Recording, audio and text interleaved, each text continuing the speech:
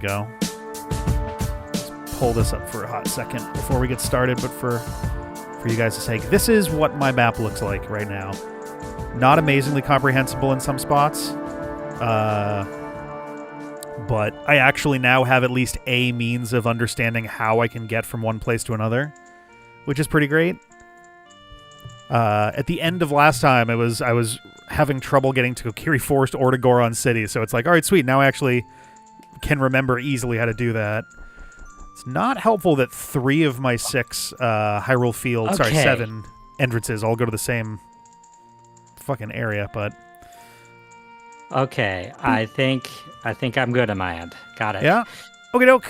And yeah, I do have all the notes except for A for the Ocarina. Oh, nice. Okay, sick. And I have 6 Ocarina songs. Like, I really just need that Ocarina. Yeah, that'll make a big difference, because it doesn't matter, because the Ocarina of Time itself doesn't actually matter. It's just having an Ocarina. Yeah. Dragon, the Warp songs are randomized too, but one is always guaranteed to be the Shadow Temple entrance, and one is always guaranteed to be the volcano. Because those have to be accessible. Whoop. So I realized I have a hacky thing that I can do to avert, at least temporarily, the I don't have a Deku Shield problem, which is that I can also just go to Kokiri Forest as an adult, and then I can just walk right in. And just go directly into the into the Deku trees. And I was like, oh, maybe that's the play then. Okay, I need to find my way to Hyrule Field, because I have pen and paper ready to like map things out, but I started out with putting Hyrule Field since it has like the most exits, pretty much. Yes, I think it's at 7. And so I was like, I'll start with that in the center and kind of branch off from there for my map. And nice. I'm not at Hyrule Field, so I don't want to start drawing in the wrong side of the map. All right. If I can get my ass to the Hyrule Castle exit of Hyrule Field, then I should be able to get quickly to Kokiri Forest.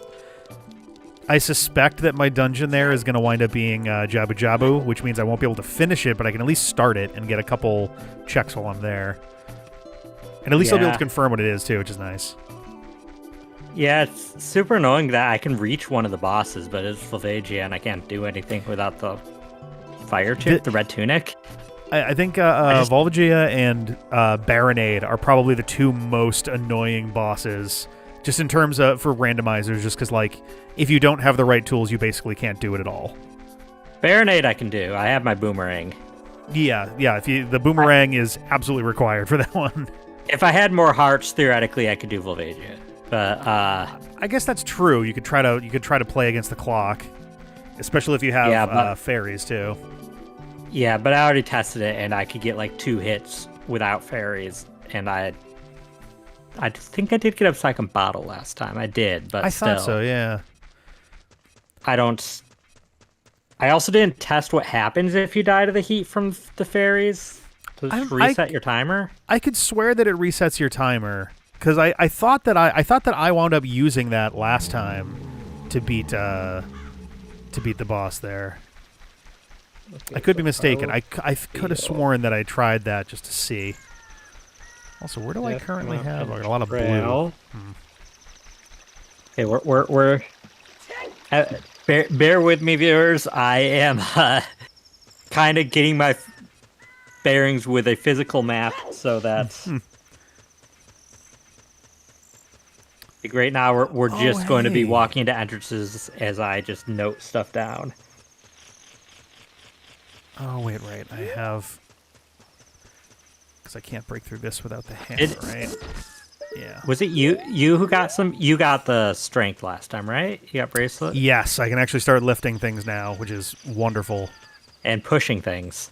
And pushing things, yeah. Well, it's funny because some things you can push and pull pretty easily, and others you need assistance with. Like you can pull the statue in Darmani's room, or Darunia's room rather, without any strength things at all, despite it being a massive stone thing. I mean, it's not as big as the giant blocks. I suppose that's true. Crap! I need bugs. I need bugs. I'm afraid to plant beans here because I won't remember to put bugs here. Uh-huh.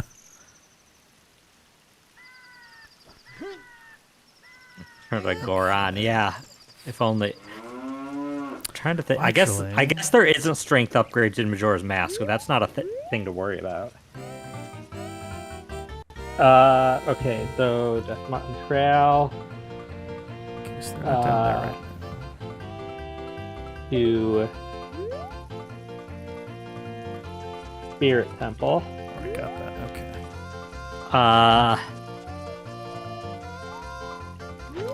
Which I think last time I ended pretty much doing everything I could do at the Spirit Temple currently. So.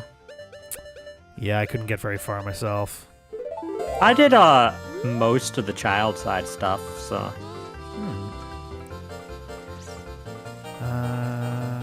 I needed, I think, like one more small key to finish this child side.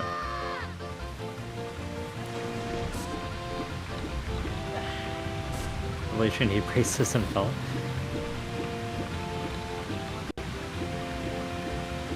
I think I need anything else up here. Can take another swing at the wonder spot in the river too, which is nice. Yeah, Dark Data pointed out a little earlier today that I didn't hit any of the wonder spots in the Gerudo training ground that are like in the skulls on the wall. Yes, yeah. Those ones are easy to miss. Yeah. I'm fairly sure there's a couple that I missed as well, but I've been doing my best as I go through there as an adult, because I don't have a slingshot as a kid, so I can only clear them as an adult right now. Yeah. Oh, I missed it again. Oh my god. That's so annoying. I guess it'd be easier to do with the Kuko, but like, ugh. It's gonna be Where does your annoying. river?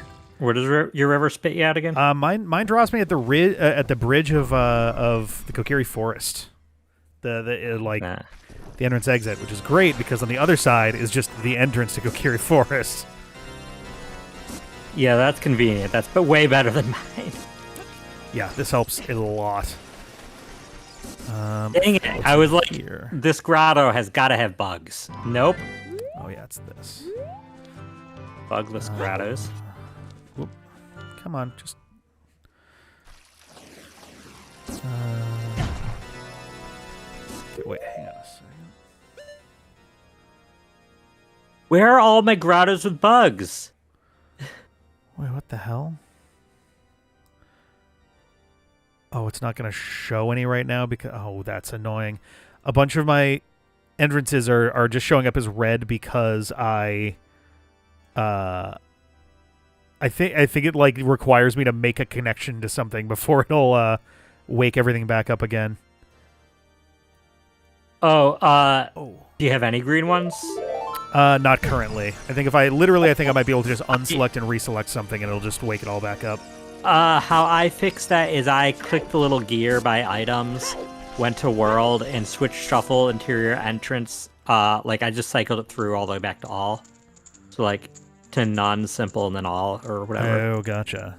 And that kind of refreshes it. I don't know why it does this, but it does it when you like try to or when you close it and reopen it, just gets weird. It won't like lose any connections, will it? It should not, as long as you saved it. Save before you. Yeah, I'm gonna go ahead and do that do anything, first. but, like it should be fine. All right.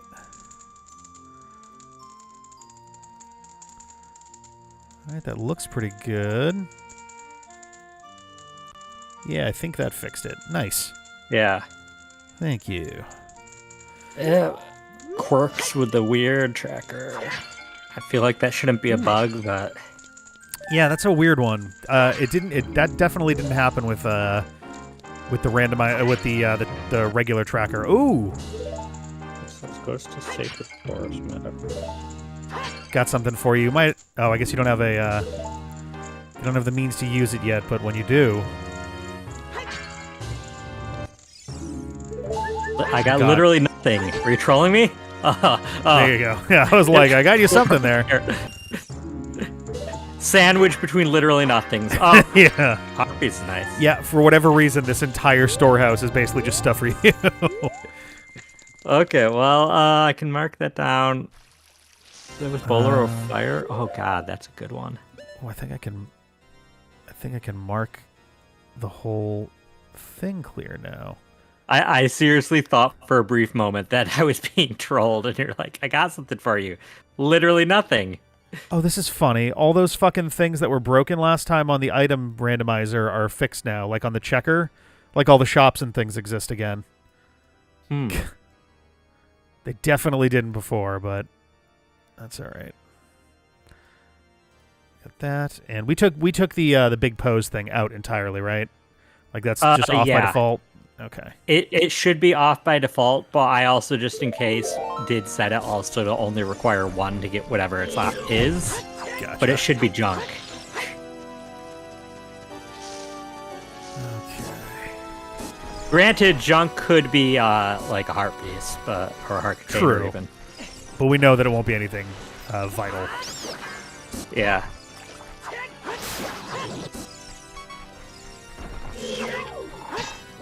Okay. I don't want to accidentally use a stick. I'd rather accidentally use a nut. So I'm Here we go. Wasn't that one of those Stone of Agony grottos? Oh, over on Shad's side. I know there is a Storms one for me around here, but I don't have the Song of Storms yet. So, oh my god, I might have Song of Storms. I don't know. It doesn't really matter if I do. Oh no, it's not. The Deku Tree is not open. Are you an adult? Yeah. It opens as an adult once you open it as a kid, or once you get past Fido as a kid. Damn it! I realized like right as I got up to it, I was like, right. There is that. Well, that's okay. Wait, battle.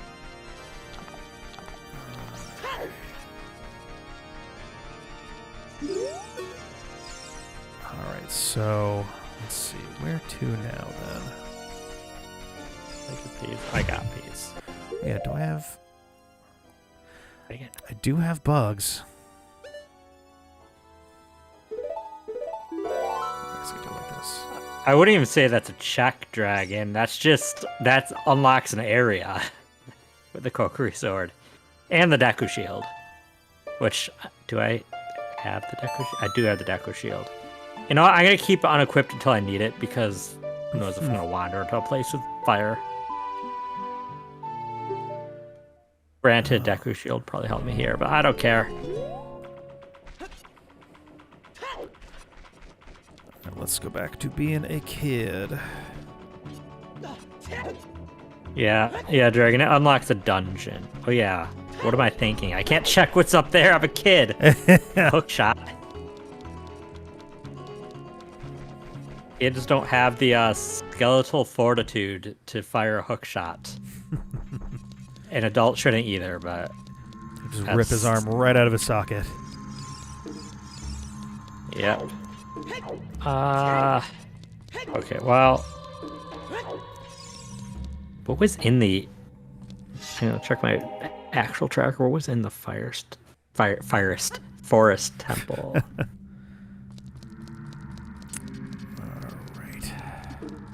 Alright. Oh yeah, Ice Cavern. Okay.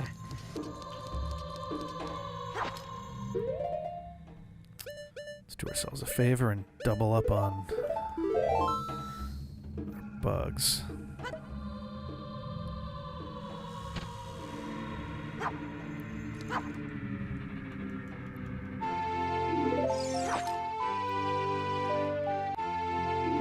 There we go. All right.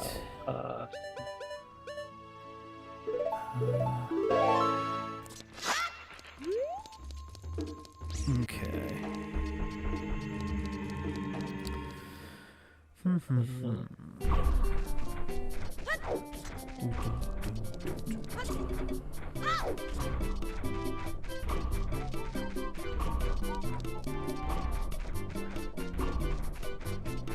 Yeah, it's so funny that the bugs. Anytime you use them, you get 3 of them in return. It's like, how's that working exactly? Yeah, I mean, I've used that exploit my whole life I just grab bugs once. Nope. Let's see. Let's check where some of these things are here. Is bean patch over there.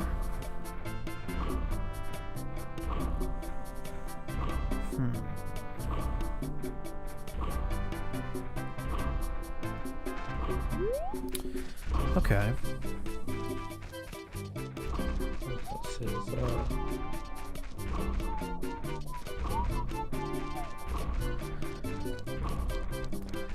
Somehow, despite not having cleared a single dungeon yet, I feel further along after 10 hours right now than I did last time.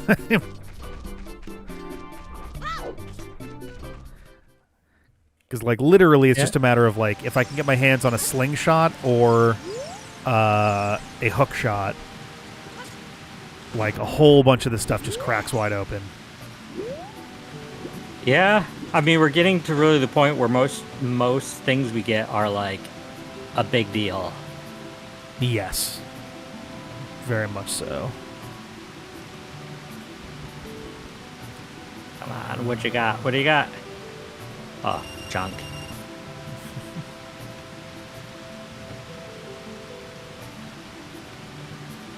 Where's my fastest way there?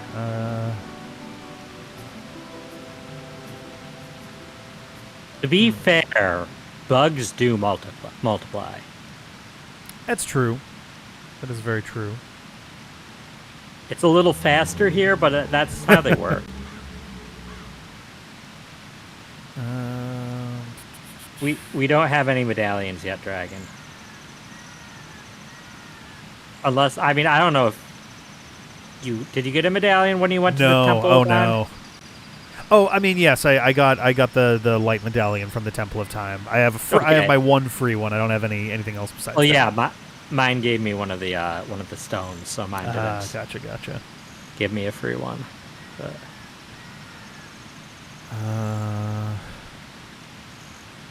Why did you not jump, Link? There, now you jumped. Also, how did I not get that before? Oh, is that only there for an adult? Interesting.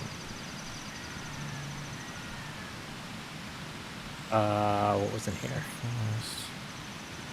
Trying to find like my fastest way to Hyrule Field again. It's a lot harder as a kid. Yeah. Yeah, Dragon, the free one is the one that you get from the Temple of Time. Some randomizers, you can choose to just start it with it, or you can, like we did have it when you find the Temple of Time. Because then if you're not randomizing entrances, there's not really much point to have it wait till you get there. Like, you might as well just start with it.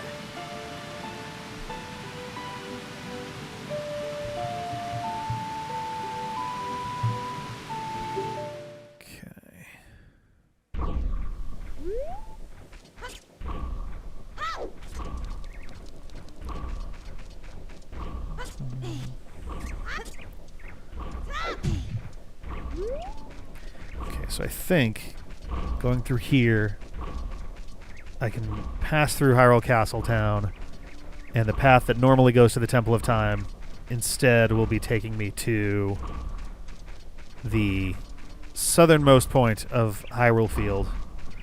Yeah. Yeah, Dragon, we have it so you can, so we just needed to get to the Temple of Time to switch between ages, because the alternative means that you would have to, as a kid, get the Ocarina, 3 of the notes, and the Song of Time already, and that actually reduces the amount of, like, randomness by doing that? Yep.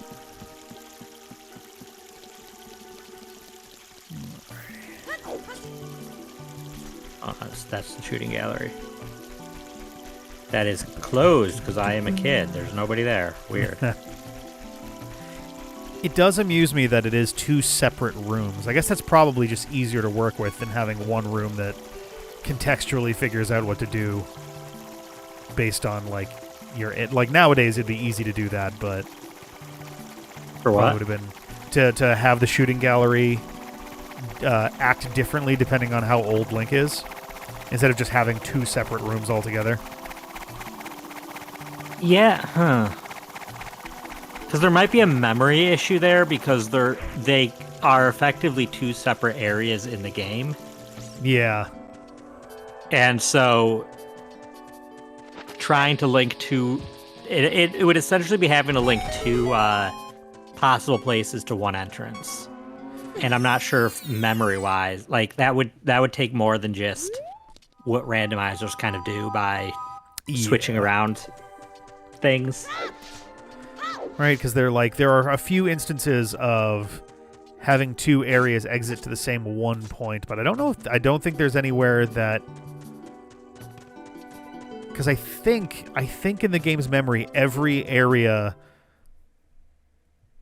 I don't know actually. No, I was about to say that like every area must just be an individual thing, but that can't be true either because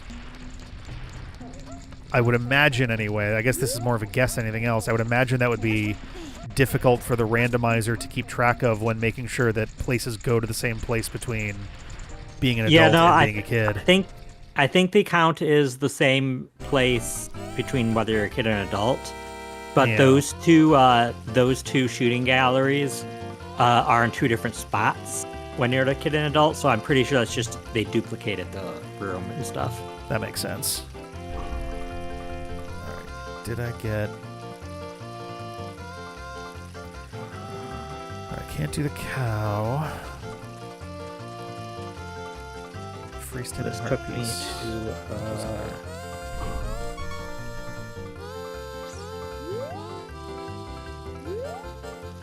full-time entrance. Okay, so...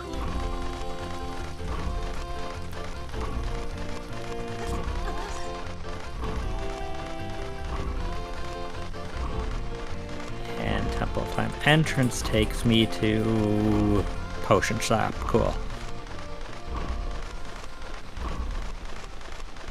Did I already do everything I need to do at potion shop? I think I did.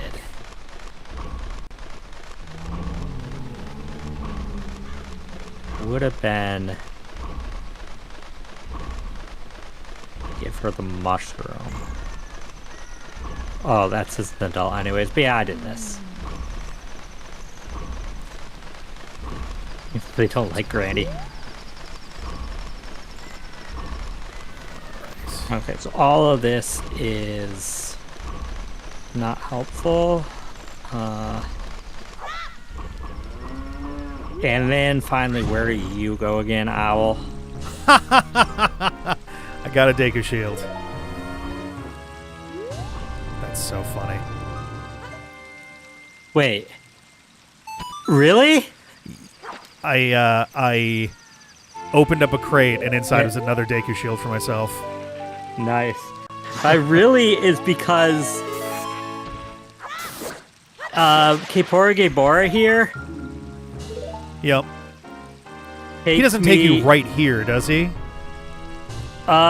He practically might as well. He takes me to here, which is the entrance that's right behind him. No. So he's doing nothing. Completely useless owl. Oh my god. It actually probably takes longer to talk to him and grab his talons than walk in the door.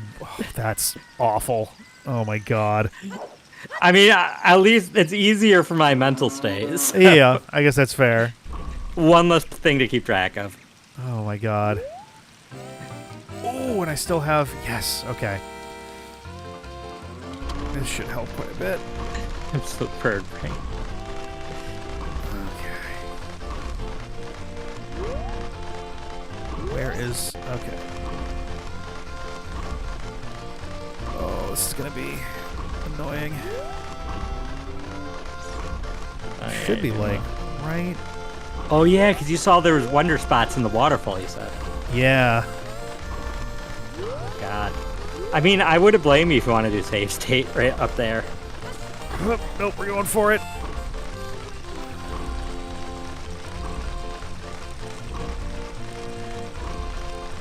Is it not here when I'm a kid? That doesn't seem right. There is a list of the wonder spots. Huh. Well, I'll have to come back for that. What wonder item locations? Gerudo Valley. Like, it's totally possible that it's only there as an adult, and I know for a fact I'll be back there again. There only as an adult. So damn it! Oh, pain. One in the upper waterfall, one in the lower waterfall. Yeah, yep. I needed the Deku Shield so I can go get past Mido to go to the Deku Tree. Is there even a Cuckoo there as an adult? I don't believe there is. Yeah. Which means I just have to do it. Because the wonder item locations, like for one of them says for the upper waterfall, from the spot you pick up the item, a backflip should hit it. Or the magic bean actually will take you to both of them. Oh, that's hilarious. Oh, god damn it. I'm gonna guess probably logic expects you to have the magic bean, but you can probably you reach one or both with precise jumps and stuff. Can't remember if there's. Am I dumb? Are there Skulltulas that usually wind up over here? This way. I guess not. I will, however, check out the bean patch.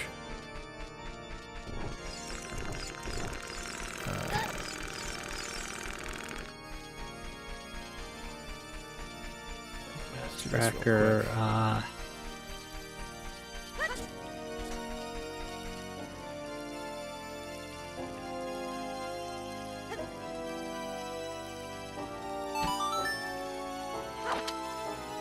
Go.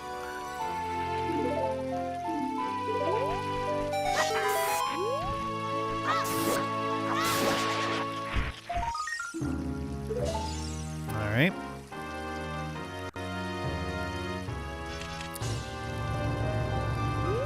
Okay, let's see what we got in here. Honestly, it'd be kind of great if it was Baronade, because I could actually do most of that dungeon without a slingshot. I have the boomerang.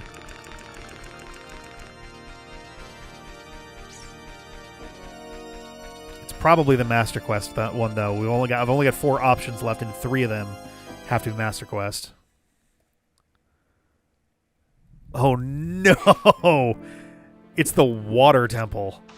Okay, well that means you opened it for when you are an adult. I don't know if you can really do much of anything. I actually might be able to, at least a little bit. I have a couple keys. Huh. So I actually do have the means of doing a small amount of stuff. I think the only key door you can reach is Young Link leads you to the big waterfall room, which you need long shot to cross. Is that the one on the west side of the dungeon? Yes. I mean, you might be able to try diving in some spots, see if you can, like, get your way to somewhere.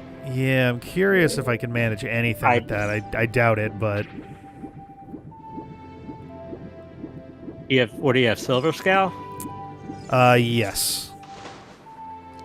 Yeah, I mean, maybe somewhere or one thing. I'm probably not, though. Here's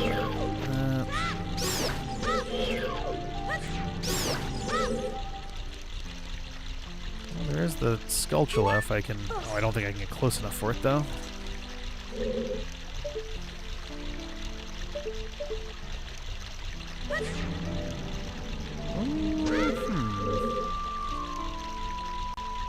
I wonder if I could bomb chew that. Oh, do you have no hookshot or iron boots? No. it's going to be basically impossible for me to, not like 100%, but yeah. real I mean, damn even as an close. adult, there's not much you can do. In fact, I don't even know if there's anything you can reach as an adult that you can't reach as a kid. Oh. Okay. I need to write down. Oh, I do have. I think we figured out that this doesn't actually do anything to golden sculptures, but I'll try it.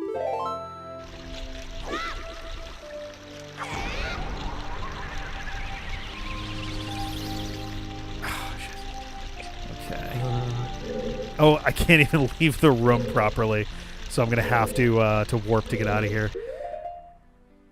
I guess that's not true. I can dive down here and then just reload.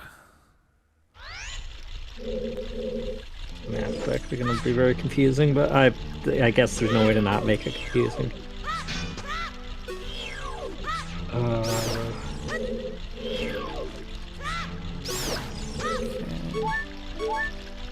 That. Now, can I manage the stupidest bank shot imaginable?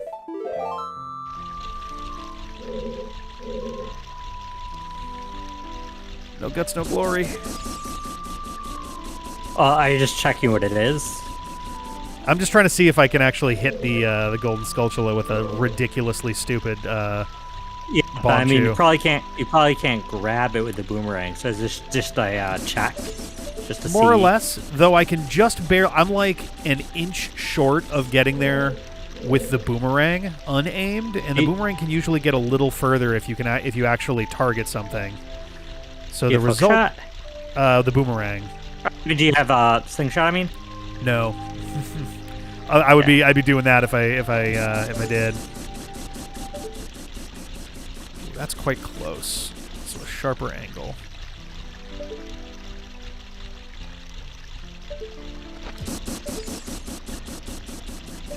Too sharp.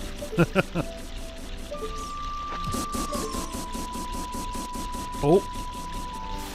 I don't know if Din's fire would reach that far, Dragon. But then you definitely can't reach it.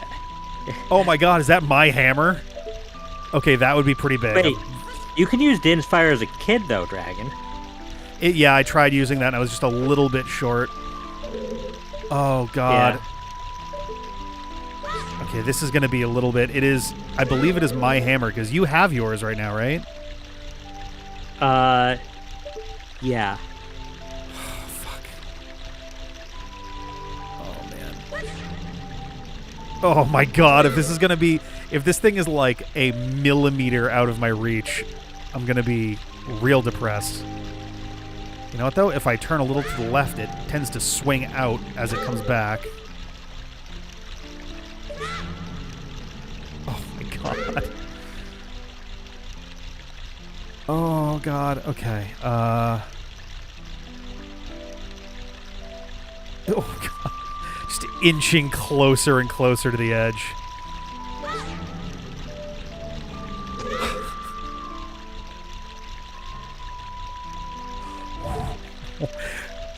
It legitimately nerve-wracking trying to get closer to the line here. Oh my god.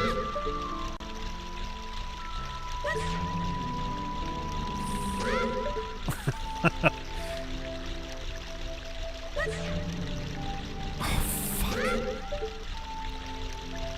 There is a disturbed part of my brain that is like, you know, if you have the boomerang out, as you jump, you might be able to throw it then. There's no chance that I could actually land that, though. I think the platform down here is going to be further away. Oh my god.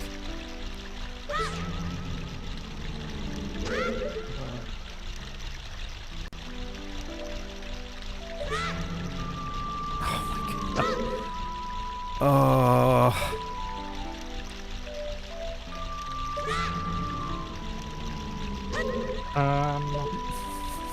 In that case. Yeah, nothing here I can do.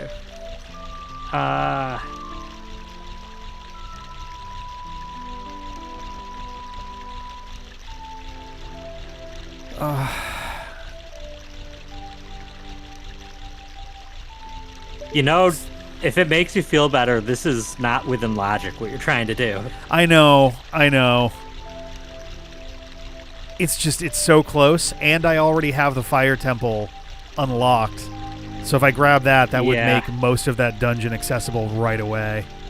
You have the fire tunic? No, but I have, but I at least can navigate around pretty quickly and get to a handful of rooms. The hammer at least gets me around quickly. I should be able to get to and from safe rooms. Oh my god.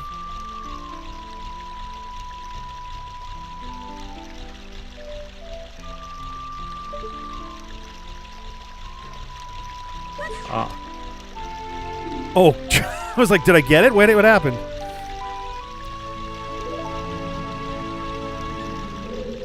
I'm going to hang out here until my timer hits 10 hours, and then I will leave. Interesting, okay.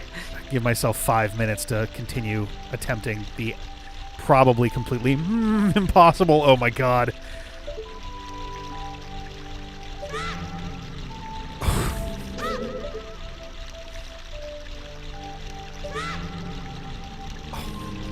It's like, it's actually like a little painful seeing how close this thing is getting.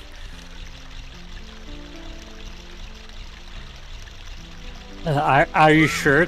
Like, the depth perception's so awful for those. Are you sure it's really close? So I'm going off of, so when you throw the boomerang, it dives to the right when it hits the end of its range, and it's like going straight and then diving right, and 1 frame later, it's basically in the wall right in front of the hammer. Okay. It's better. It does seem to be better if I just throw it directly at it as opposed to trying to, like, trick shot it to the side or anything.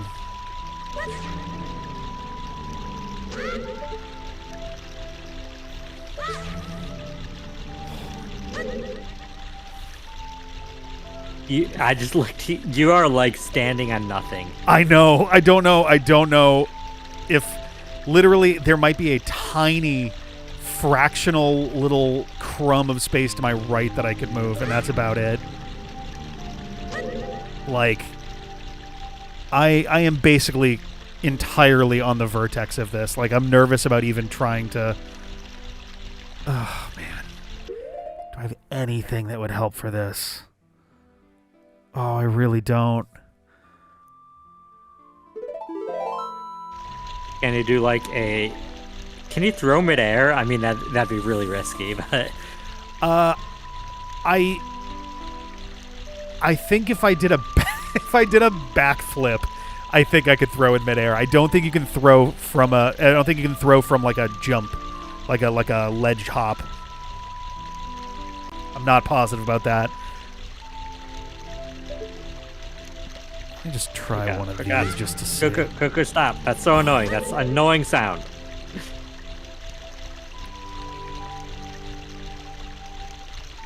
Oh, I could try aiming first person. I just have to make sure not to move anything on the stick or I will sidestep off to the side.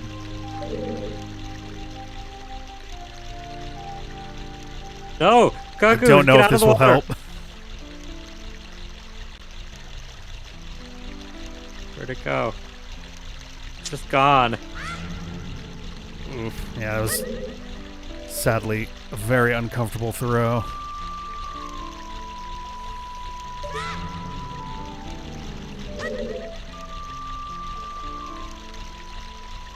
It's actually title screen music right now, which is very relaxing during this unbelievably stressful moment. Oh. Your Water Temple's title screen? Oh, yep. Alright, I'm technically closer again. Oh my god.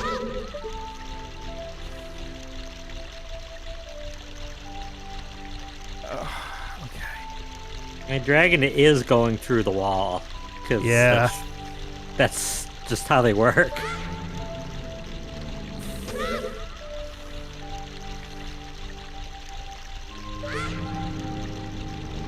I imagine it was probably just too many interactions to have the boomerang actually like bounce off walls entirely. So it'll bounce off walls if you're aiming at something, because it takes a curved path to get there. It's when it's like in its return route that it stops. Yeah. That it just goes through everything. Yes. Oh, can I take... All right. I'm like looking at how far off the side I am on the right, and I'm like, all right, I could maybe move to the front a tiny bit more.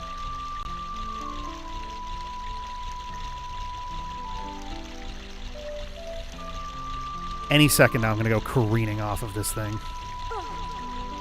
Ooh, kind of like that. Ooh, did that actually get me closer? I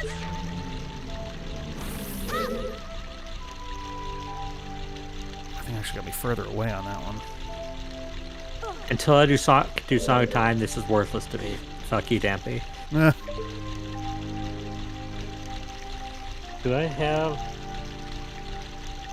I have that marked in the tracker that Dampy's race is up here? I think I do.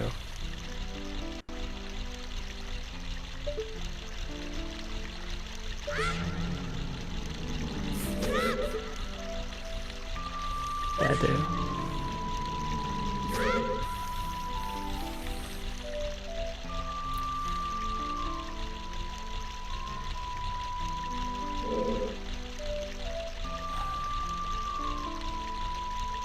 Okay, yeah, there's nothing this way. Okay, so where does this eject me again?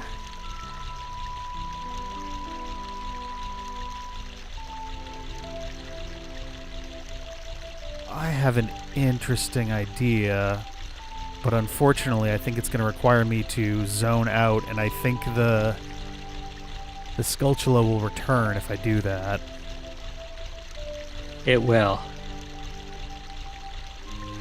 Oh god, I forgot the market. The market has a lot of entrances too. Alright, you know what?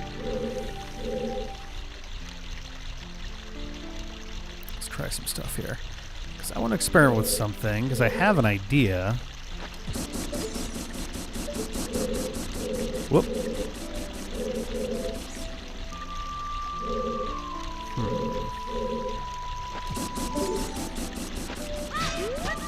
Yeah. That didn't work the way I wanted it to. You can Z-target your own bomb chews. And I was like, what happens if I send my bomb chew back to that spot again? Would it actually track it well enough that if I throw it right as it crosses where the item is? But I don't think it's going to do anything meaningful to its range. Interesting idea, though. Yeah, it doesn't look like Yeah, frick. I need to write this down, because I can't even note this in the tracker, because this is Steve's hideout.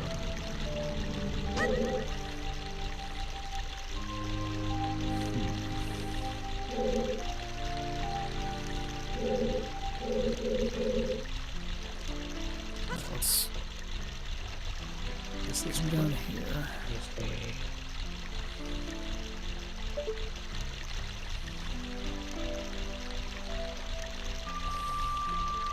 Okay. So this, though, is where I do need to check. Do I have the slingshot? Wait, do you guys catch me when I'm a... You don't care when I'm a kid either. Cool.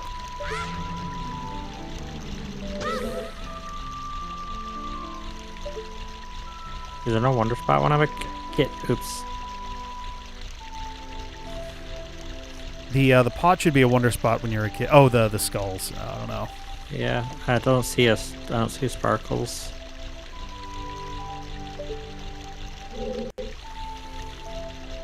Gotta check before I write it off.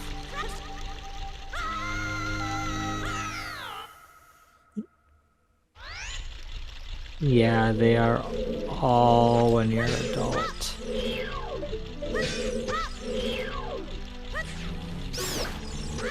The only one that's both ages is, as they call, in the soup. Nice. And logic expects you to have either Goron Tunic or Nehru's Love to get the in the soup, but I just damage boosted. You can just dive in for it, yeah. Adds that, I don't care. It hurt a little.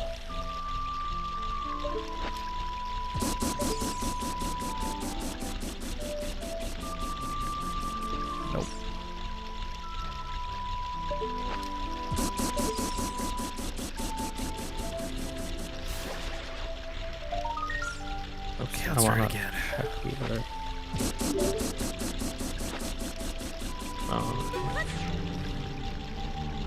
Dragon, it's not either. It's because I have the Gerudo membership card. I've already checked there. Is it this Temple of Time right here? I think this is Temple of Time. Worth a shot. Actually, can I throw it from the... Alright, this is my last attempt with stuff here, and then we're going to have to come back, but I'm curious if I can throw my boomerang from the slope.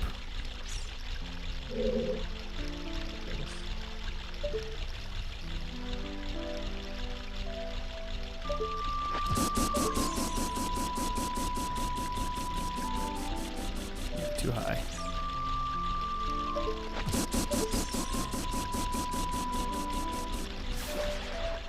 Alright.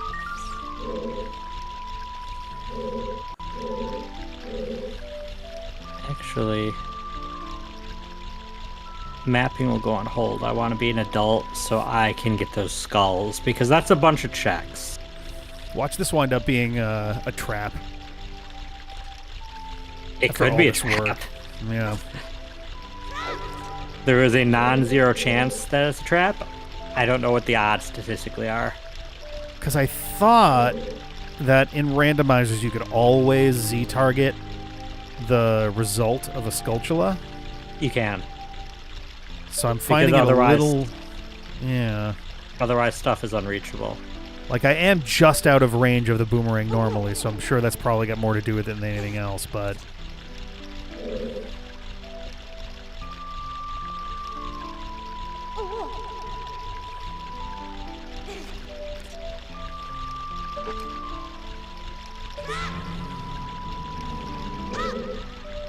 If I could reliably get the camera to be tilted up, I could at least mostly be able to find this out. Yeah, no. Oh, that's so upsetting. Alright. Damn. Damn. Oh, it is so painful how close that is.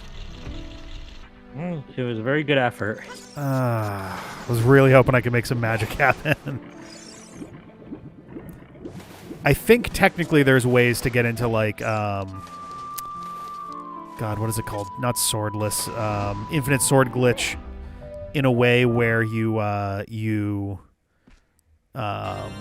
ignore, like, the edges of platforms in a weird way. And it's like, if I could do that and give myself literally an inch further, I would be able to, I think I would be able to do it.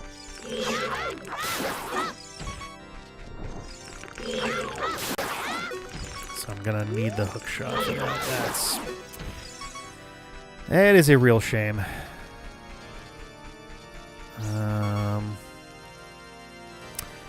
I couldn't tell whether that was normal water temple or not. I think it was. That was normal water temple. Yeah. So that means that the Forest Temple, Shadow Temple, and Jabu Jabu's Belly should all be Master Quest. Actually, I think that was... I don't know now. Everything looked normal from what I saw. Yeah, it looked normal to me, too.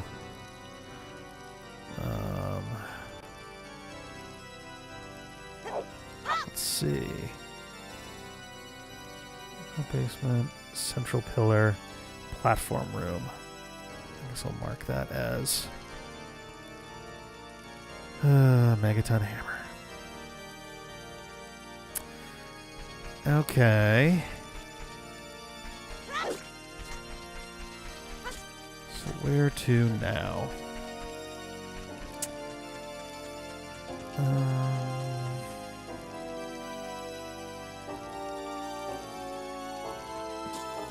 I guess both of those ways will take me to... You can't beat BK, right? No. It's more just like there's just enough like scattered places to go that it's just a matter of like picking which one is the least, which one's not going to take me 10 minutes to get to.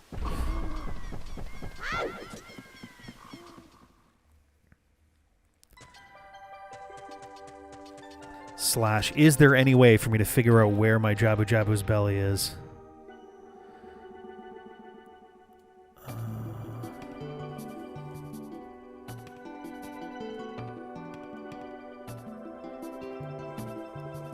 Oh yeah, there's a bean patch here.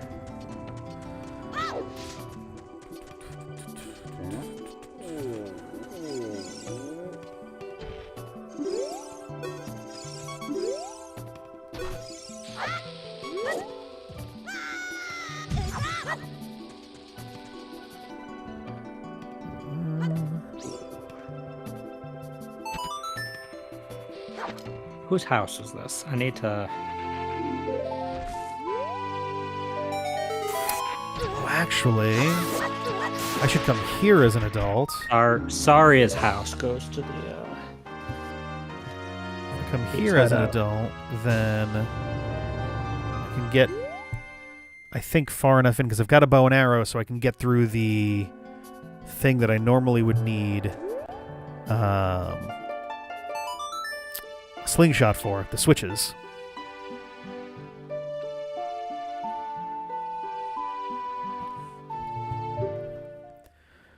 Okay.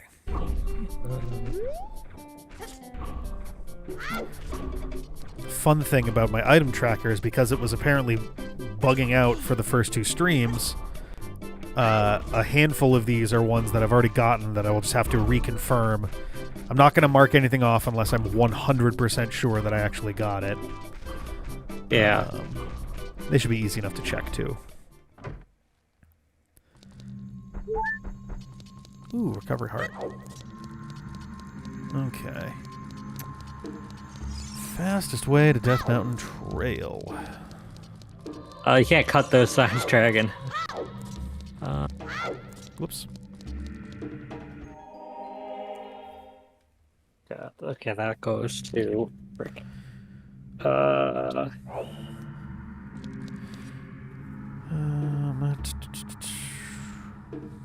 so that's a one-way.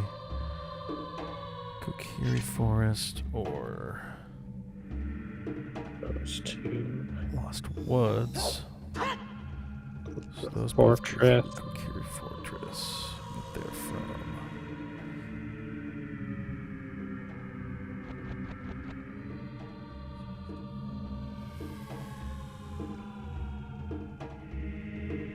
Hey.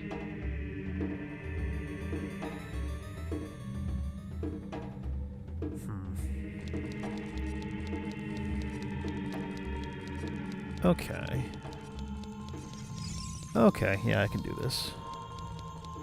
Oh yeah, okay, so this is the spider. I think I have another... Not you. Where is... Oh, cool. The hell did I throw I that? already got yours. Oh! Okay.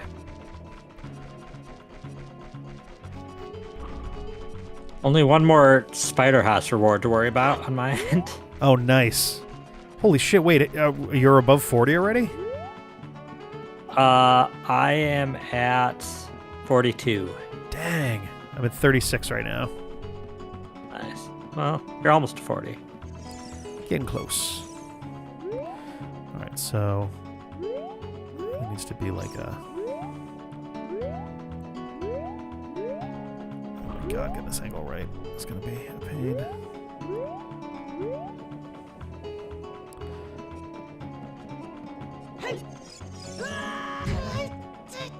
Oh, did I get it? No, I did not. I think I need to side hop to do this.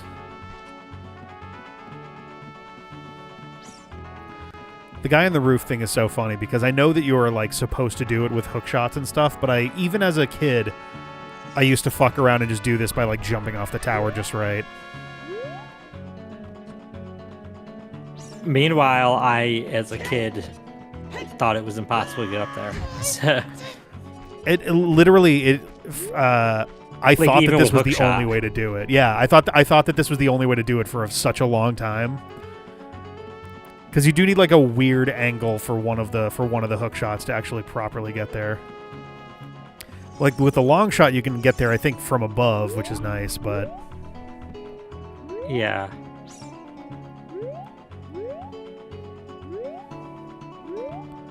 Doesn't Kapora drop you off there? No, Kapora drops you off at Impa's house on the other side of town, on the southern part. That little dark rectangle on the bottom, that's kind of where you get dropped off. So that's a speak, huh?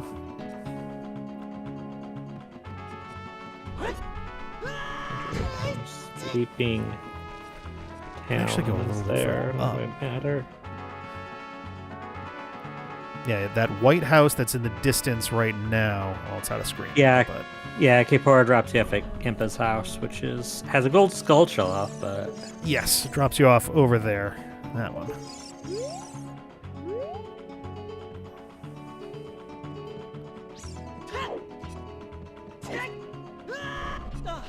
Oh!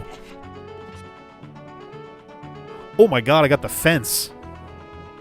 is that not? I mean, that'll do. No, it's nothing. Yeah, there we go.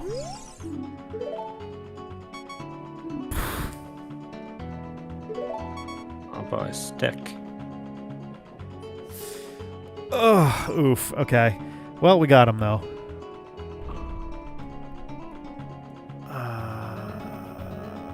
What's in here again?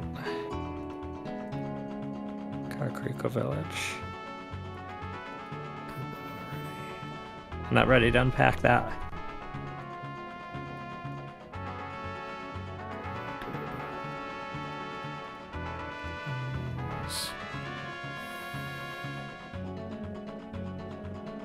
Freaking one ways.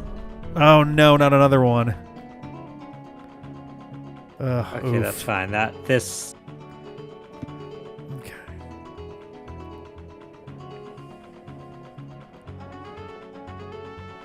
I'll go out this way anyway.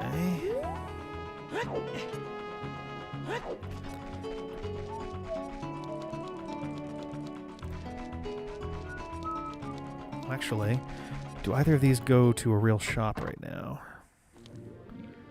Can't do this one yet.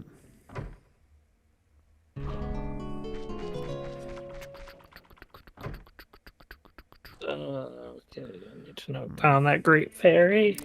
I can almost buy just a Zora's tunic, a Zora tunic, normally at this point. I may just do that. We shall see. Okay, so now.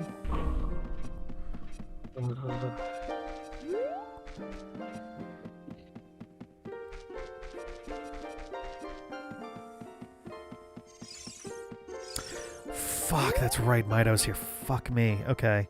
Oh, wait. No, this is easy. Because I just get it wrong on purpose. There we go. The funniest thing for me is the entrance to the Lost Woods / the place you go if you get a path wrong leads me to the Temple of Time grounds, which I believe just leads me to a shop. So getting the Lost Woods wrong on purpose or otherwise is just a dead end entirely. Well, getting it wrong should always be identical to the entrance, the normal entrance. Yes. So yeah, like the entrance. Oh, sorry, it's a Great Fairies fountain, which I can't open yet, but yeah. So the entrance, I cannot normally get to the entrance of Lost Woods. I have to either go at it from one of the other entrances, or I have to arrive there and get it wrong and just warp here. Yeah. Okay. I don't feel like trying to. Okay, so now this should take us to the crater. Can I open this? Oh. Oh, wait, I don't know if I can reach the bottom one right now. Fuck. Oh, this is going to be very close. Alright, Oh, well, it's going to be much worse if I fuck up a jump like that. But I guess if I die here... I don't have any Forest Temple keys, right?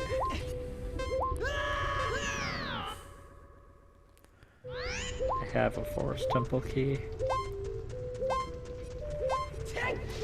I might be able to reach something. I might as well go in. Oops. Breaking all the signs. I didn't mean to cut it. I meant to talk to her, but They're gonna have to fix that. It'd be very funny if they charged you money for signs that got broken. Like, okay, normally this is 10, but I'll just be like, well, I'm not doing your training ground then. Bye. wow. And then I roll for deception. Did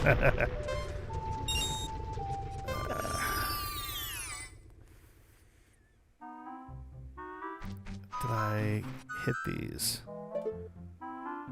Yes. Those are all good. And then 2. The only key door I can reach. Some more magic. Yeah, that is. Okay.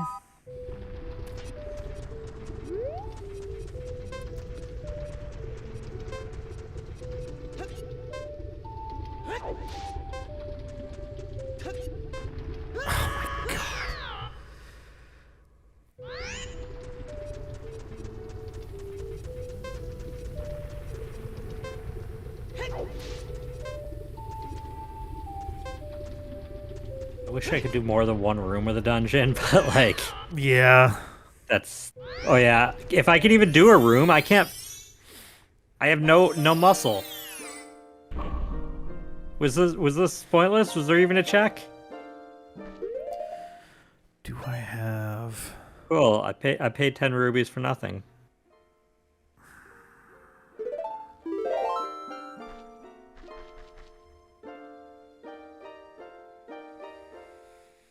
Shit. Actually, that down low, but what's this?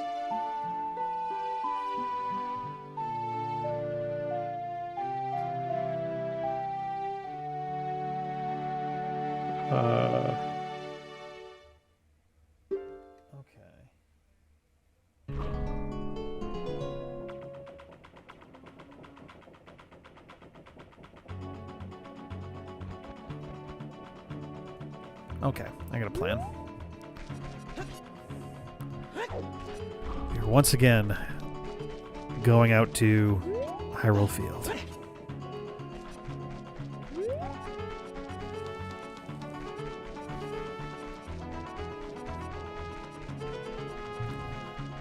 Okay.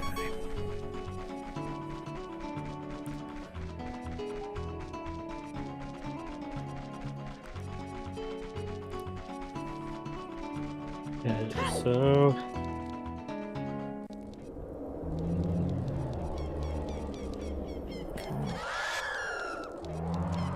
did I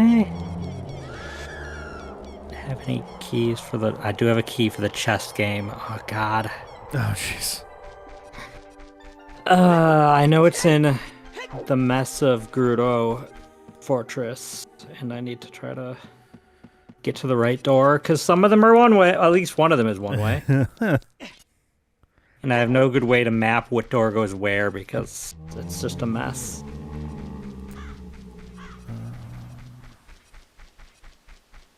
But hey, that's 2 checks in there, and one of them might be your hook shot. Oh god, that'd be magical. I want one of them to be your hook shot, and one of them to be my ocarina. That'll be good.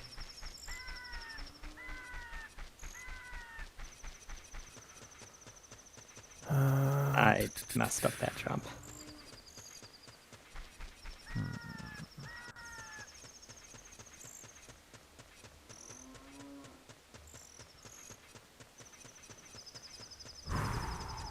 Okay. There we go. Please be the right door. Nope, that's a fairy fountain. This. Do I have Zelda's Lullaby? I do. So that's a bunch of checks I can do once I get an ocarina.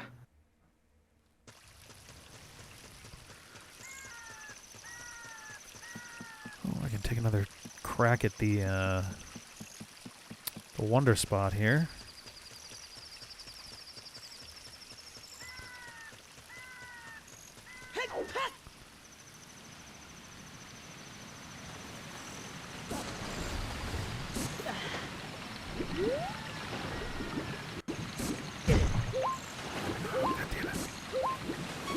Oh my god, get out of my face!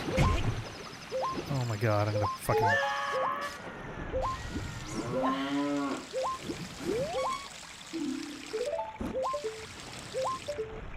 Okay, it was a recovery heart. Well, Don't think of this. I don't want to think about this. okay, so now... we turn around.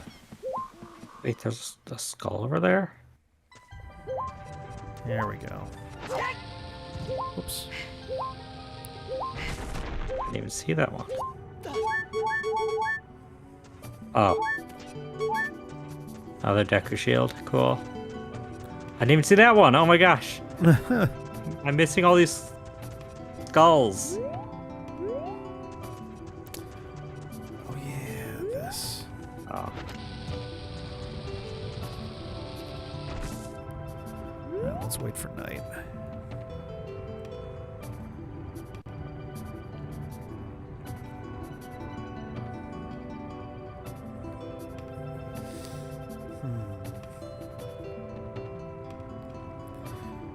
Yeah, the slingshot, the hook shot, and the hover boots, I think, would all greatly widen my ability to accomplish stuff.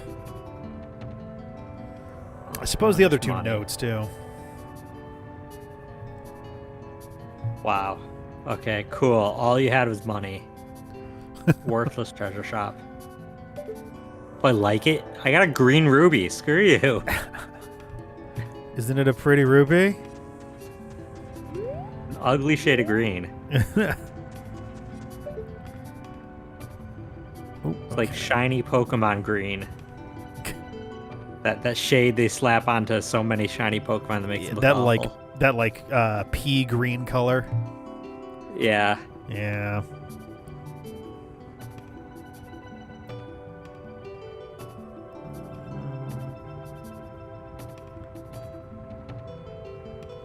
Okay, so where did this go again? I don't want to talk to you. Come on. Well, that goes to the graveyard. Come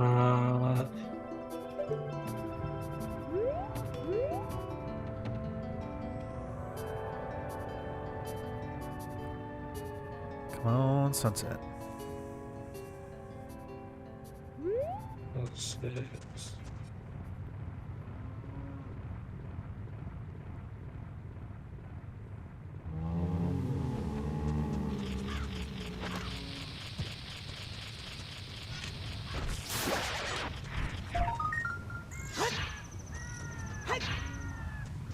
I've checked here, right? Oh, I don't actually have the proper... Oh, yeah, it's this. Frick, I need to come here as a kid.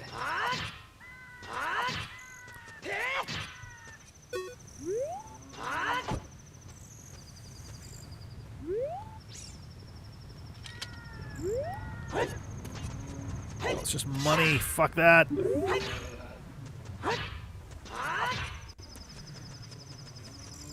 This side.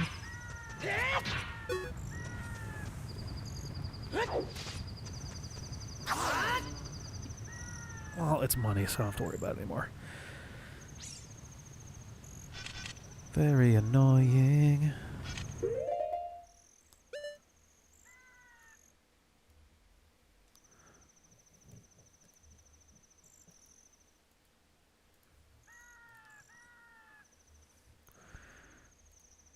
Okay, so... While we're here, we may as well go check the other one.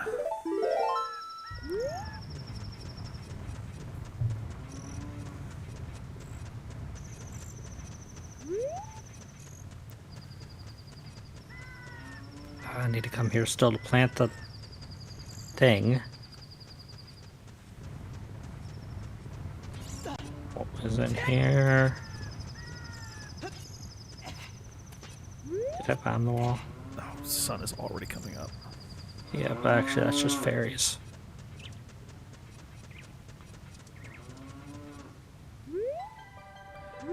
Alright, never mind. I want to like Mario Kart jump onto this thing. Just pull the old Wario Stadium and just walk across the top. Alright, let's see if we can't make some headway in Dodongo's Cavern. Is Dodongo's Cavern at Dodongo's Cavern? It is. And the Spirit Temple is also at the Desert Colossus, which I have access to at the bottom of Death Mountain Trail. So I really can do a little futzing around with two dungeons for a bit. Do? Okay. Not just a fairy fountain. Okay, yeah, this place is worthless to me right now. Just a dumb little dead end full of corpses. I guess I don't have to use my own bombs anymore.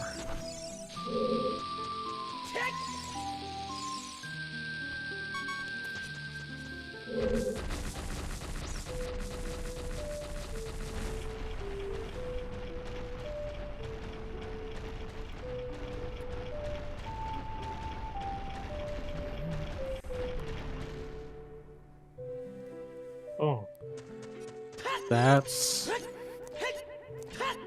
back to Heartwood Field. Okay. So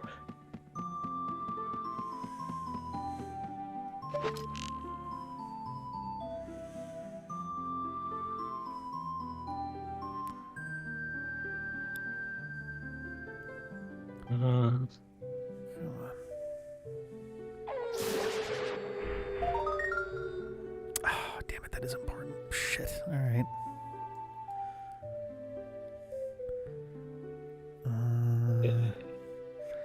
I don't have a good way of marking that. Well, I'll just leave it alone.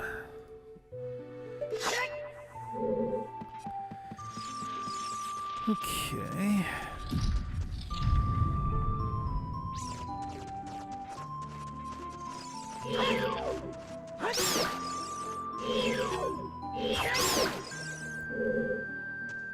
Alright.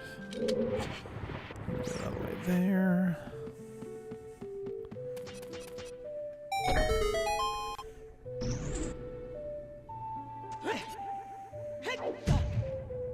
I don't think I went in the grotto over here.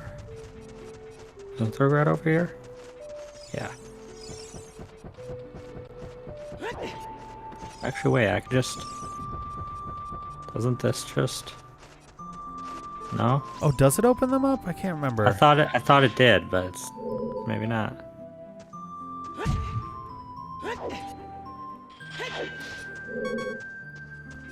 Or maybe I'm just in the wrong spot. I thought there was one that was like right there. I can never remember where the hell they are. I have the what's it called on? Oh, the Stone of Agony? Yeah, the hammer does work. Nice. Yeah, I haven't even been in this one. Cool. Knock this out of the way. Well, that was junk. Oh, my bow and arrow sound is a wolfos. That's great. That'll be fun when you're doing the target practice thing. Yeah.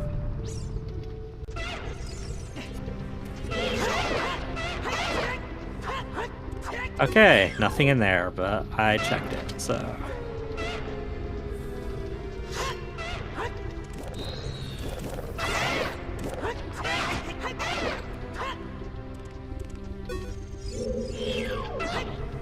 You don't like the hearts being a darker color?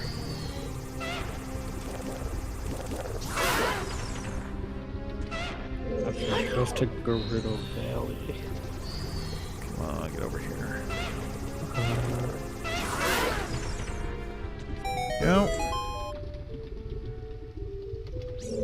Okay. I'm trying to remember. Am I crazy, or is there an invisible...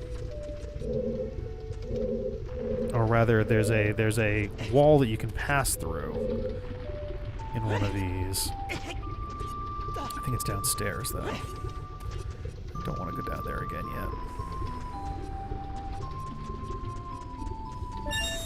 Oh, this is the wrong side. I was correct. This is not. A visible on wall. Yeah, I guess that's true, yeah. I dropped my pen. Oh no. I dropped my pen into the chair.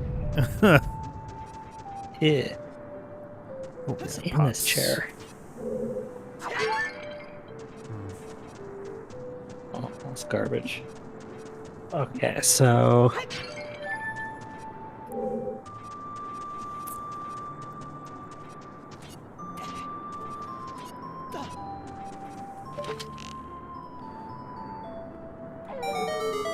Okay. Nice.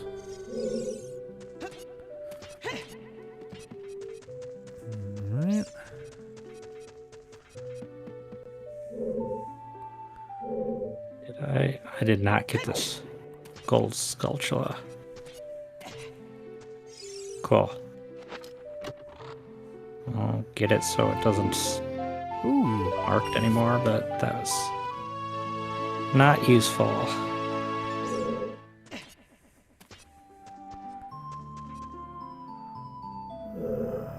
Let's do this first. Excellent. Okay.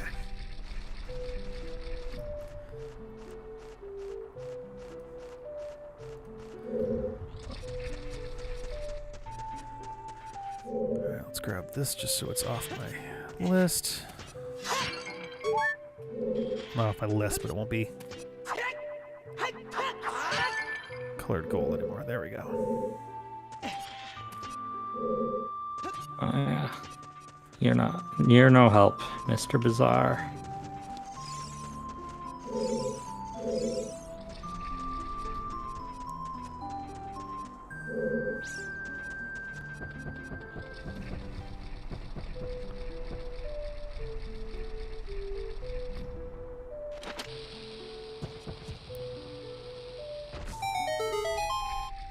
This one.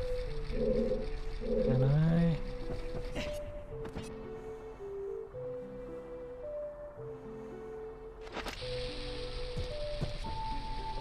That was basically planned. Oh yeah, this one I need. Gauntlets. But, Yeah, the gray ones are gauntlets. but I can get this crate.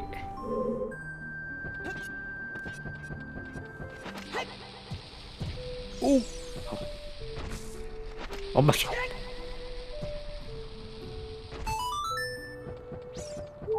Alright.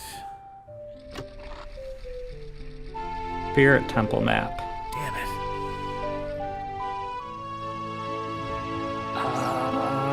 Spirit Temple is normal. Well, that means out of Jabu, Bottom of the Well, and... Well, I already know Ice Cavern is Master Quest. I've been there. So either Jabu, or Bottom of the Well is Master Quest. Ooh, interesting. Okay. Having my Garuda training ground is Master Quest. Yeah, that's not a big deal. Okay. I don't actually need to go into that side room, which is nice. So I'm pretty sure.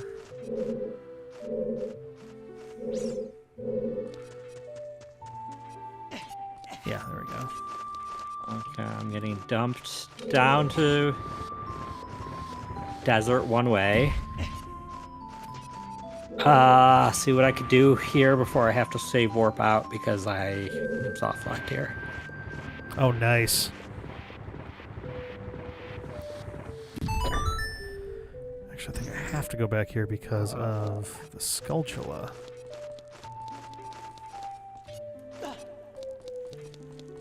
What was in here again?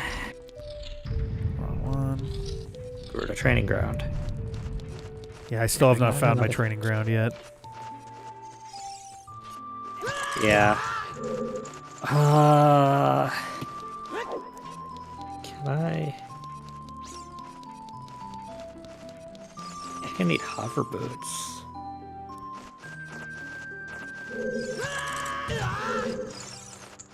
I don't. Can I get that door open? I don't know how Crudo training gun works on Master Quest. Oh, geez, yeah. I do not recall off the top of my head. I don't know how I'm supposed to get to the western part of the training ground, but like... I think you just have to go all the way around from the other side, don't you? I guess maybe. Oh. What's that? I missed that before. Oh, jump. Damn it. Yeah, because I don't think I can do anything in here till I have... I guess the silver rubies is what I need here? Yeah.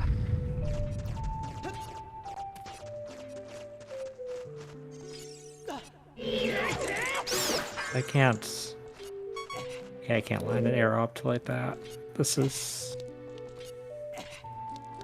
Oh, there's no hookshot spot, right? No. Oh, I got another Deku shield. How many is that? Well, now I technically have 2 that I have overlapping, but that's got to be like 6 total so far. All right, let's see who my boss is. I only played through Master Quest on the GameCube when it came out on disc. I think I started a Master Quest run of Ocarina of Time 3D after I beat Ocarina of Time, but I was already a little burned out from doing Ocarina of Time, and I didn't go very far. Oh, Dragon, that's just normal vanilla. There's a lot of Deku shields in the pool of the game. Yeah. A lot of them come from the business scrubs. Yes. There's a lot of business scrubs that sell Deku shields. Pretty much basically anywhere where you're gonna need a shield, they sell you one. Yeah. A lot of places where there's there's fire too. Yeah.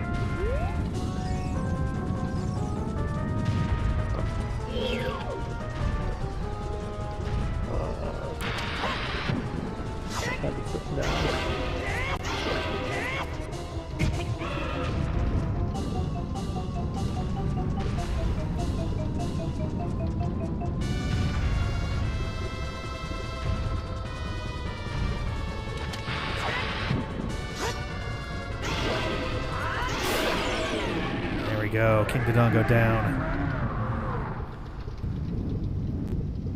That's so funny. Dodongo's Cavern entrance, Dodongo's Cavern is the dungeon, King Dodongo is the boss, but not the Goron Ruby as the prize. I believe it's going to be the Forest Medallion.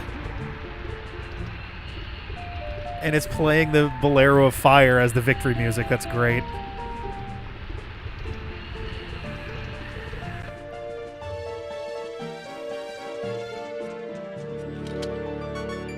Oh, it's the first boss beating of the run. Yes. It was very nice to have managed it. I still have a few things to pick up in there, but I can't really do it right now.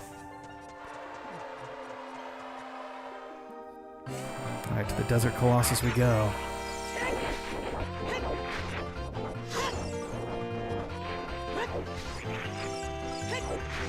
I forget what this is. Okay. Oh yeah, the Card Keeper's Hut. So.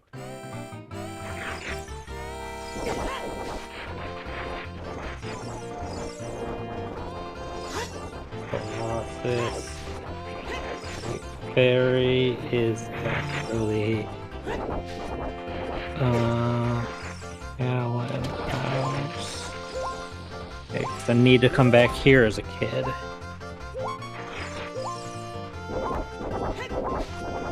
I actually might do now because I can't do anything else here because I am soft locked. And oh yeah, I already know that. Going to the haunted wasteland takes me to the haunted wasteland. Was there not a thing here as an adult? Here, let's get up here for a second. Oh my god.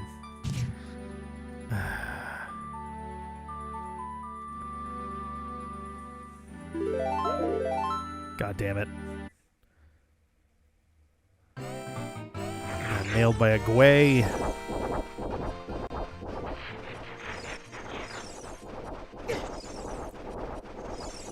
Yeah, I never knew what Gweis were called until one of my Majora's Mask randomizers. When I thought I got stuck for a very, very long time, like at least an entire stream. And it turned out that the 10 Gweis in Termina Field all get randomized in the pool if you just randomize everything. Oh, really? Yeah, their drops all are in the pool. Oh. So I needed to kill a random Gwei, and I didn't realize that. I had to look at the spoiler log, and I was like, what's a Gwei? So. Okay, save warping time. I just want to know what it is, goddammit. Alright, it's a heart. Good. I don't have to worry about it then. Ugh.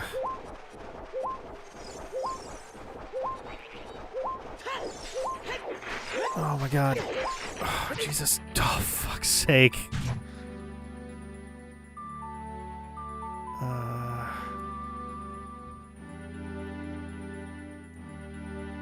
Are you cleaning up other checks in the cavern? I'm over to the Colossus at this point, kind of clearing some checks where I can, and it's also my spirit temple is in the spirit temple location, so I'm just like, all right, I may as well because I thought that green on your game over screen was a Dodongo. Oh, it was one of the. No. What are those ropes? Oh, it's just these little pricks. Yeah. Oh, come on. There we go. Just want to see what the fuck it is. Rupee is good. I don't have to worry about it. Actually, annoyingly, I don't think I can do anything in the Spirit Temple because I'm not strong enough.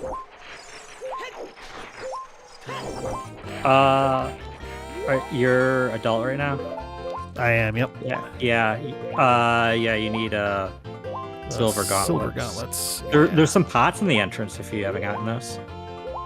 I believe I got those as a kid. I'm going to go check when I get in there, though. Hey, nice. I do have an ocarina, but I don't have a lot of notes. The only thing that I can currently play is a warp song that takes me to Kakariko Village. These.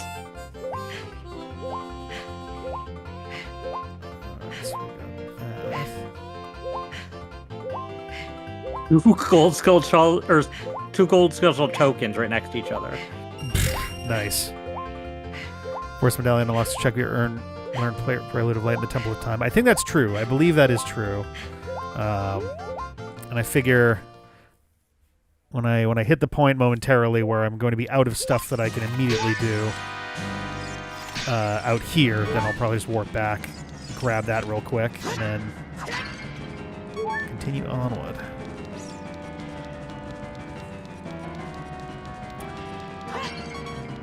Because, yeah, I think I literally can't do anything right now. Yeah, because I don't have the gauntlets. Okay. Let's step outside. I think we triggered the Sheik cutscene already. Yeah, for whatever reason it's set to trigger regardless of how old you are. Does it? I definitely got it as a child. All right, That's a heart, so that one doesn't matter. Are you talking about the free medallion though, or are you talking about the? No, sorry, I'm talking about check. at the Desert Colossus, the Requiem of Spirit check. Okay. For whatever reason, it seemed to happen when I was a kid. Sure, that makes sense. Mark that one off. Doesn't matter. Oh my god.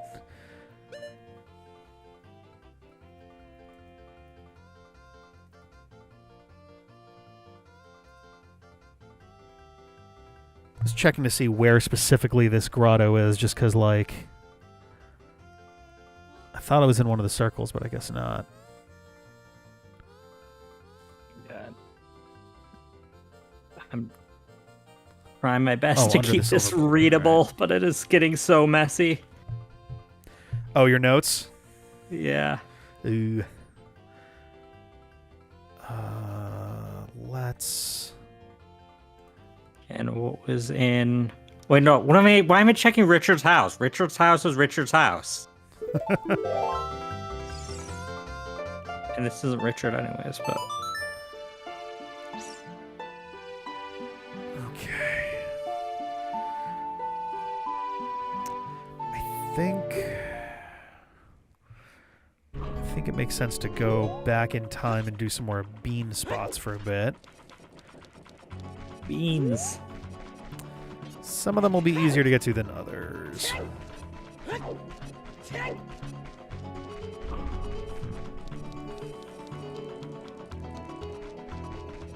Yeah, the dog's name is Richard. Yep. Or Dick for short. Dick the dog. It's a little dick. Oh, damn it. My warp song of time was that recovery heart. Oh, thank you. I think I was not quite full. Oh.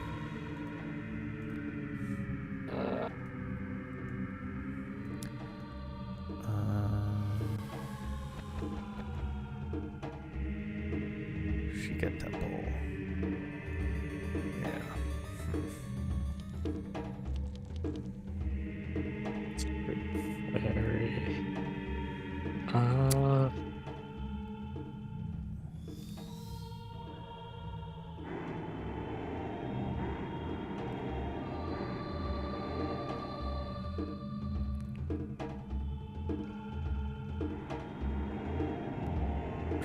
where my Bombchu bowling was, because I have encountered it, but I think when I did I had no money.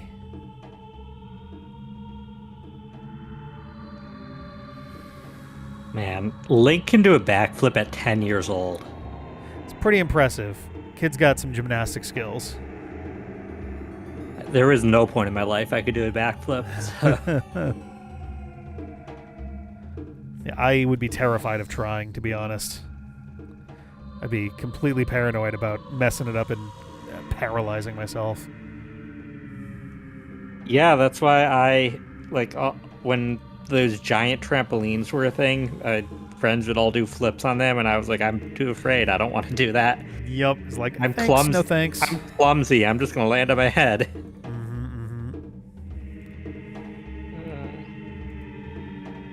This was... Oh, yeah, this is the graveyard. I need to go this way.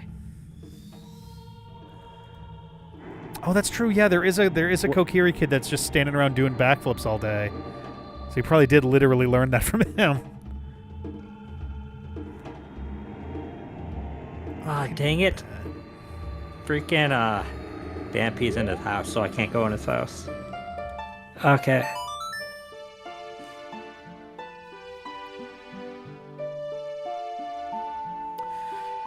I think Bombchu Bowling might have been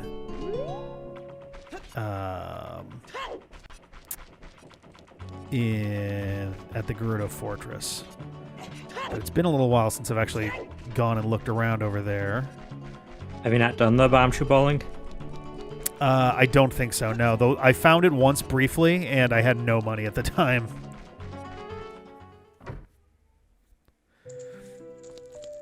But I also don't currently have it marked off on my... I don't seem to have it marked off as an entrance on my thing. So it's also possible that I just have not actually encountered it yet. Treasure box shop, okay. Okay,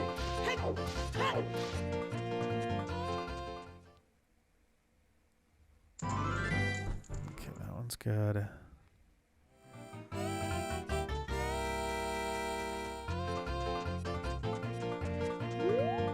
I want to say the training ground was the fire temple. Also useless.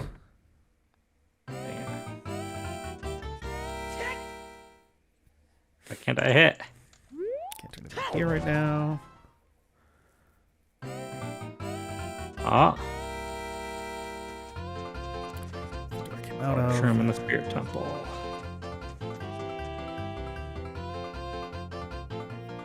Get everything in the wasteland, and that would take me to like Hylia. Okay. Oh, here.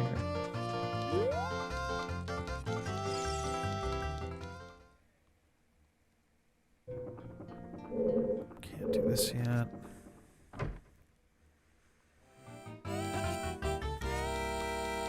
Just down here. Oh, shooting gallery, which I've already done. Yes, Dragon, but I've used one of the keys. So it says second one, even though I've used one.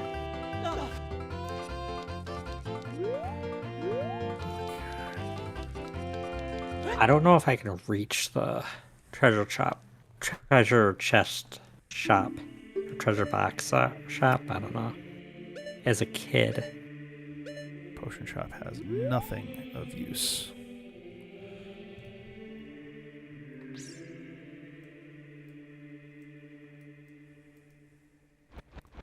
I try though.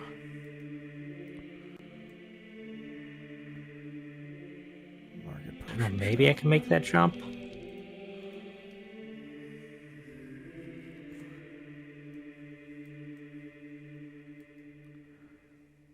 Huh.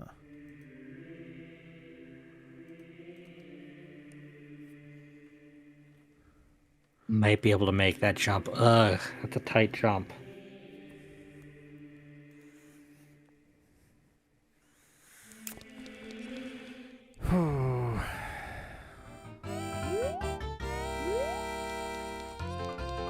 Gonna...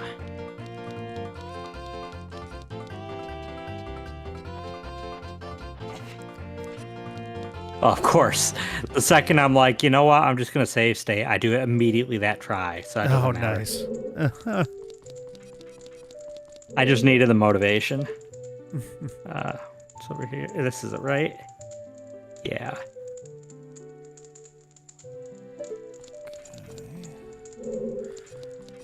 Where does this go?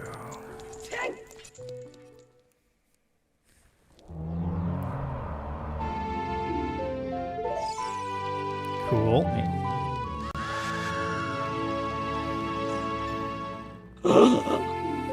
Oh my god. I'm glad That's a big one. Holy I'm glad shit. I was focused on making that jump and didn't wait. Oh my god. I could have like not even done it and just like waited till I was an adult to make the jump easier, but I was like, might as well. That gives me so much I can do now. Oh my god. I just have to remember how the fuck to get there. Okay, wait, no, I know how. Go to Hyrule Field, Gerudo Valley, entrance. Takes me to Goron City, takes me to Gerudo Valley. Drop down, fall in the water. Lost Woods. We're there. Oh, that means that that'll be picking up my... I mean, assuming that the hook shot reaches far enough. If it doesn't, then I still don't get the Megaton Hammer. But at the very least, I can do, I think, a decent, like, at least a little bit of the Water Temple. So that's at least something. Yeah.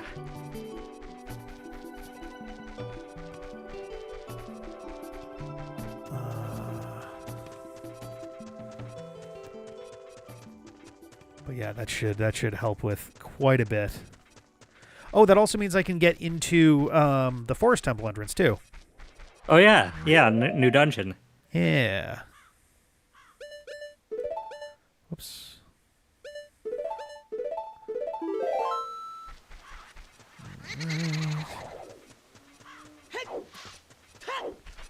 Oh, I can also explore the one remaining place that I couldn't get through. There's one training ground zone that the entrance that I could reach, I needed the hook shot to actually advance through. And I haven't been to the other side, but I also don't know what it would connect to. It probably connects just to the Gerudo Fortress, but... Yeah. Oh, wait a minute. Oh, that's devious. I need this gold scroll. So the chunk of the Gerudo, the thieves' hideout that I need the hookshot to get through, is in a doorway I can only get to as a child. Because it's a doorway in the Hyrule Castle town. Ah, market. Yeah. Ah. So I literally, I literally might not be able to get to whatever is on the other side there. Of what? Of the thieves' hideout. Just room. Oh, the one where you need a hook shot over that big obstacle? Yeah. You must be able to get to the other side, like the entrance on the other side from a different place. I think so. That's why it's like it might be just one of the other doors in the thieves' hideout, or at Gerudo Fortress, because there were like one or two that I couldn't quite reach last time. So that's the only thing that really makes sense. Yeah. All right. Waiting for this gold sculpture to spawn. Because I'm stubborn and I just want it.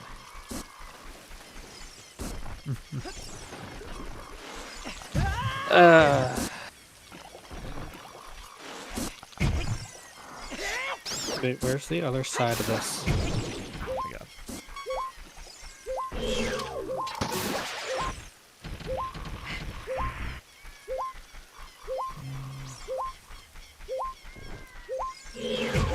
Well, that goes to market. My hook shot sounds like the starting pistol for the race. How am I gonna draw this?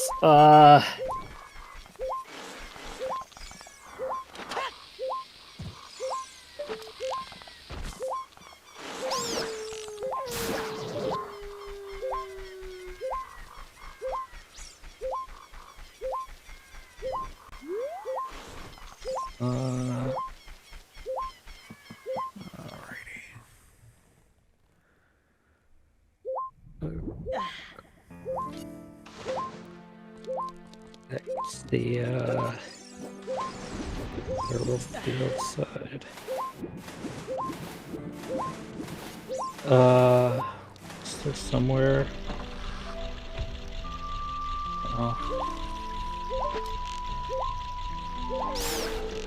Odyssey, or I wish. I mean, this is like 5-dimensional Etrian Odyssey map, so.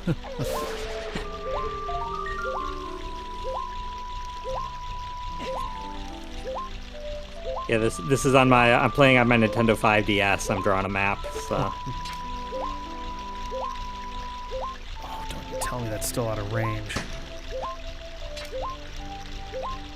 Oh my God. I mean, I wouldn't be surprised if the range of the hook shot was the same as the range of the boomerang, but. And I missed it. Oh my God. Oh, all that. I think I can still get up to the other side, but let's go ahead and just let ourselves die here just because it's going to drive me crazy. Oh, yeah, I forgot that particular one you need the long shot. Oh, well, let me fire it. Ugh. It's like one of the very annoying gold sculptures because when you go through that room, you won't have long shot yet. Yeah. So you have to come back to that room just to get that gold sculpture.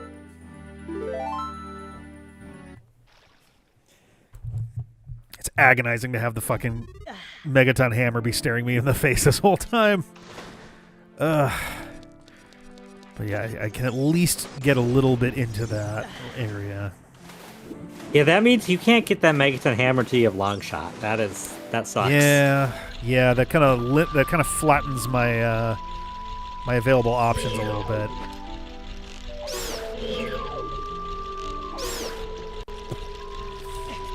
Oh, you can still get to the which forest temple might be. Yeah, that's gonna be what I'm up to next, I think. Hey, Dampy, you better not be in your house. I need to get in there. And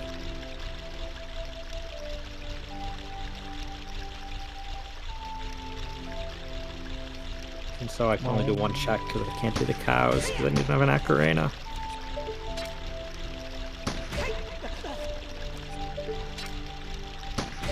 No, I took too long.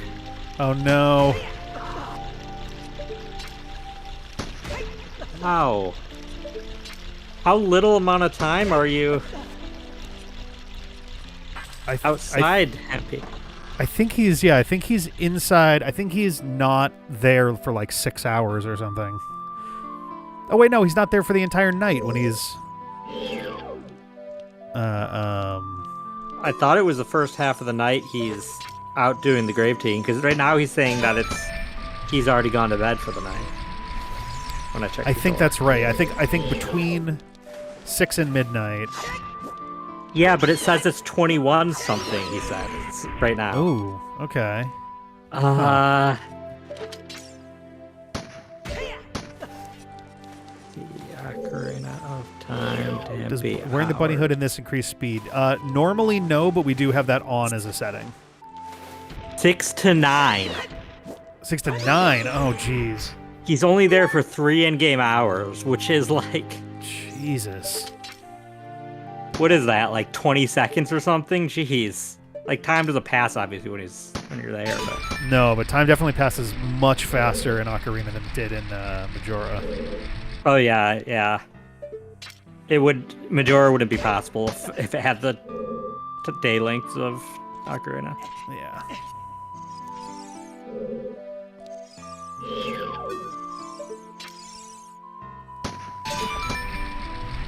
Yeah, the bunny hood is a quality of life bonus. That's almost every time I've done one of these, it doesn't show up till near the end, if at all. But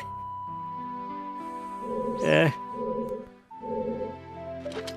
I'm just gonna wait here. I need to get in his house. I don't know what's in there. For all I know, your long shot's in there. I don't know. Totally possible, right? Like after that. Oh, God. After going slightly out of my way and it happened to be your hook shot, I'm afraid to like seriously just saying pass by. I almost skipped a room earlier in the Dodongo's Cavern thing because I didn't need to go through it, and then realized afterwards, like, oh wait, there's pots in here.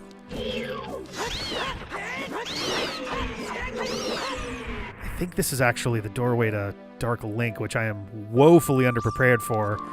But at the very least, I have very few hearts. He's woefully unprepared for you. You don't have many hearts, yeah. Yeah. I do have... How many do you have? 7? 7, yeah. And I do have... I forget if he's susceptible to Din's Fire. I don't think so, but maybe.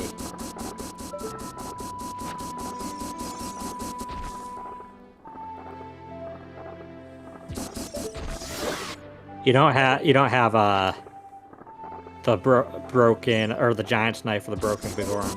Well, no, I don't have anything. I don't have anything fun in terms of weapons. Yeah, because giant's knife is how I beat him when we did the race a couple of years ago. Gotcha. Yeah, Dragon, giant's knife worked great. It was actually probably the best strat I've ever used on him. I don't know. He has like no counter for the giant's knife.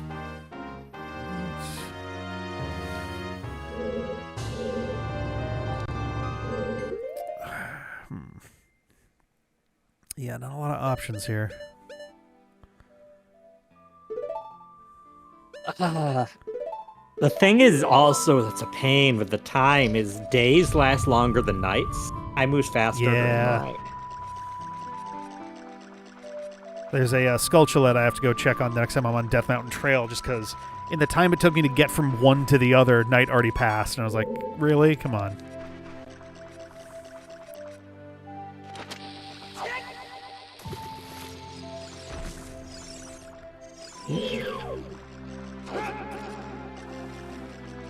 Good luck. Yeah, this is going to be not fun.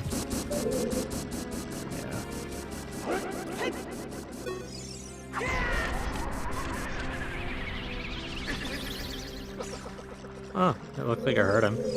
Did hurt him. I've only got like maybe 4-ish uses of that though, so I have to be clever about how I do this. I'm trying to...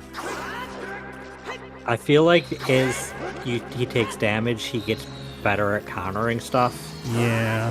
So like...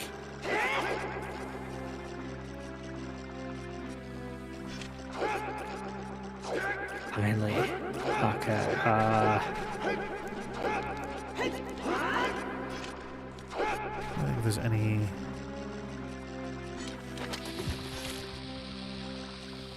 I think Ocarina of Time is the only appearance of Dark Link in 3D. I believe so, yeah. Sort of. Twilight Princess kind of has a rendition, right? Does it? Ooh, that works. That's interesting. I don't think I've ever tried that before. Oh, okay. This is a big waste of time. Cool.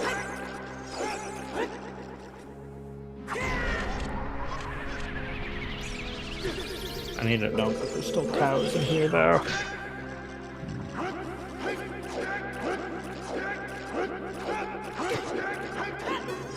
I thought he just killed me. Oh, damn it. Do I have enough for one more? No, I do not. That's a real shame. So Dark Link only shows up... Dark Link shows up during the cutscene. I was going to say, is that cutscene the creepy one? It's the creepy one where everybody has no pupils, where one of the great spirits is telling you about the war that resulted in the Twilight being imprisoned in the first place. Yeah. Is that really Dark Link, or is it's it not just really Dark Dark Link? No, but yeah, they definitely do. Like, because they have one that has no pupils, and then they have a couple others that have the dark, that have like the black tunic and stuff too. Have I done this? I don't think that would work. This. Don't think either of these would work.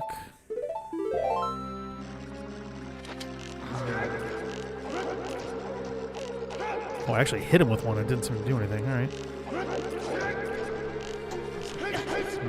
That's I need.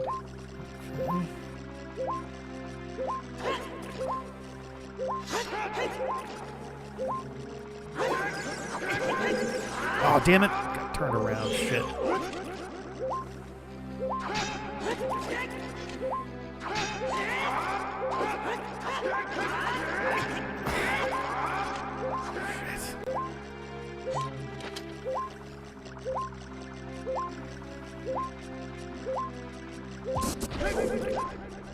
Okay, I might be able to do something with that.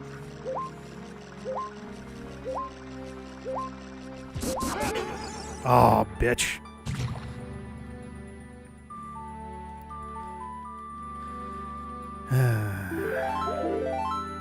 Problem is it thinks I can't get to the Gerudo Fortress because I can't mark any of those weird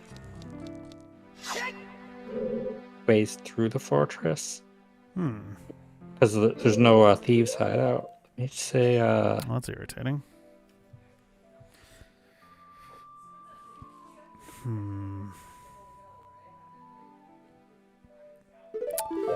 Let's try and check where the get to the forest temple entrance. Ooh, this is good. I can just get there directly from Hyrule Field. My Sacred Forest Meadow is where Lon Lon Ranch is supposed to be.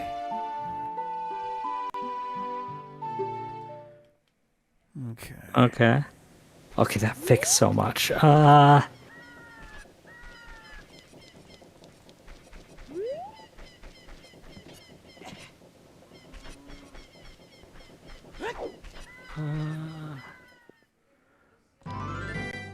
Okay, so I thought I got all these. It's good.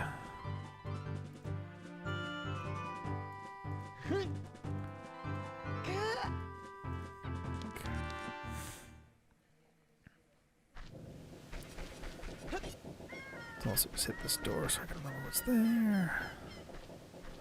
Oop, come on. There you go.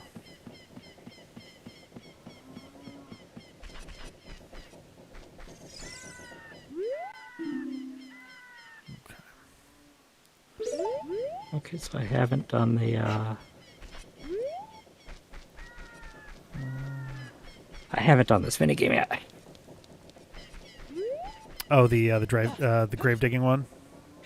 Dang it, he's standing on it. Yeah, the grave digging. I believe it just auto wins for the randomizer. Yes, I believe so.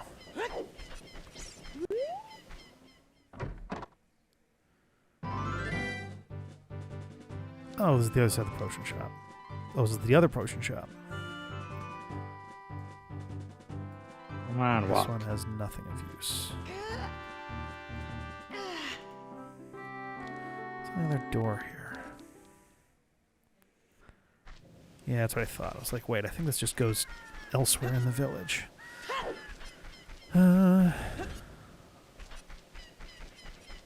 Okay. Let me pick up. Ooh. Oh, nice. All right. That needs to go to the old lady. It does. So what I'm going to do is I'm going to save and do a soft reset because that is my spawn point. There.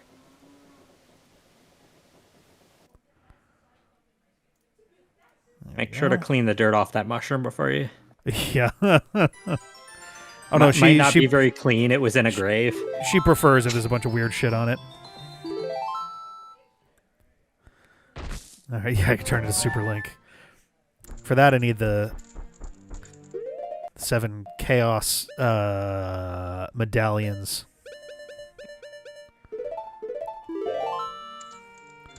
So I have to remember to show her the mushroom, get the trade result, and then also buy. Oh no, I know you're making a Mario joke.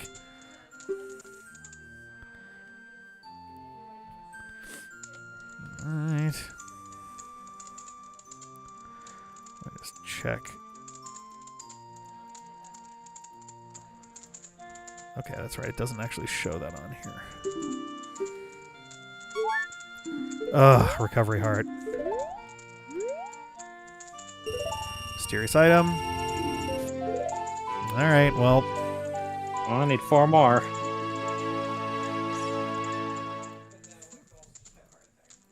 Oop.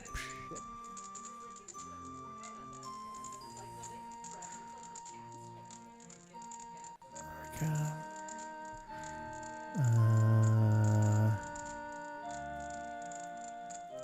Yeah, it's so funny that...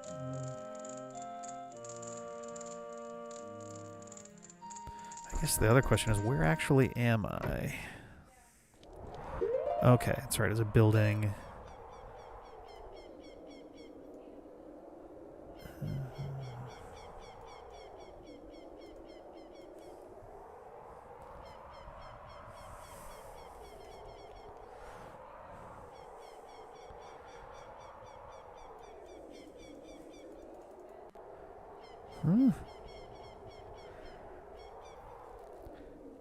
The tracker doesn't have a bunch of the entrances in the market? What? Oh, I guess because they're all indoor zones. Right. It should still have the market. Yeah, it's weird because, yeah, the market's just, like, not in here at all. It has it for me. It's so bizarre. Even with the, even with logic kind of ignored on there, there's nothing in the center of the thing. Like Bombchu Bowling, I see. I see shooting gallery. Are you on the exit side, not the locations? I've got both of them up. On the exit side, yeah, there's just nothing there. Even if you hold like shift? Yeah, I did F11 does the same thing, and it's just nothing there. I see them all on my end, so I do not understand. I'm gonna try that thing again. Well, there we go. Wait, what the hell? It like changed my setting on me at some point. Jesus Christ.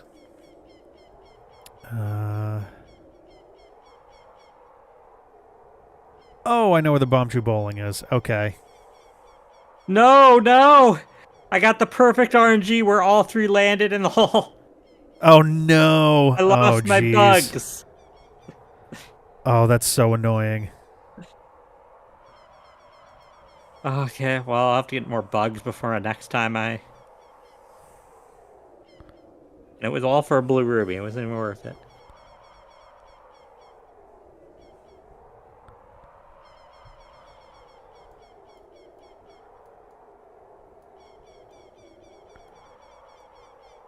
Wait, what the fuck?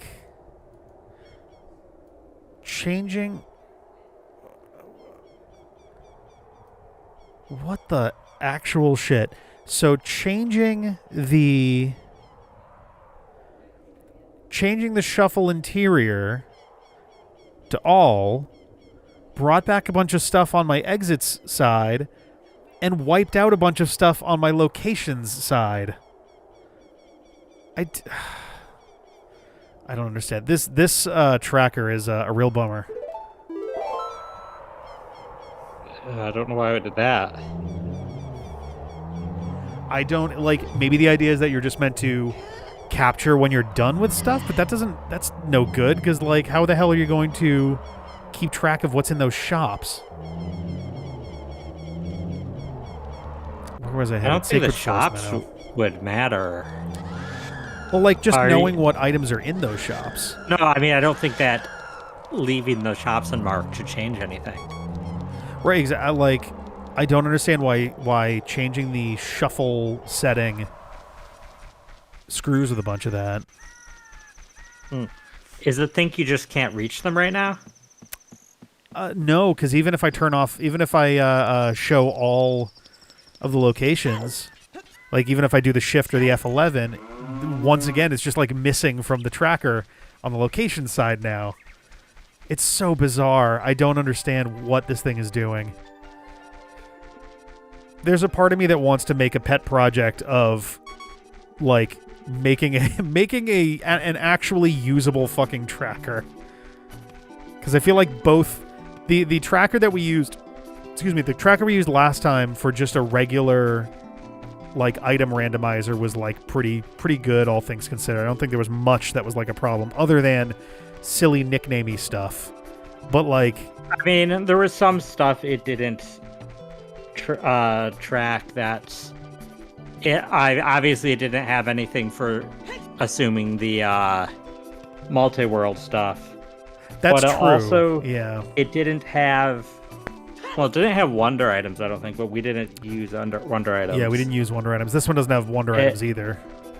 Yeah, it didn't have some of the stuff. It didn't have. I'm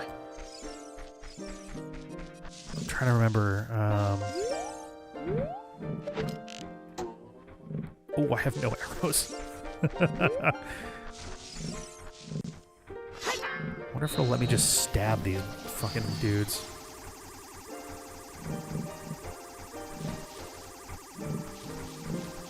Oh, thanks for the follow.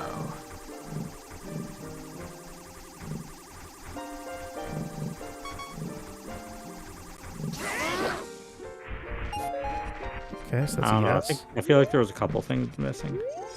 Welcome, Korok Domain. How are you?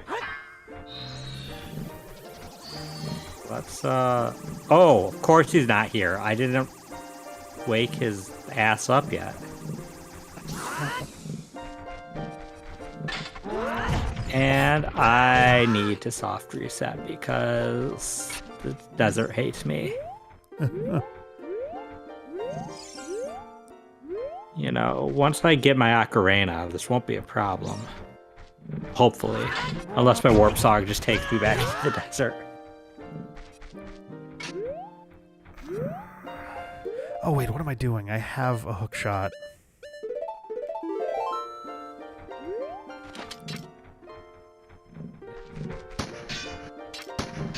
Unless I completely goddamn miss. Oh, I never got this. There we go. Oh.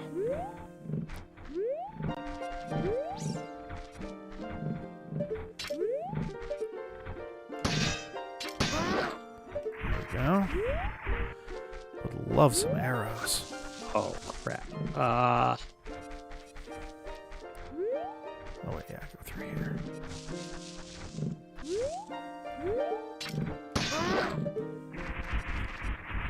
Yeah, it absolutely does sound like a musket now. It's the so I have my sound effects randomized, and the sound of my hook shot has been replaced with the sound of the starter pistol for the horse race.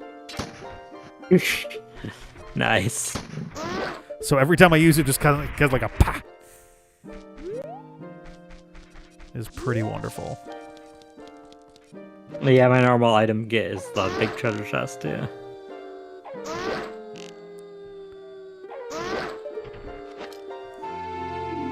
Oh, neato. Thank you, thank you. Yeah, it'll matter eventually. Yeah, sooner or later. Maybe that's where you're about to enter.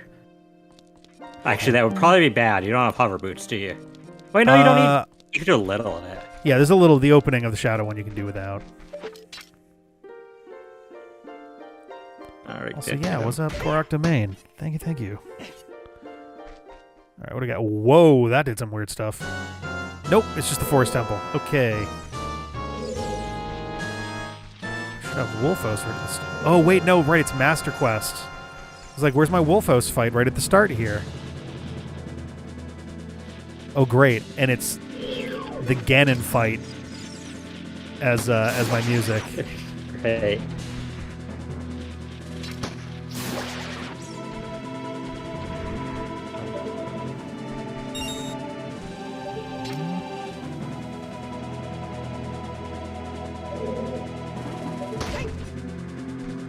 Yeah, I'm a little surprised that the Wolfos are gone from here, just because it's a little bit of a surprise the first time when you get in here normally, and it's just like, whoa, okay, we got dudes.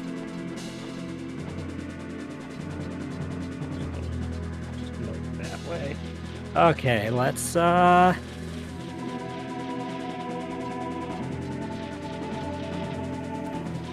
sure it has worse stuff in there, Dragon. Oh, boy, yeah.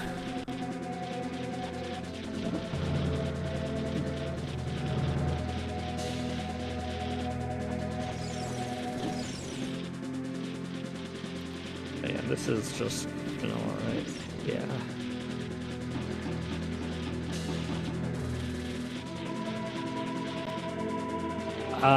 I would assume Master Quest is tougher. Like, that's the point, at least.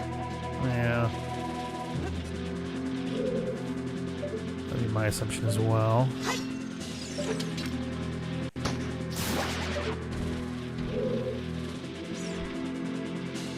I didn't do that. Bombs. That's nice, but...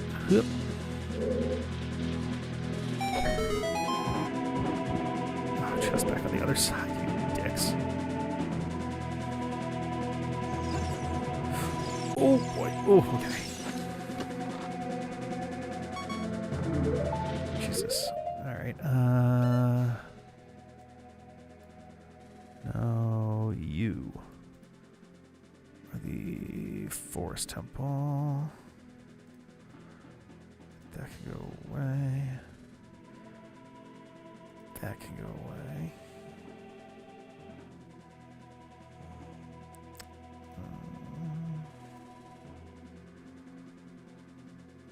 Yeah, I never was able to collect the one up there.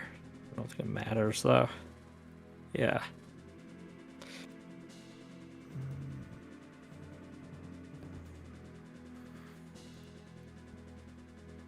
Have some sculptures as a treat. Oh, nice.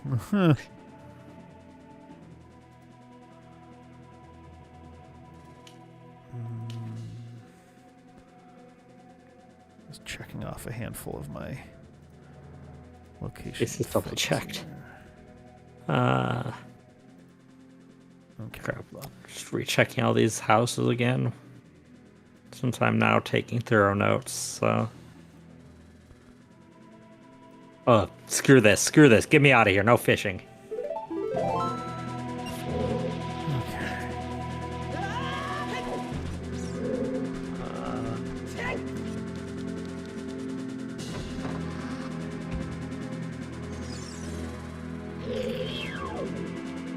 Wow, there's a lot of large sculptures all on top of each other.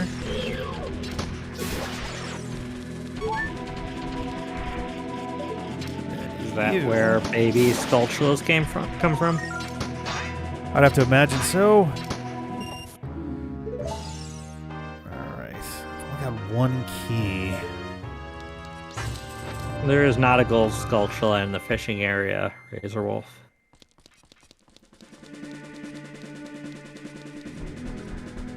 Alright, so those are closed. That one's open.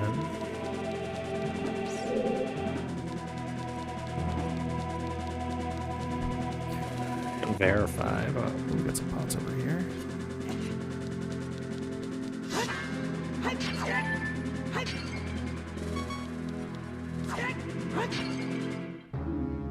yeah, there's not. Hey! Sweet! I got my Goron tunic.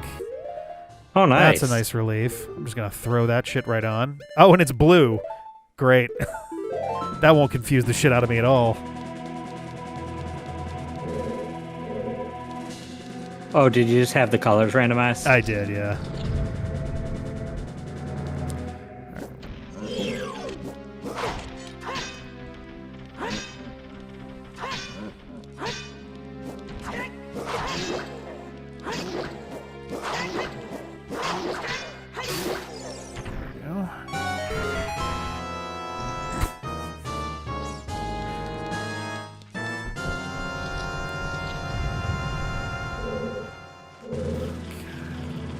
Oh, jeez.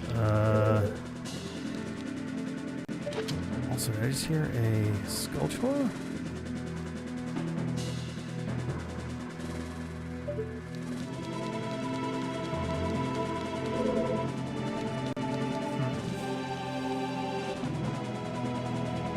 Maybe not. Yeah, it's kind of funny that the Hyrule Field entrance that's supposed to go to Kakariko Village goes to Gerudo's Valley, and the one that's supposed to go to Gerudo's Valley goes to Kakariko Village. So, Oh, nice.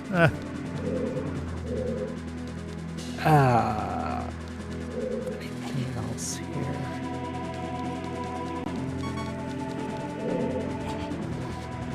Make sure I don't miss any grottos. Let's push this.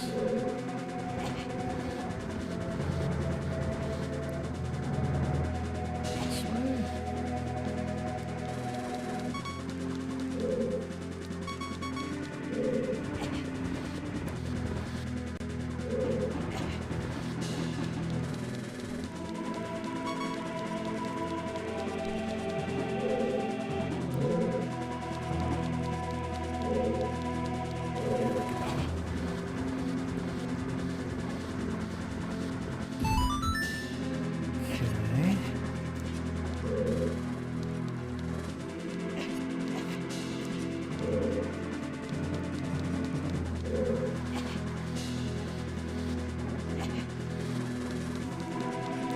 Alright, okay.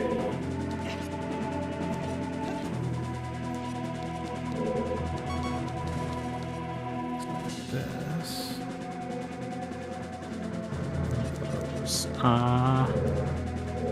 Looks like we're good there.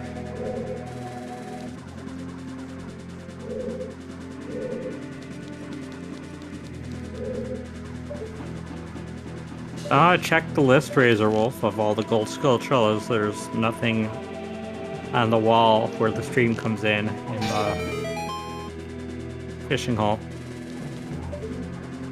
I'm not sure what you're thinking of.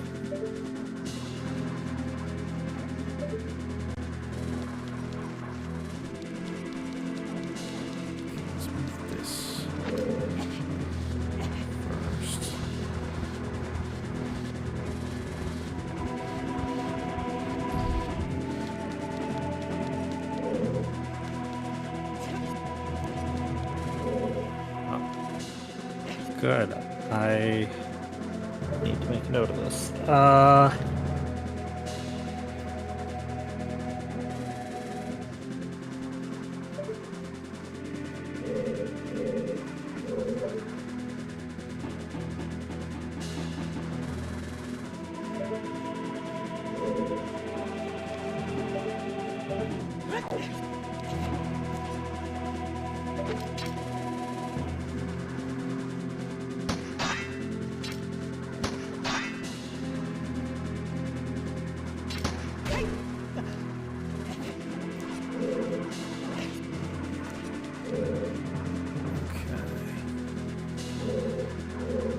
This one, okay.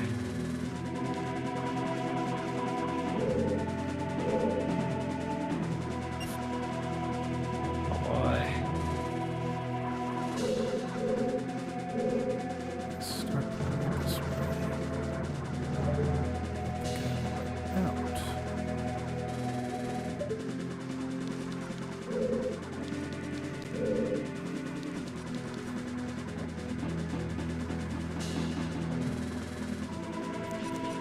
Oops, I haven't gone in here, so let's see what this is.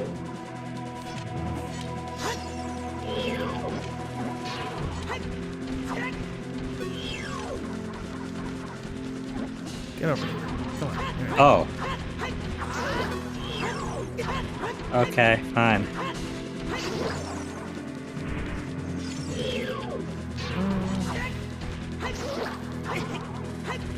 Come on.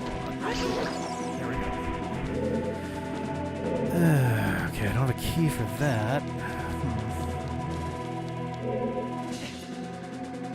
Dang it.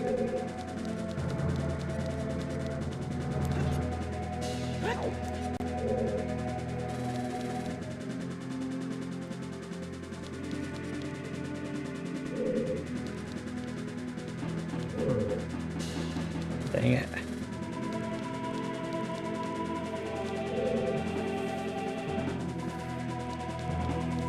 There we go. Cool. That was the prize for the shooting gallery. The sinking lure? Oh, well, we don't need this. That wasn't randomized, so.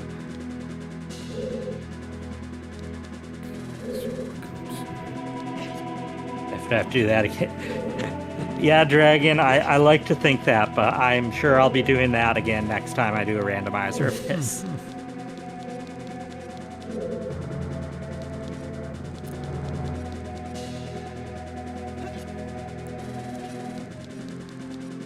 So we need to go this way now. Yeah, that's fair, Razor. Okay. Which archery? Those archery ones we just did, the shooting galleries, are the horseback one. No, that's out of the pool. Both Rick and I didn't want to deal with it. Yeah, nah. It wouldn't be so bad on real hardware, but the with emulation, just aiming is a real pain in the ass. Yeah.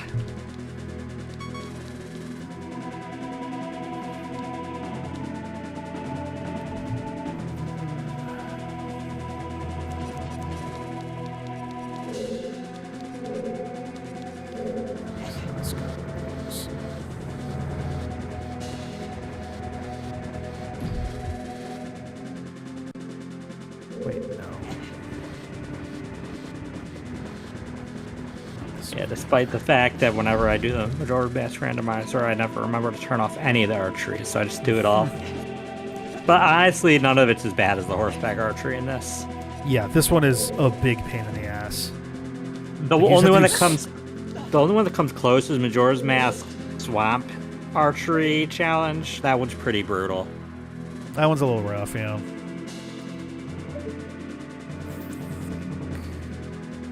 Oh, I do have that N64 and SO controller. That doesn't help me here.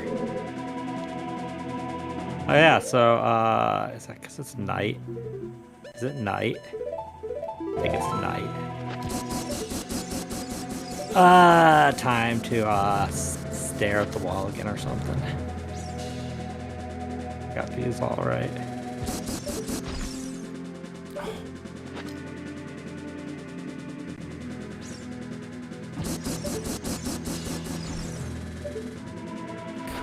Yeah, I got all the NSO controllers except for the NES one. There we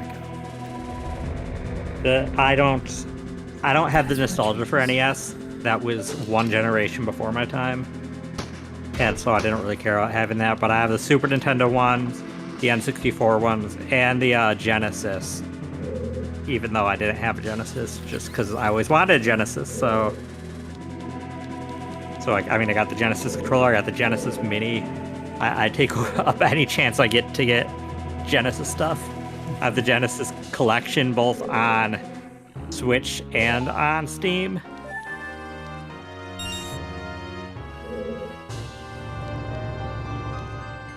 I always wanted a Sega Genesis as a kid, but my parents weren't really well off, and they were very good to me and my sister in that they didn't really make us aware of that, but they did have a rule that I couldn't have more than one console per generation, and that was why. So I got a Super Nintendo so I couldn't have a Genesis.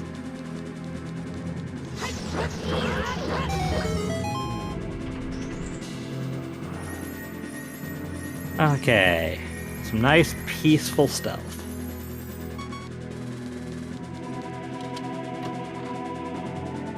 I feel like that the fairy fountain music is playing.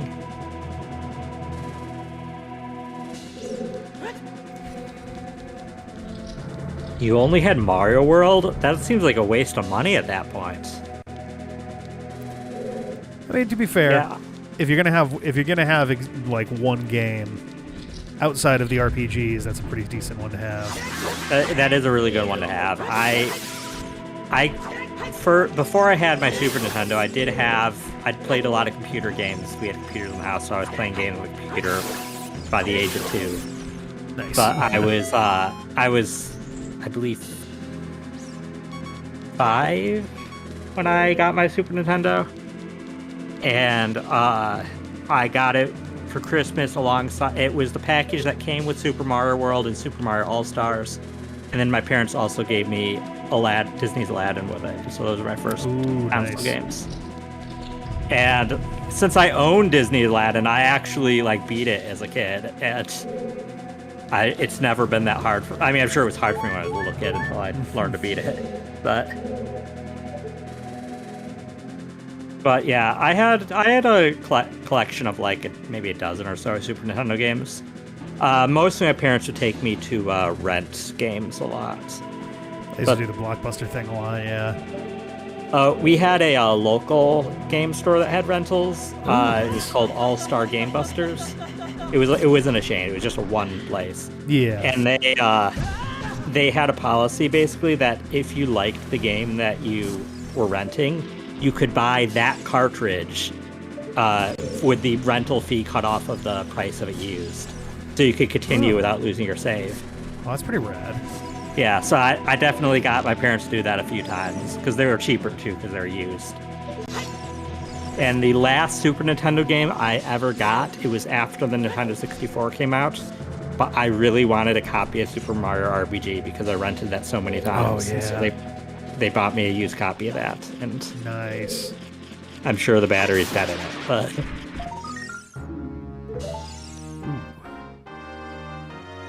Oh. Okay. Where am I? I'm in the west. Get me out of here.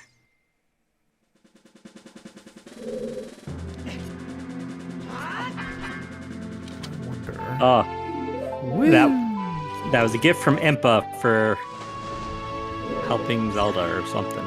Ah, nice. That was the Zelda's Lullaby check. Oh man, just barely can't get down there. Put me here.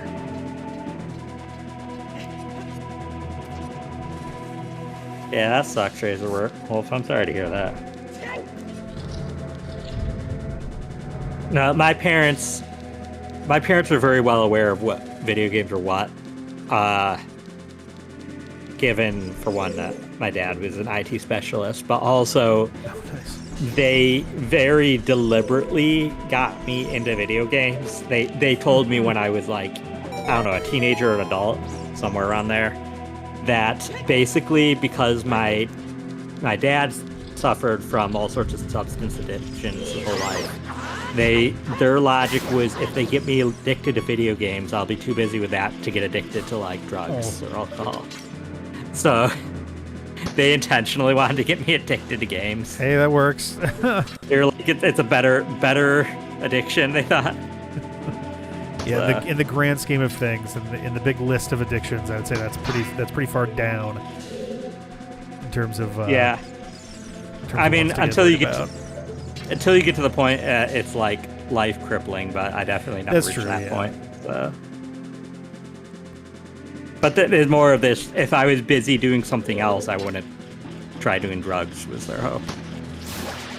And I guess it worked. I haven't tried any recreational drugs. So.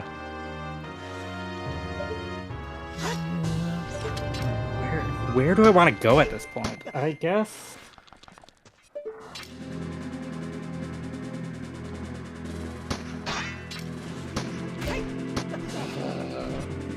What other? I try to think through the. I want to go to Kokiri Forest. First Kokiri Forest. I can barely read my map. Little Fortress. Where am I? I am at Kokiri Village. Okay. You know what? This helps. This awful map I drew helps. First, I need to grab a chicken. Actually, wait. To do... That's Desert Colossus. If I go there, that's one way. That'll be the last thing I do as a kid.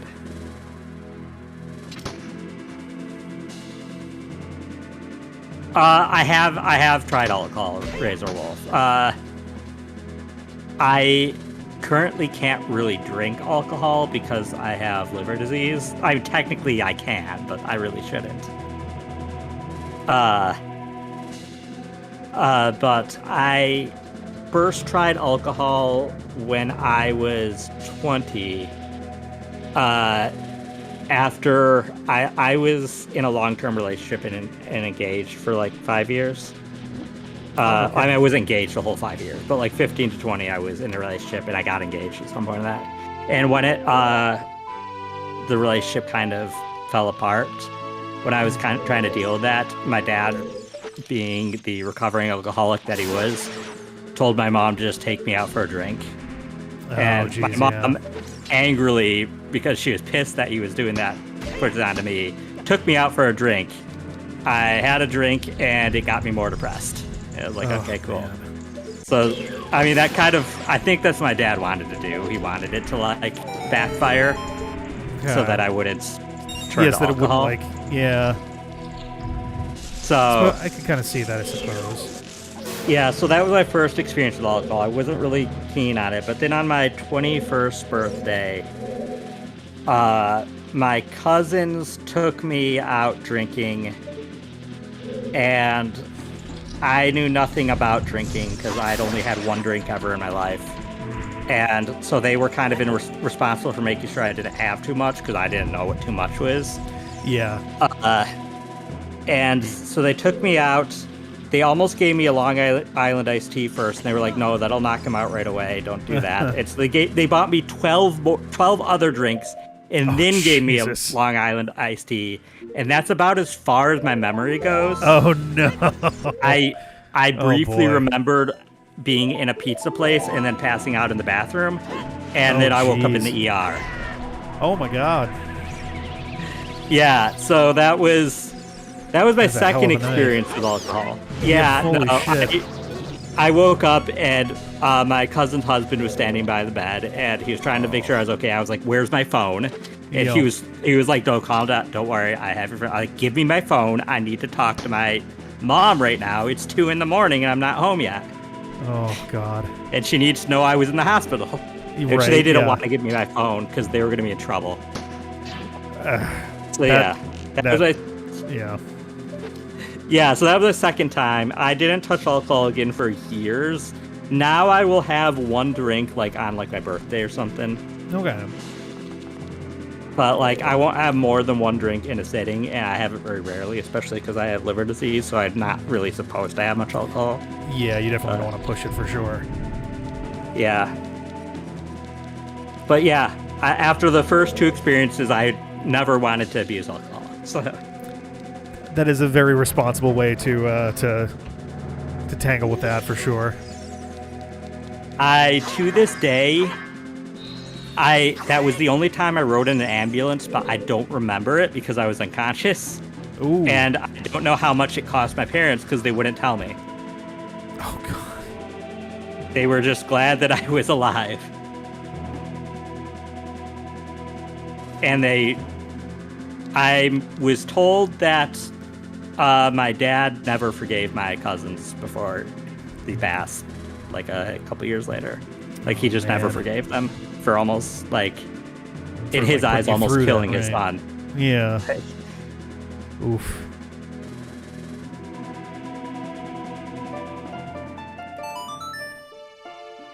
Yeah. I mean, I've seen prices that ambulances go for, and I'm aware Oh that my it's God. Yeah, they're that- crazy. Yeah, I'm aware my parents are probably paying it off for a little while. Like, Yeah, if a medical situation comes up and you are not like literally, on the brink of death, having someone drive you there is gonna.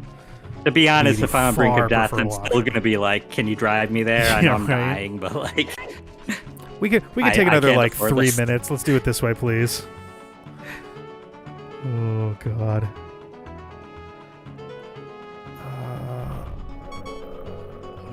what am I? I am so lost. I have my map, and I. Okay, no, I need to calm down. My map. I am in Death Mountain Trail. I really went a way I shouldn't have. I need to go back to Hyrule Field. That was where I made the mistake. God, what I really need is to get more warp songs here. It's such a pain in the ass getting everywhere in the game from Kakariko Village. Yeah, Razor Wolf, I hear that. I wish that I was in a country where that stuff was covered Oh, seriously. by my taxes. It is fucking bonkers that it's not. Yeah.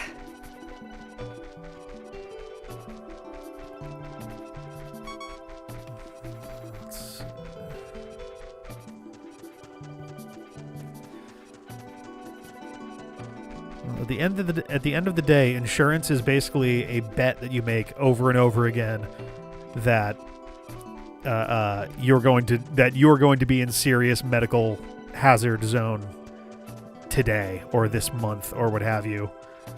In some Make the bet cases, you over don't- and over in until some- it happens. In some cases, you don't even have a choice with insurance, and like car insurance, you just have to have it. Yep. In Massachusetts, when you do your taxes, you get penalized if you don't have health insurance for more than, I want to say, 9 months out of the year. Ugh. It is nice and annoying if you are between jobs for more than 3 months. Because I want to say, if I remember correctly, the fee is the same regardless.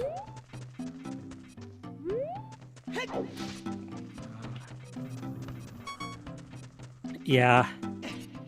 I did what is it? After I started working at the public library, I did end up getting the provided or like the state offered which insurance with it? I think it was the accident insurance, like in case you have something really bad and you can't work for an extended period of time. Yep. But a lot of the insurances like I get offered through the state are actually a really good deal. Like I would take the life insurance one if I was full time, because they keep trying to offer me that, and I'm like, right now I can't. But someday, ideally, because assuming that I get married and have kids, it'd be nice for them to. Right. I gotta do the same. Yeah, state life insurance is like really cushy, comparatively. All right. It's not like you're well off, but like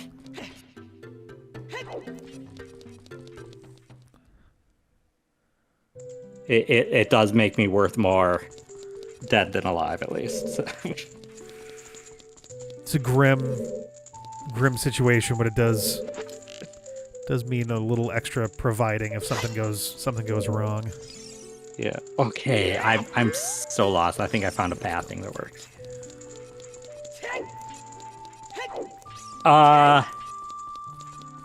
That is True Dragon. I think for a lot of the health insurances that I'm offered through the states, they will like kind of retain for at least a certain amount of time. But no, that doesn't even matter right now.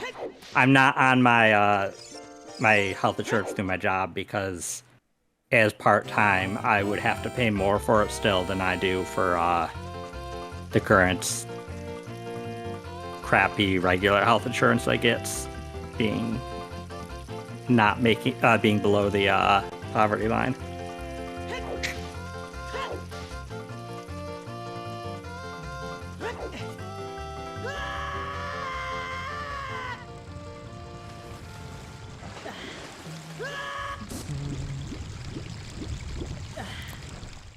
Yeah, I understand that, Razor Wolf. Holy cow. That's really great to have, though. 'Cause, like my dad ended up he didn't have the most, but he had some amount because the last several years of his life he started working at a public library as an their IT Oh, nice. person, and so he had enough life insurance to like kind of last my mom a couple of years while we kind of dealt with things. Yeah. And then it also had stuff set aside that my sister would have access to when she turned 18. So, but she is now, but it's nice because like obviously money doesn't make up for losing a loved one, but it does help trying to get through things while you're like kind of dealing with everything.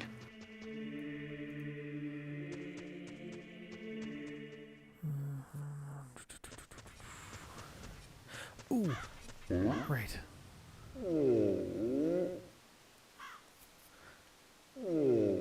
Big Goron, what's up, buddy? I think that makes us the same age, actually, Razor Wolf. Because I guess it depends if we're talking NES US release versus the old Famicom disc one for Japan, but 87 here. Yeah, very, very understandable, Razor Wolf. I mean, as somebody who 86. lost his dad, yeah, it's nice to be able to take your time you need to when that happens. It's not gonna, yeah. But either way, I do also get like my money going into my retirement fund for the state, so there's that. Which once I think, from my understanding, it started counting the moment I started part-time even. So like once I hit 20 years or something of it, then I'm like guaranteed like the full state retirement, which is nice. Better late than never. Oh, I have almost all my maps. Thanks.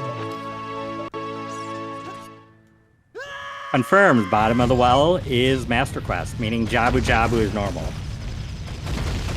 Alright. So all three of my Master Quest ones are the ones that don't have a boss. like a Oh, normal that's interesting. boss. Huh. Bottom of the well, ice cavern, and root of training. I kind of feel like I got off a little lucky, but sure. Okay, so this goes to Pokery Forest, but where?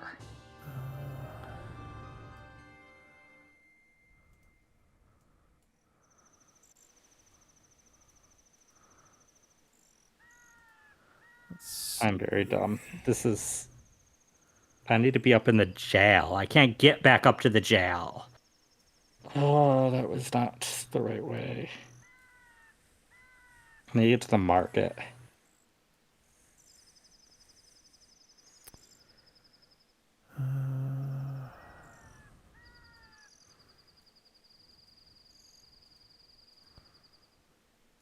Okay. Oh, I'm 87, Razor Wolf, but I think you're right. I think 86 was Zelda. 87 would have been, I think, Mega Man and Metroid.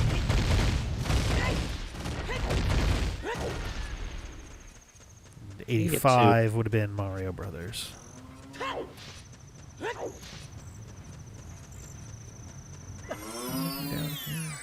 Hyrule Field. I need to go... Ooh, I can actually do this now.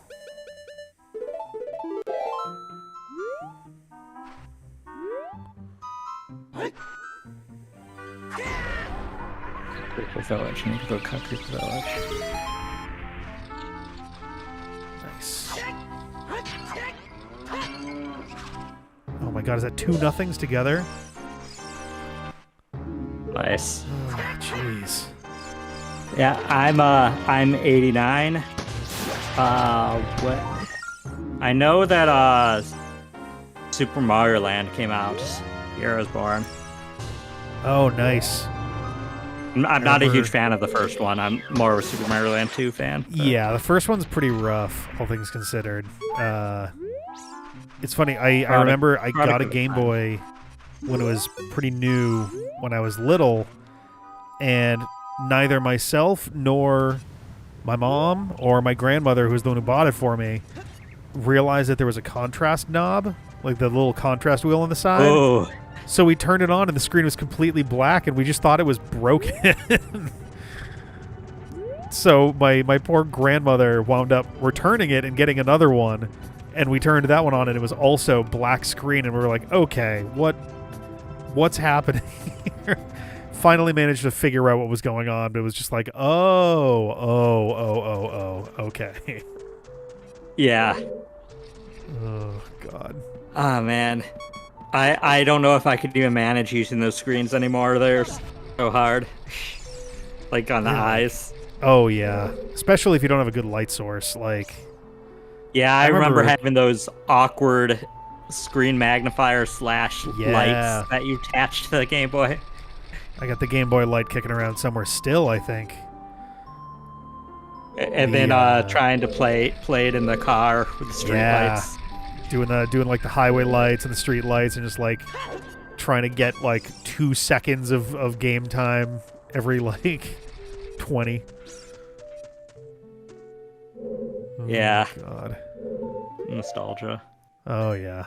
I mean, for me, Game Boy was mainly a Pokemon thing. Like, I had my Game Boy before then, and I have a handful of games I'm really attached to, some being very obscure. I really have a thing for Monster Rancher Battle Card GB. Ooh, okay. Such an obscure game that it doesn't even have any achievements on Retro Achievements. Oh my God. But yeah, I don't really know if I've ever heard of that one before. Yeah, it's a Monster Rancher game. It's a card game, like a video game card game. It's honestly, I think, kind of underrated. I had Shell Shock Prime play it for one of his retro nights. Oh, nice. But yeah, so I played a bunch of obscure games a lot, and then the Pokemon craze happened, and I bought Pokemon. I saved up to buy Pokemon Red, Pokemon Blue, Pokemon Yellow, Pokemon Gold, Pokemon Silver, Pokemon Trading Card Game, Pokemon Pinball. Oh, the trading card game was actually legitimately pretty fucking great on the Game Boy. I've been wishing they would do something like that again forever. Right? Like They've got I so much played the material to mobile- work with. I played a mobile game, but like it's not the same. I don't Yeah. know why they haven't. Like it'd be Right. such an easy cash grab for them. Right? It's kind of a glorified gotcha right now.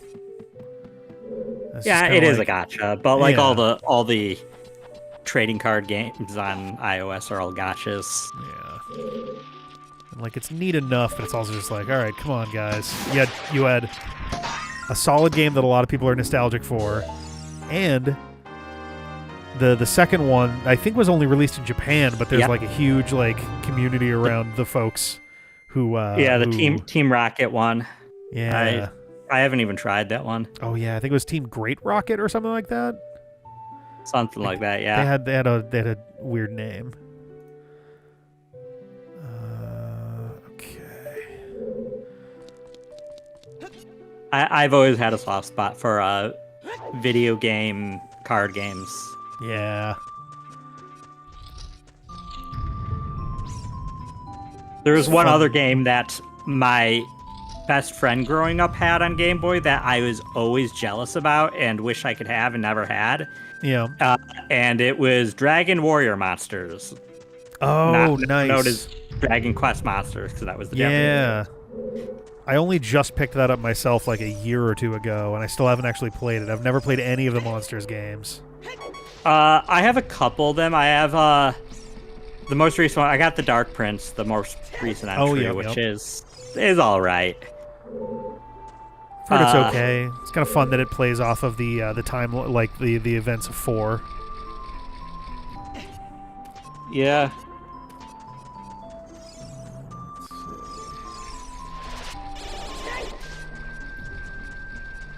But yeah, I need to at some point pick up the Yu-Gi-Oh collection, because that's...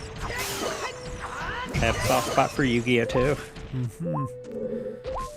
That was what I Right. played all through like high school with friends. I was gonna say I was very much a Pokemon purist with a dash of Digimon growing up, so I didn't really get much into like Monster Rancher, Yu-Gi-Oh, the other.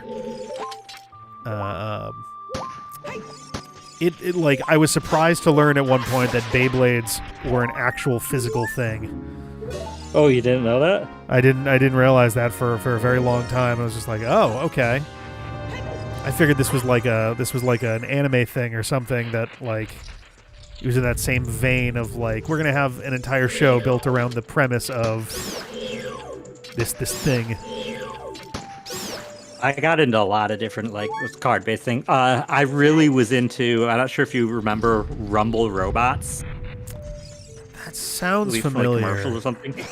There were these small little robots. You scanned cards through them to do different attacks, and they'd fight. That does sound familiar. Yeah, I had a bunch of those. There was it's funny for some of our more obscure like Zelda coverage stuff, we wound up getting I believe Japanese only. It was kind of similar to that actually. I wouldn't even be surprised if they were technically like related, but I think it was the Barcode Battler, I believe is the name of it. And it was you would take like trading cards essentially, and they would have a bunch of like stats on there for like some monster or thing that you were generating, and you basically pitted them against one another by scanning them through like an e-reader style like card reader thing. It was just like, all right, this is kind of neat. Yeah.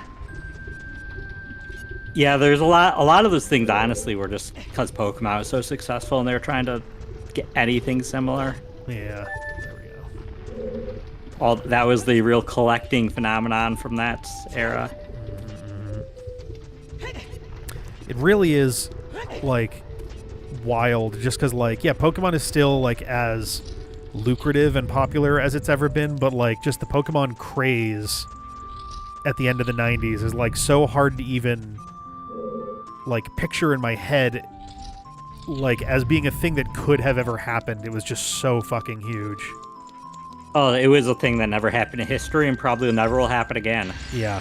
Statistical odds of such a big like legitimately it was like Beatlemania for kids. Yeah. Like I distinctly remember kids getting in trouble in school because they were trying to secretly trade Pokemon cards in the back of the class, and they just could not wait until like recess to get at that. Makes sense. Yeah. I remember where I was when I got my first Pokemon cards. Oh man. And so, because I was on my way to karate practice. Nice. My mom gave it to me. I remember what road in my childhood town we were driving on when I opened it. And then first thing I did was when I got there was trade away my. It was a psychic deck I got. I traded away my Mewtwo for a Zapdos with somebody there. Oh, I didn't God. have anything that worked with the Zapdos because I had a psychic deck. Oh man. But I was like 7 or 8, probably 7 years old, and was like, I want a chance to interact with everybody with this thing. So. Oh no. I don't think I ever was that upset about it. By the time I was old enough to understand, just kind of like, oh, how did I mess that up? Yeah, see, dude, I had a Zapdos. That's what important. Zapdos is cool. Yeah, Zapdos is pretty. I think I think I traded. I remember the one trade I actually remember doing also involved a Zapdos. But I don't remember what the hell I traded it for. No, you know what it was? I bought a Zapdos card. At my school, once or twice a year, there'd be like not like an art fair, but it would be like a thing where like either parents or members of the community or whatever they would have like a little mini carnival style set of games and things. And then there was this one kid who was asking like, "Hey, do you want a Pokemon card?" And I was like, I don't know. And he's like, it's a Zapdos. I'm like, ooh, okay. I forget what I paid him for it. It might have been like $10 for a fucking Zapdos card. Which at the time I was like, Zapdos is cool. I want a Zapdos. That's pretty rad. My mom was not thrilled that I spent $10 on a playing card. I remember going into like the like hobby shops where they like sold the loose trading cards, singles and stuff, and I probably bought some. I don't remember what I bought, and I probably was dumb whatever I did buy, like, because I don't know if I understood strategy enough. Like, yeah, I played a few games, but it was more at the time. I was way more invested in like, ooh, can I get one of everything from this series? Way more than like for the most part the actual game itself I found super dull. That's fair. I mean, I think out of all the trading card games I played, it's in terms mechanically, it's probably my least favorite. Yeah. And I've played some like obscure ones. Like I played the Neopets trading card game. Like, oh, I didn't even know they had one. It is. There was another one that tried to take off called Duel Masters, not to be confused with Duel Monsters, which is Yu-Gi-Oh. Okay, I was gonna say, like, wait, isn't that just Yu-Gi-Oh? That one was huge. No, Duel Masters, it did not take off, but I got it right when it came out. That is wild. wild. We're talking about all sorts of card games right now. Oh yeah, a whole bunch of them. I need bugs. Give me bugs.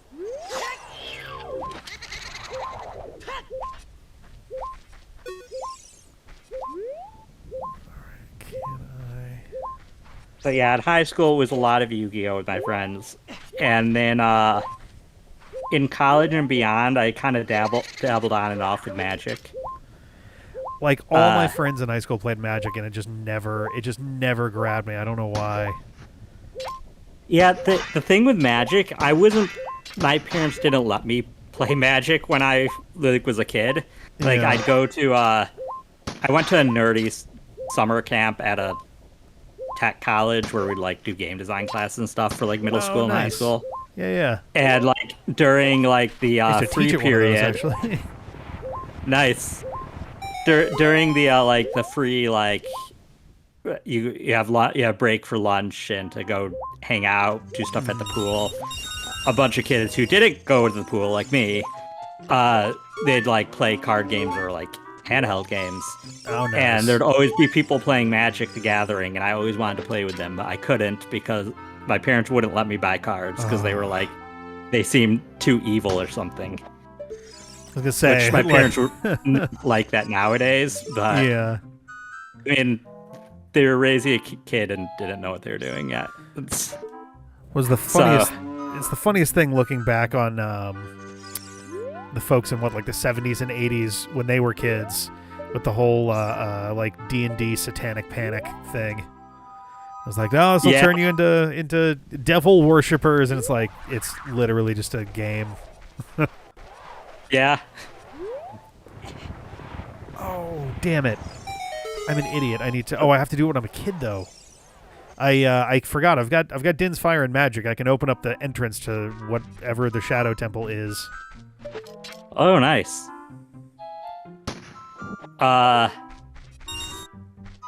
But yeah, so I got when I was in college and I knew some people that played Magic, I was like, I want to get some cards and play it. And then I got really into Arena for a while, the mobile game thing. I was gonna say, yeah, I thought there was a Magic thing with that, yeah. Yeah, and it's been a while since I've played, but I actually pre-ordered the starter set for the Final Fantasy Magic crossover. Oh yeah, that's right.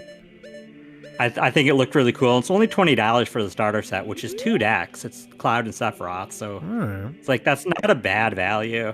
Yeah, it's not bad at all. I want to get one of the commander decks. I'm worried about having people to play with, and the commander decks are like $60 each. Mm-hmm. Which they're 100 cards each, and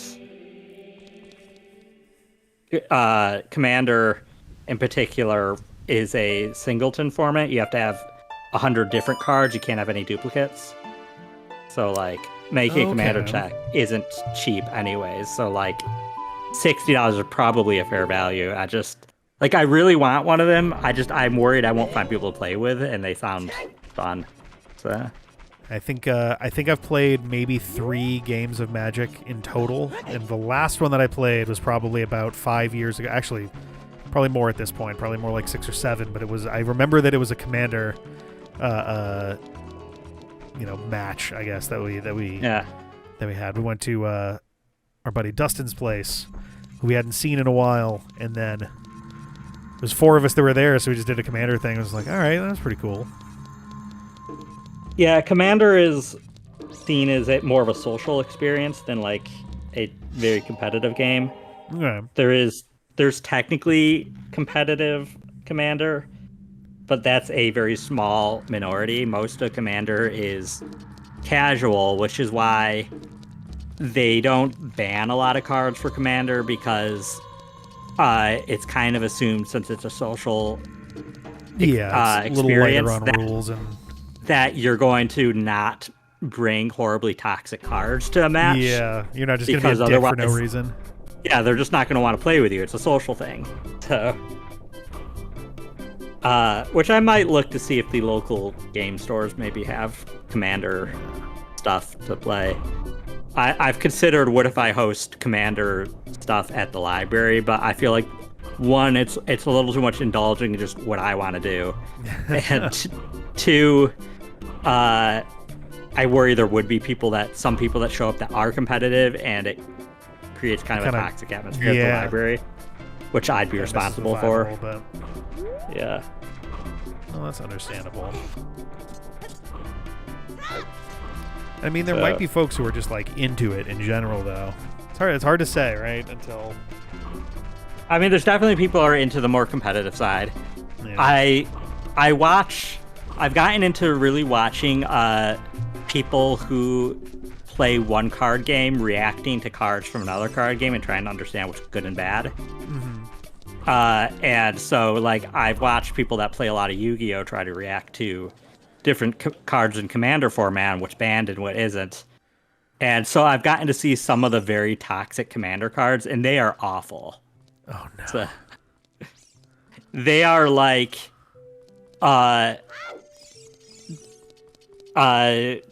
destroy all lands except players take turns destroying lands, so there's only 10 left, and nobody can play lands past 10 Oh, or something jeez. like that. Okay.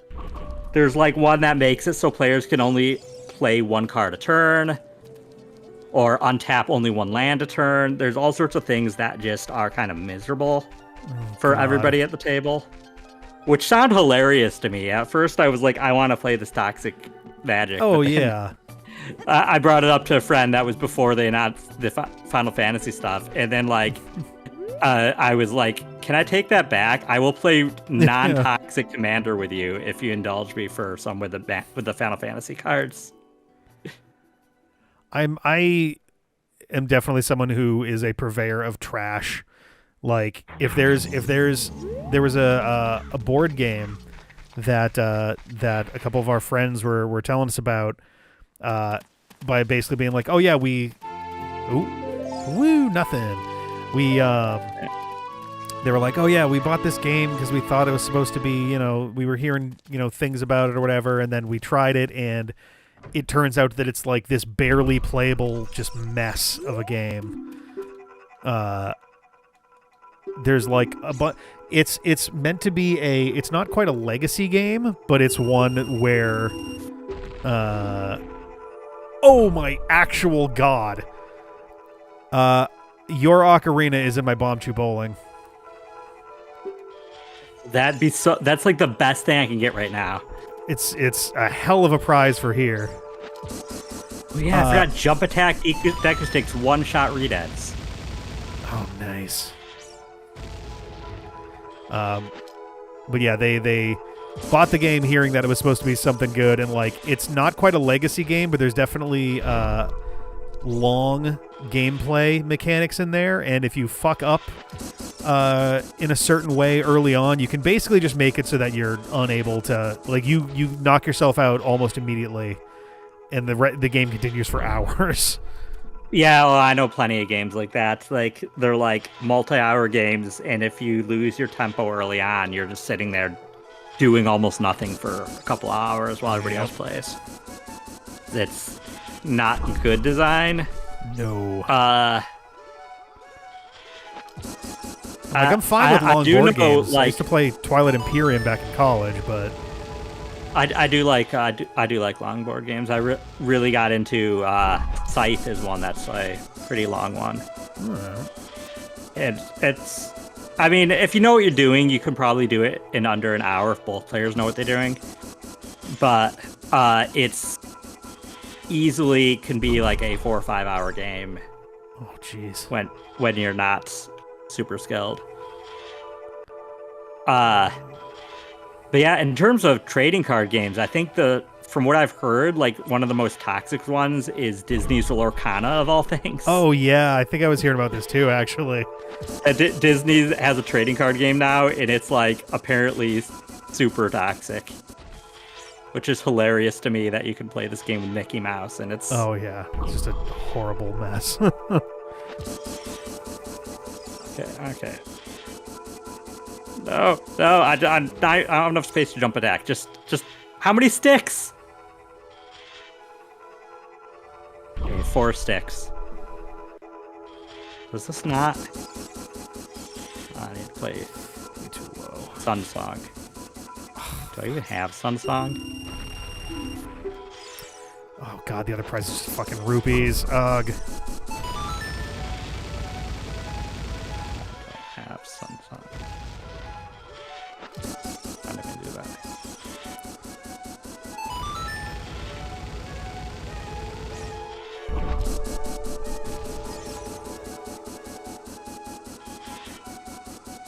God, almost got on my first try.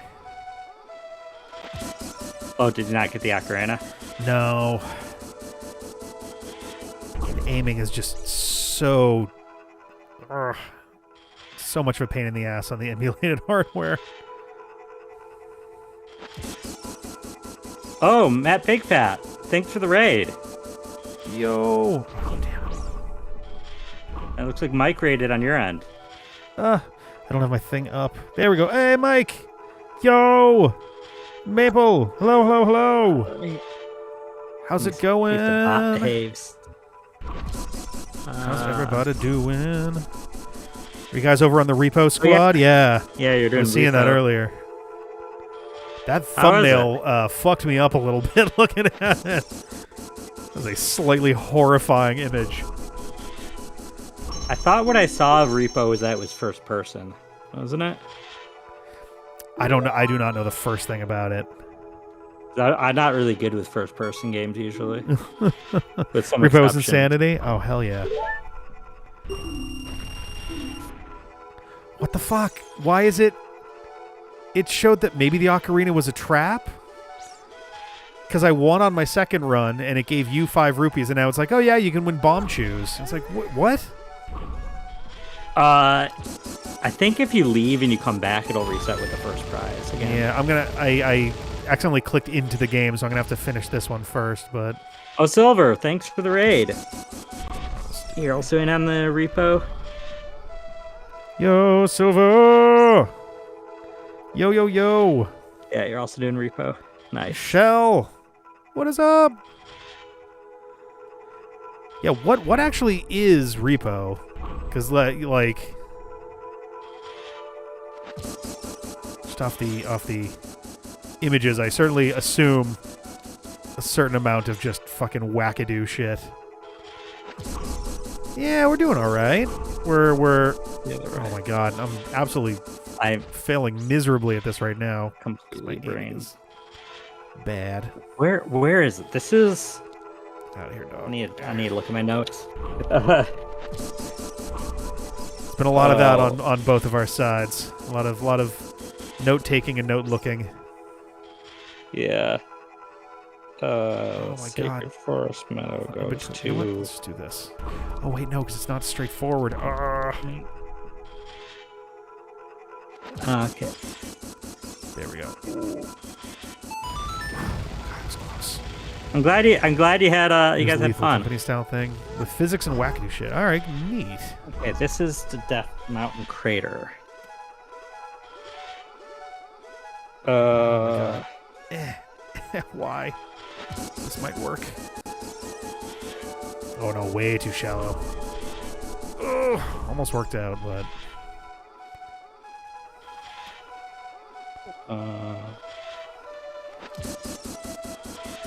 Ooh, too hard. Too hard of an angle. Damn it.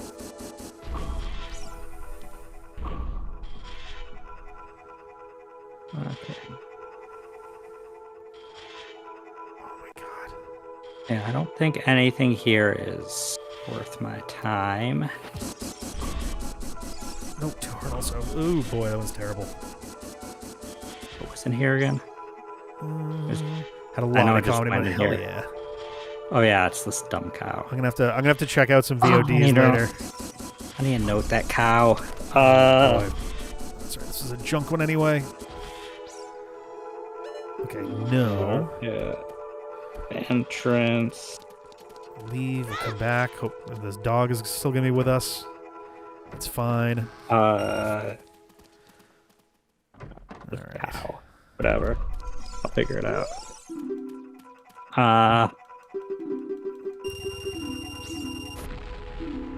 Okay, there we go. There we go.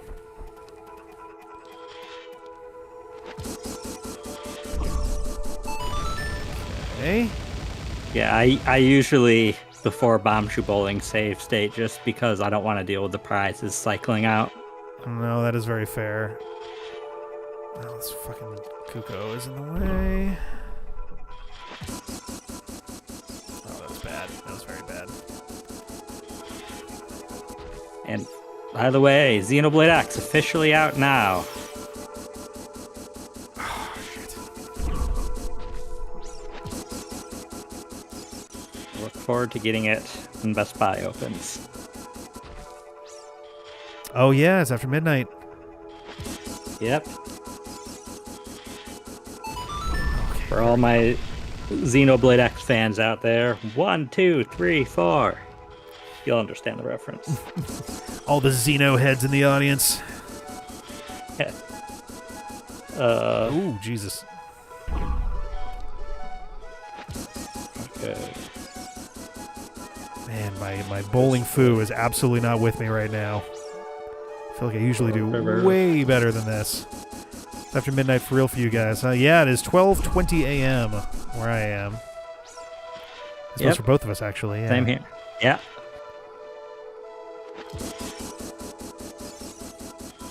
Come on. And that'll keep me busy up through the announcement of what Switch 2 games to look forward to. Yeah. That's going to be a hell of a showcase. I almost feel like I should just stay here because like there's a check that needs the ocarina right here. I need to get more money. I need to get more money. I need 11 more rupees. There. I should be able to do this in town though. I guess that's true. Yeah, the clock time is only a little past the real time right now. I mean, I could buy you 5 rubies, but it would cost me 130, so I'm not sure how much it's worth it. Yeah, that doesn't seem like a great deal. Not that I'm doing much with my money. Whoops, didn't mean to do that. Okay, what is this stuff? I guess these work with... Or do these not work with slingshot? No? Oh, boomerang. No? Do these only work with arrow? Oh, yeah, those only work with arrows and I don't know if they work with slingshots. They do work with arrows though. I tried the slingshot. Oh, it doesn't work with that at all? Oh, jeez. All right. Oh, damn it.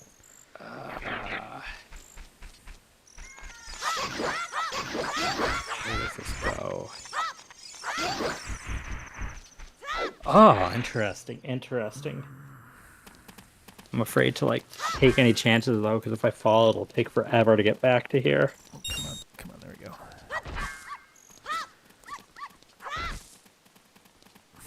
I guess if I go here, I go to the graveyard, and that has a much faster little grinding spot here.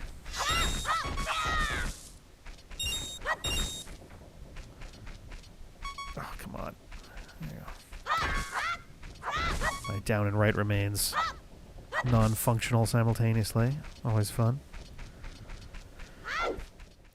Okay. I remember why I wrote bow there.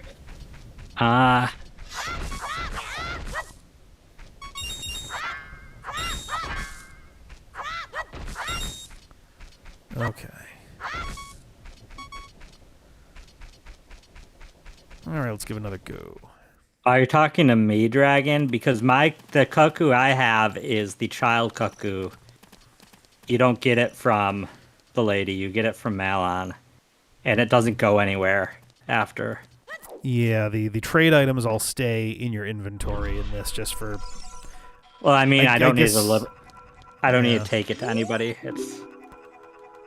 It's done with its use. Okay, let's get it right this time. Yeah, it's the pocket cuckoo that you take back, that you get from Anju, wannabe Anju, and take back to wannabe Anju after it wakes up Talon as an adult. Well, she doesn't have a name in the game, so... Yeah. Everybody calls her Anju. Right, all the official stuff I think tends to just call her like Kuko Lady or something. That or Chicken Lady, I think I've also heard in some of the official stuff.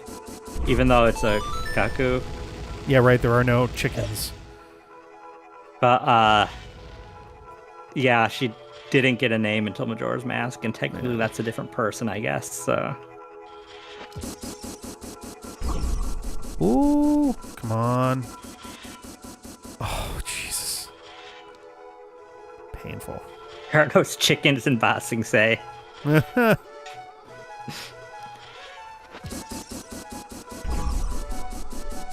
I don't think I've ever finished watching The Last Airbender. I saw a lot of it, but I don't think I saw like the ending of the series.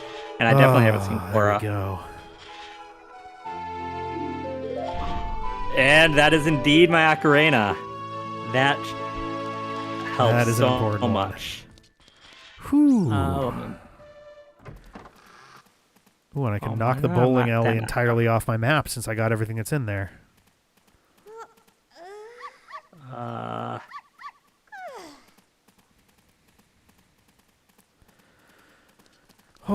Nice. What the hell Now, else was I here to do? what are you gonna give me? Thank you, Malon. I definitely wanted your nut. What do I have? Oh, I don't think it even matters if I have the Pono song for this. Yeah, I do have it, but no, because this is where she teaches it. It wouldn't do anything. Stop playing. Oh, did I do the one that was here? Dragon, I can play Zelda's Lullaby, Epona's song, Saria's song.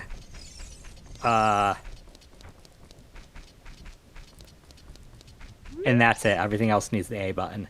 That's some useful stuff, though. Yeah, Epona's, Zelda's, and Zelda's gonna be most useful out of the three. Okay, I already did Because I this one think then. I can reach all the Great Fairies by now. Oh yeah, all your great fairy fountains. Oh man. The Sarias will be useful for... Well, everything will be useful for the frogs also. Saria will be useful for... Darunia, which I can get to his chamber with Zelda's Lullaby, so that's Yes, a double and win. then you can use Saria's song to get the bracelet drop. Yeah. Okay, now to find my way to somewhere. How did I get to Longman Ranch? I got through Lost Woods. I probably should go back because I didn't map out down there.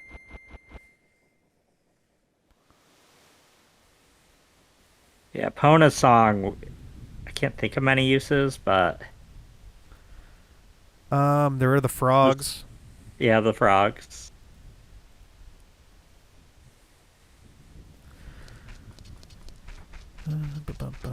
It was Ocarina Razor Wolf. I am now Ocarinaed. Honestly, ironically, now the best thing I could get is the A button. Because that opens up like four songs I have. Oh god.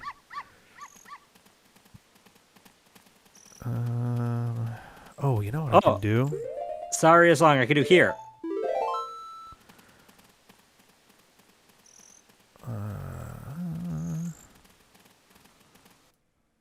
Let's do that. Get us there faster. That's not. Oh, I did a Pona song. Why did? Ooh, there's also this guy. Razor Wolf, we don't need to actually make a Scarecrow song.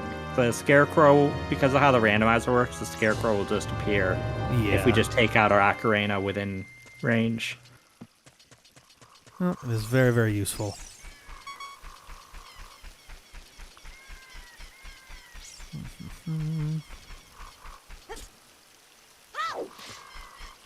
It is funny to me I still don't have my sword as a kid, but like... Oh, you still don't have a sword? Oh my god. I don't. It's not super important at this point.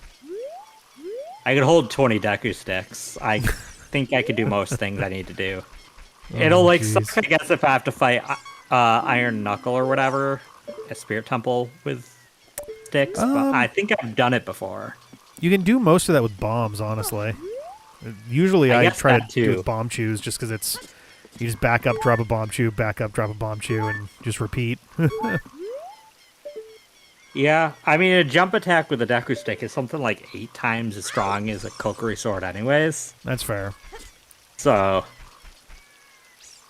it is the most efficient damage, so I probably still could do it, but... I could gamble and try to do the Simon Says and hope the A button doesn't show up. I mean, yeah, you could there's a chance you could get through that.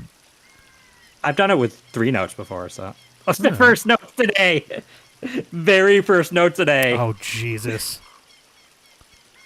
Sorry, guys, I don't know that note. Amazing. Yeah, let's try that again. What are the odds twice in a row? Okay.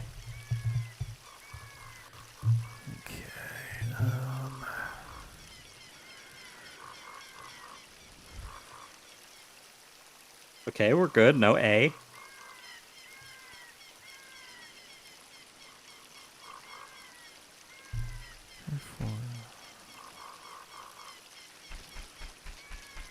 Dang it, the last note's an A.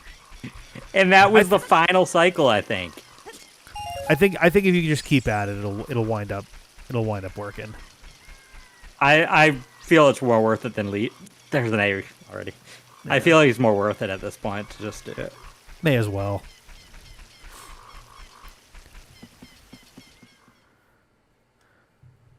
Yeah, for whatever reason, I agree, Razor Wolf. Anytime you go to Kokiri Forest as Adult Link, the scale feels weird, and he does definitely feel like way larger than he really should be, or even like than he really is. Like it's probably just a wacky, just kind of a wacky perspective thing or something, because it is literally the same like map base, and it's just a different sized model. Kokiri Forest. Yeah. It's because all the entrances are kid-sized, and the buildings. That's a good point, actually. I don't think yeah. That one already.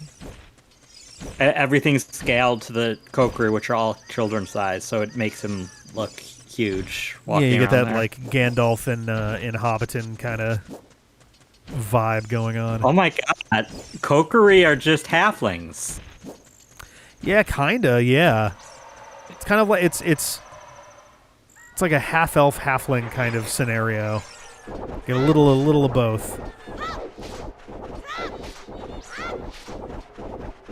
I'd say yeah, maybe I think halfling is probably more correct, because the Zora kind of take on the more like elven vibe there. Assuming we don't just treat Hylians as elves. That too, yeah. But yeah, Zoras would probably make sense for just like Goron to make sense as dwarves. Yeah.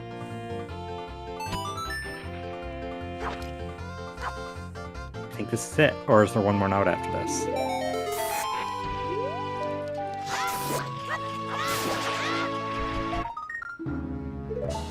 No, that's it. Cool. Screw you guys. Oh wait, I get all the rewards right now. Well, there's 2 rewards. Okay.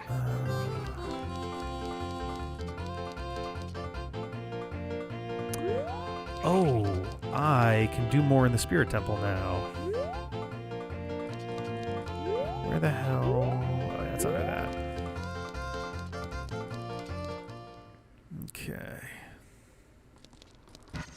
What is this way? Oh yeah, Goron City. Okay.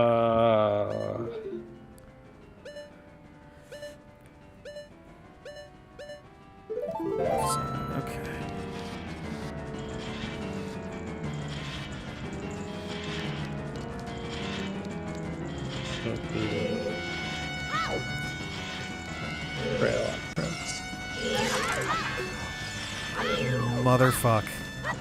Forgot to change my shield, and I got hit by a Keese, so my Deku shield is once again gone. Is that the second time that's happened, or is it more than 2? The first time was because I wasn't thinking, and I jumped into the pot in the Gerudo training ground, and it burned my my shield. Ah. I actually do want to be here because I can now open Darunia's chamber.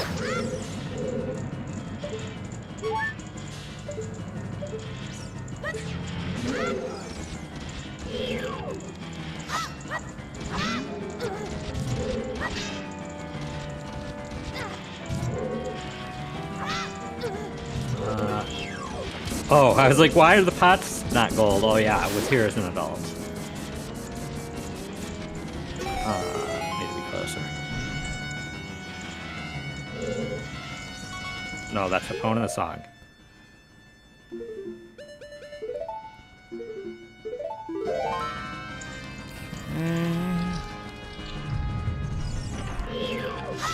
Oh, this is gonna be...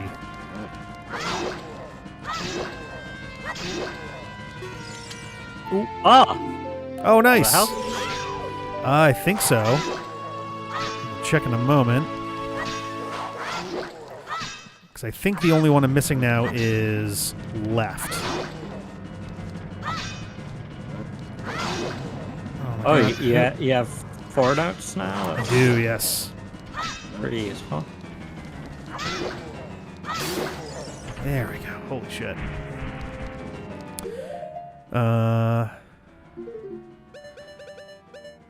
Yeah, I'm missing left.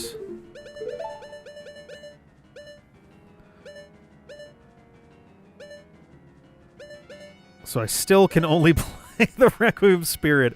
My 4 other songs I have all require the C left button. Ugh. Oh, you can see where that takes you. Oh, I've had it for a while. That's the one that takes me to. Okay, that didn't help. Okay. No, that's the one that takes me to Kakarika Village. Fair enough.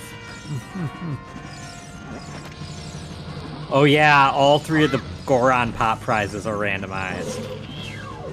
Oh, all 3 of them are? Yes, when I did the test, not as random one earlier this year, I checked and all 3 are. Oh damn! We need to get all 3 faces. I'm gonna have to go back and do that then. Oh, you did that? Just got the face. I just got the happy face. Yeah. Oop, nope, too far over. Okay, the neutral face. Money and bombs. Bombs. Okay. I got hit by a jar and it turned into a fair. Oh, hey! Small key for the Forest Temple. Love to see it. That's pretty good.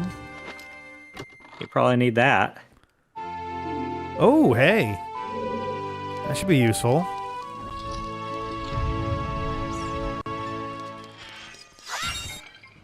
Okay, angry or irritated face? Oh. Poacher saw, okay. Oh, fucking come on.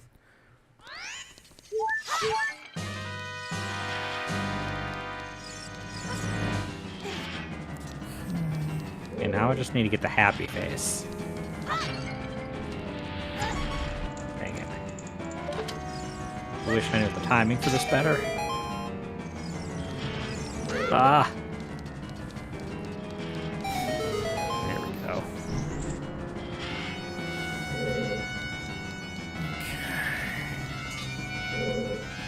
Have a good night, Razor Wolf.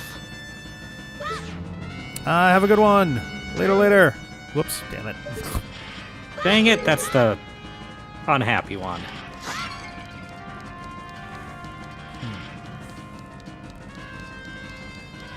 Can you start moving again?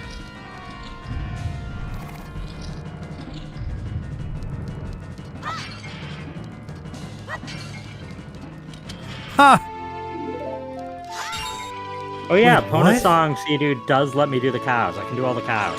A jar I had already broken had a fucking Deku shield just spin on out of it at me when I broke it. I've never seen that happen before. Where is it? Where are you at? In the Spirit Temple. I vaguely think I remember a jar that gives a Deku shield existing in the game. Ooh, Water Temple key. There we go. Okay, well, nothing good on all 3 prizes, other than a bunch of gold Shilla tokens. Ooh, all right. Whoop. Okay. All right, let's collect some prizes here. 2.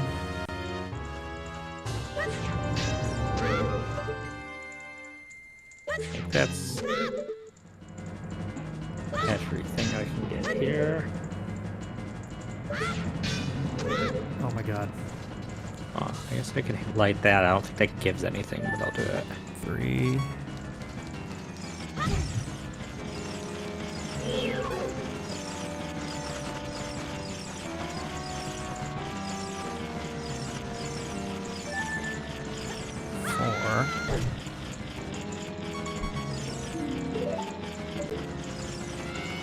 Where does this go again?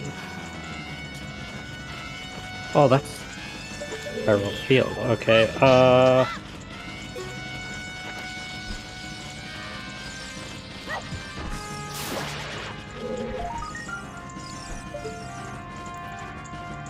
Sticks. Oh my god.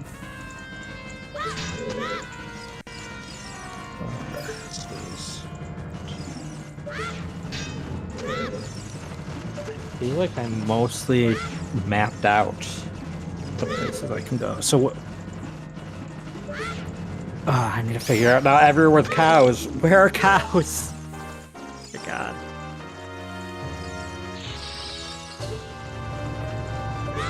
Okay. Just go pull up the list of cows. There's not that many cows in the game. I think there's like a dozen-ish. I think there's like 9.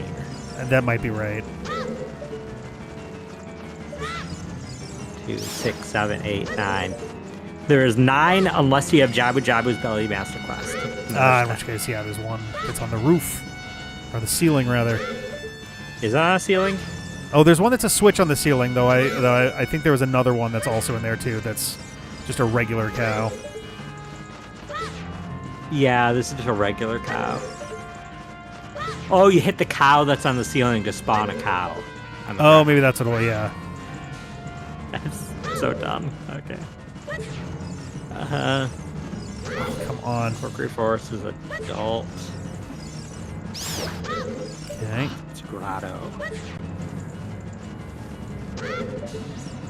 Come on. There you are. Why did I not write down where the... I think I have it in the tracker. Oh, come on.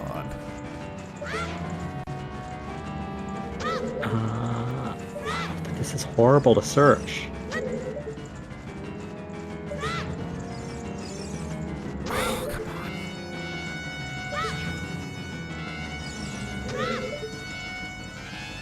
My god. I wish I wrote down which place went to that cow. Those cows. The cows should all be on the tracker, I believe. Yeah, there's so many spots to look on the tracker that are green because it's all the entrances.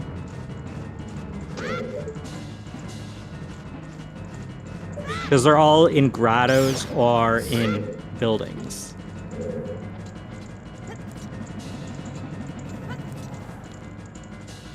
There's also the cow in Gerudo Valley.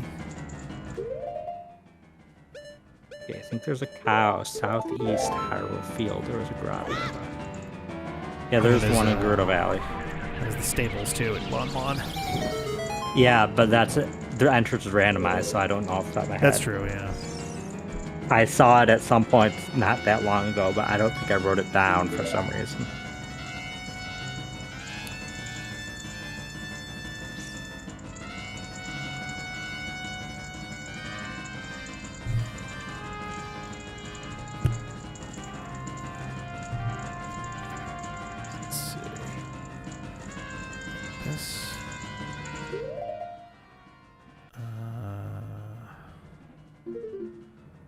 Yeah, I got both of these. Okay.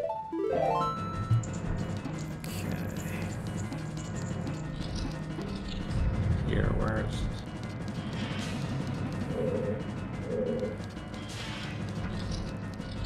There it is.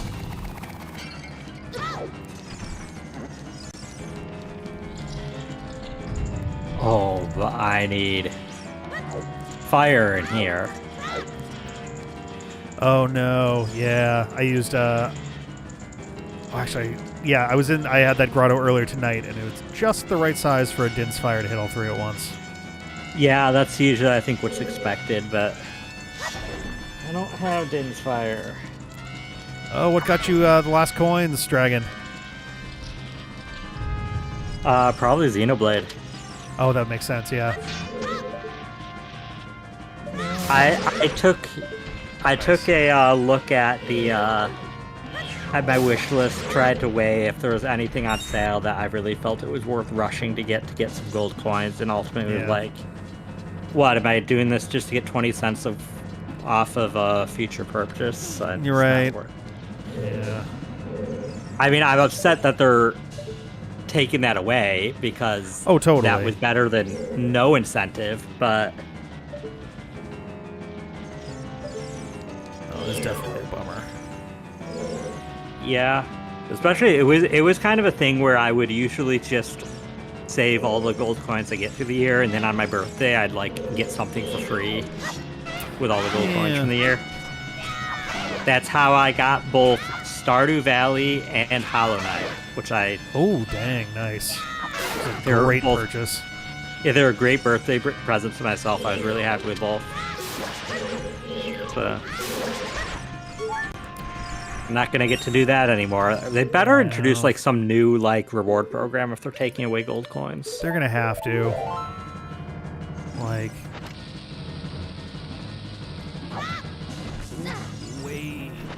way early, rather. Dragon, it's kind of didn't make a difference whether it was digital or physical, though. Because physical, you could still get the gold coins. As long as you purchase within a year of release. There we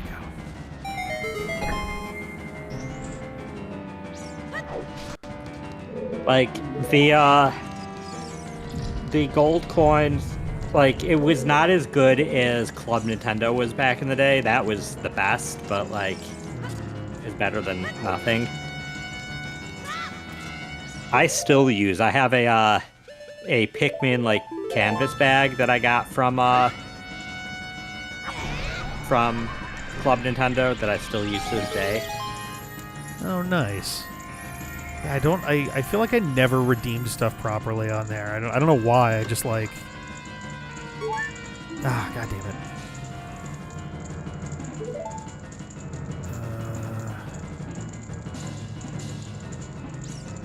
I mean, that's fair, Dragon. How many Wii U games were there really to buy? Yeah. And with Xenoblade X, I think all the ones I care about got a re-release. Though I wouldn't mind if Star Trek Guard got something. I like that. It's funny when we did the Ultimate Wii U series, the whole idea was Wii U exclusives that are still obtainable and playable on an American Wii U. Literally, right as we were getting ready to start that up, they announced the Xenoblade Chronicles X port. It's just like, oh, okay, well, nice. I guess we're taking that off the list then. Yeah, it was. I had started to get worried it was never going to get a re-release. Yeah. It's kind of the Xenoblade game that kind of stands out from the others, and I never finished it, but from my understanding, it ends with cliffhangers. Okay. So I was worried those would never get addressed, but the fact that they just ported it makes me feel like there's a good chance that they're planning to address them. All right. Otherwise, why would you port a game that has cliffhangers? Yeah, that feels kind of silly.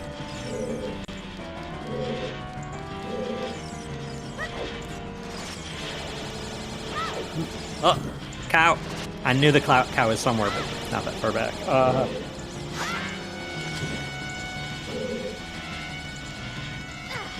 Am I really not going to be able to do this? Oh, no, it does work. Yes, okay. I just saw Nice. There's something on top of there. I don't know how to get to this house.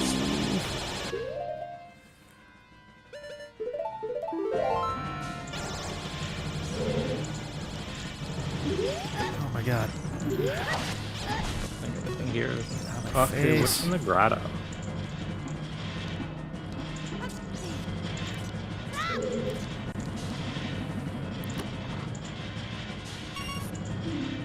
Oh, okay. Neat. Oh. I think I need to show them, Oh,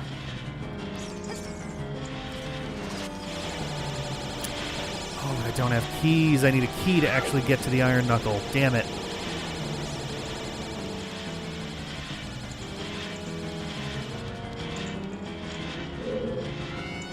think I do.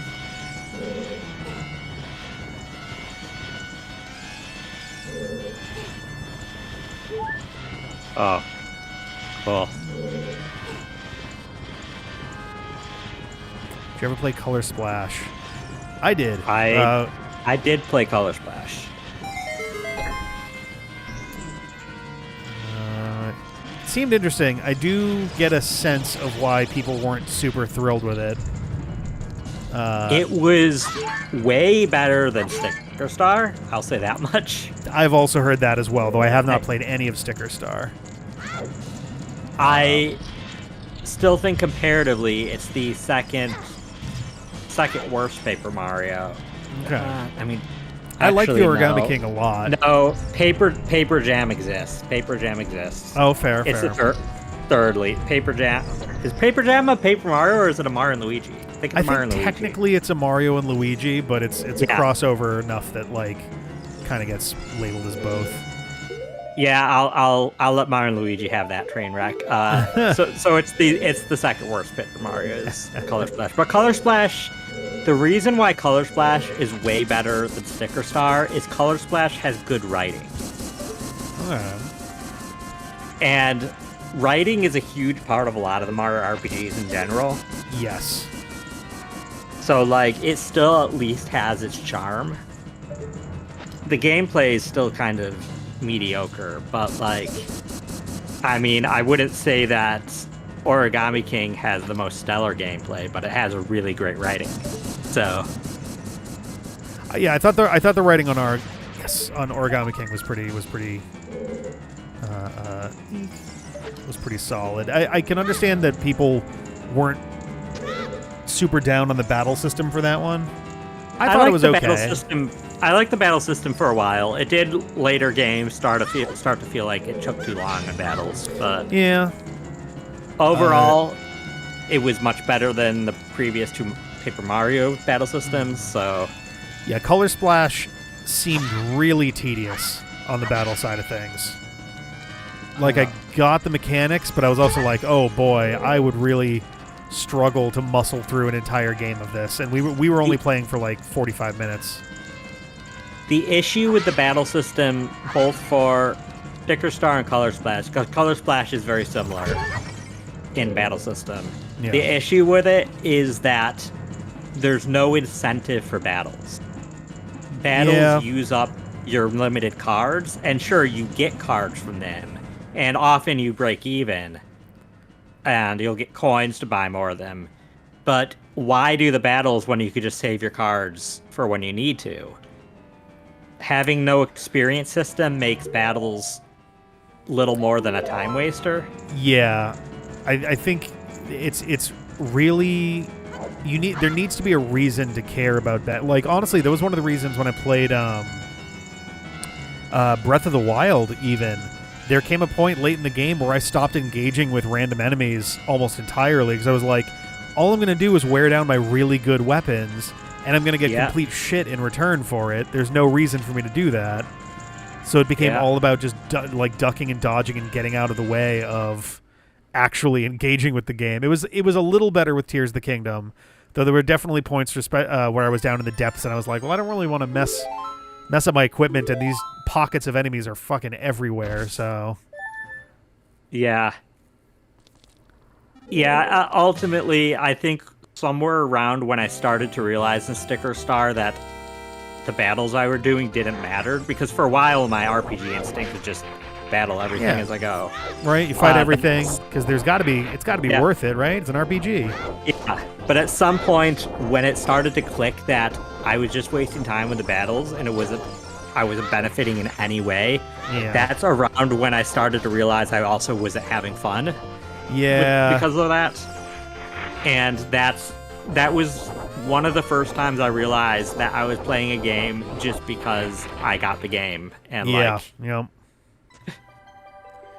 always a rough moment. But like it kind of, I had to start analyzing sunken cost fallacy and when I should start like just dropping a game because it's just wasting my time and I'm not enjoying it. Right. I was like, all right, cool, I'll play this, but at what cost? Yeah.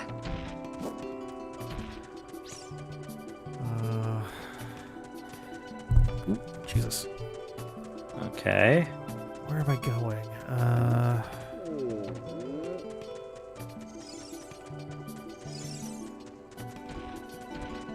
As for Dragon, as for the re-release, I probably wouldn't buy a color re-release, but I wouldn't mind if they did it. I mainly wouldn't buy it because odds are it'd be $60. There's a chance it's still $40. I don't know if I want to play $40 for the game again. That's a very fair point. I definitely don't want to pay. There's plenty of games that I pay for multiple times. I just don't want to for Color Splash. And so I wouldn't mind if it got a re-release if other people then could get to play it. Because, again, the writing is pretty good. Color Splash is actually the first game where I really started to like the Koopalings. I kind of was indifferent to them until then. Oh, okay. But giving them all dialogue helps with their personalities a lot, and you get a lot of feel for the different personalities. That makes sense. And so, like, that's I think the strongest part of Color Splash is the Koopalings all really showing their personalities. And so, if it got a re-release, at least people might be able to see that. Yeah, I remember being very pleasantly surprised when they turned up in. I think it was the first Mario. No, not the first one. Might have been the second one. Mario and Luigi. I think it was one of the earlier ones where the Koopalings surprise show up right near the end. They are in the first Mario and Luigi. Okay. They might. I think they're in more than just the first, but I've played Superstar Saga when it came to NSO a year or two ago. They definitely appear in Bowser's Castle at the end when Bowser's possessed or whatever. Yes. Yeah. Morton is also my favorite, 100%. Only another Morton fan. Oh yeah. Morton in Color Splash is really, really great. Is he? Oh, excellent. He's a big dumb doofus, but yay. he's a lovable dumb doofus. I definitely, for a while, subscribed to the headcanon that because he was named when they first got introduced, right? Like the Koopalings were described as being literally Koopa's kids, not just a bunch of like high-ranking Koopas, essentially. But I definitely loved the silly headcanon that because he was Morton Koopa Jr., that Bowser was actually secretly just Morton Koopa. It was just like embarrassed by his name or something. It was like, Bowser. Yeah, that's me. That sounds way tougher. Yeah, no, nobody's going to be called Morton now. I think Peach wants to be with a Morton. Right? Hell no. She wants to be with a Bowser. It's a badass name for a big badass dude. I mean, look at Doug Bowser. He's pretty cool. That's true. That's true. Oh god, that was pretty great. Honestly, what are the fucking odds of that? You know. Miyamoto said that though that he is their mother, so like maybe that's Miyamoto's actual birth name. Morton Miyamoto. Morton Miyamoto. Hey, everybody used to have aliases and stuff for credits back in the day. When he wasn't using, maybe Miyahon was just the next step away from Morton all along. Oh God.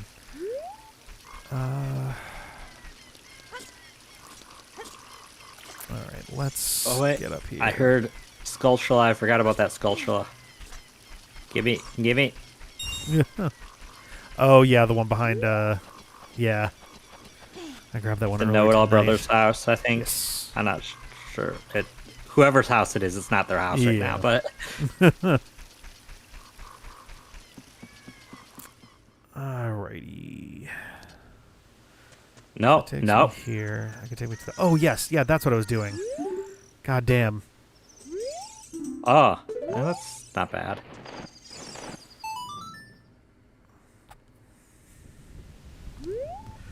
Oh, I hope I have enough magic for this. I'll be really upset if I just screwed myself there. Uh-oh. Only one way to find out. Yes, okay, I'm good.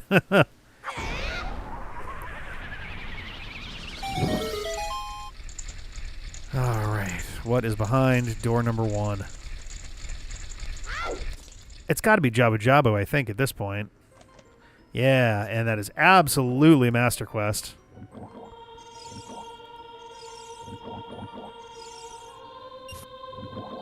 Oh, it's the light temple as the theme. That's interesting. Ah. That was where? I mean, I don't blame Jabu Jabu. I don't mind a good steak. And I too like my steaks fairly rare. I like medium rare, but like I'd sooner go rare than medium. So I don't know. I guess it would. Relatable. I could go kind of either way with it. Really, I've never been like a. Like I definitely enjoy myself a good steak, but I've also never been like super particular about the cook temperature and stuff. Like I don't want it destroyed or anything, but my dad was the type that ordered all his steak or liked everything cooked well done. Yeah. I didn't understand that. At that point, it's like charcoal. Yeah, well done. I really can't get into. I used to do like medium well for like burgers and stuff. I do medium rare. Me and my sister both take off for my mom. We want all our meat medium rare if it can be. Obviously, our chicken is not medium rare, but like. I definitely go more on the side of medium these days, though. That's mostly just because like I've gone out to order at place. Oh, the most frustrating. I went to a like Red Robin at one point, and. Oh, can I only do this with a slingshot? Really? Oh my god! And they asked how I wanted my burger, and I was like, the switch. You should be able to hit the switch with a boomerang. The cow switches? Your Master Quest. I don't know. Yeah, these ones don't work with the boomerang. I don't know how they work. They don't seem to work with bombs either. Yeah, I think I have to do slingshot. I was wondering why all the items were red here. That makes some sense. But yeah, no, they asked like, oh, how do you want your burger? And I was like, like medium maybe. And they're like, or no, they asked, how do you want your burger, brown or pink? And I figured like, oh, this is just because it's easy as like fast, whatever. And I was like, oh, like medium. They're like, okay, so like brown or pink. And I was like, oh, okay, this is the conversation we're having. Got it. I think I said brown just because like if we're at the point where they're asking brown or pink, I don't know if I don't know how confident I feel in what the end result is going to be. Yeah. And I was like, I'm going to err on the side of they cook it a little longer just in case. That's fair. I mean, it's really hard for only like once or twice in my life have I had beef or steak that I felt was not cooked enough for me. Yeah. I many places that probably serve it rare, I would like it that amount still. Mm-hmm. And it's a lot easier to overcook meat for me than to undercook it. So I prefer medium rare, but I'm the side of rare closer to medium. Like if it's a little red, I'm fine. Yeah, I don't mind a little red. Like I've definitely had one or two instances where like you bite in and like before your teeth even finish making it through, your brain is just like, "Hey man, something's a little off here."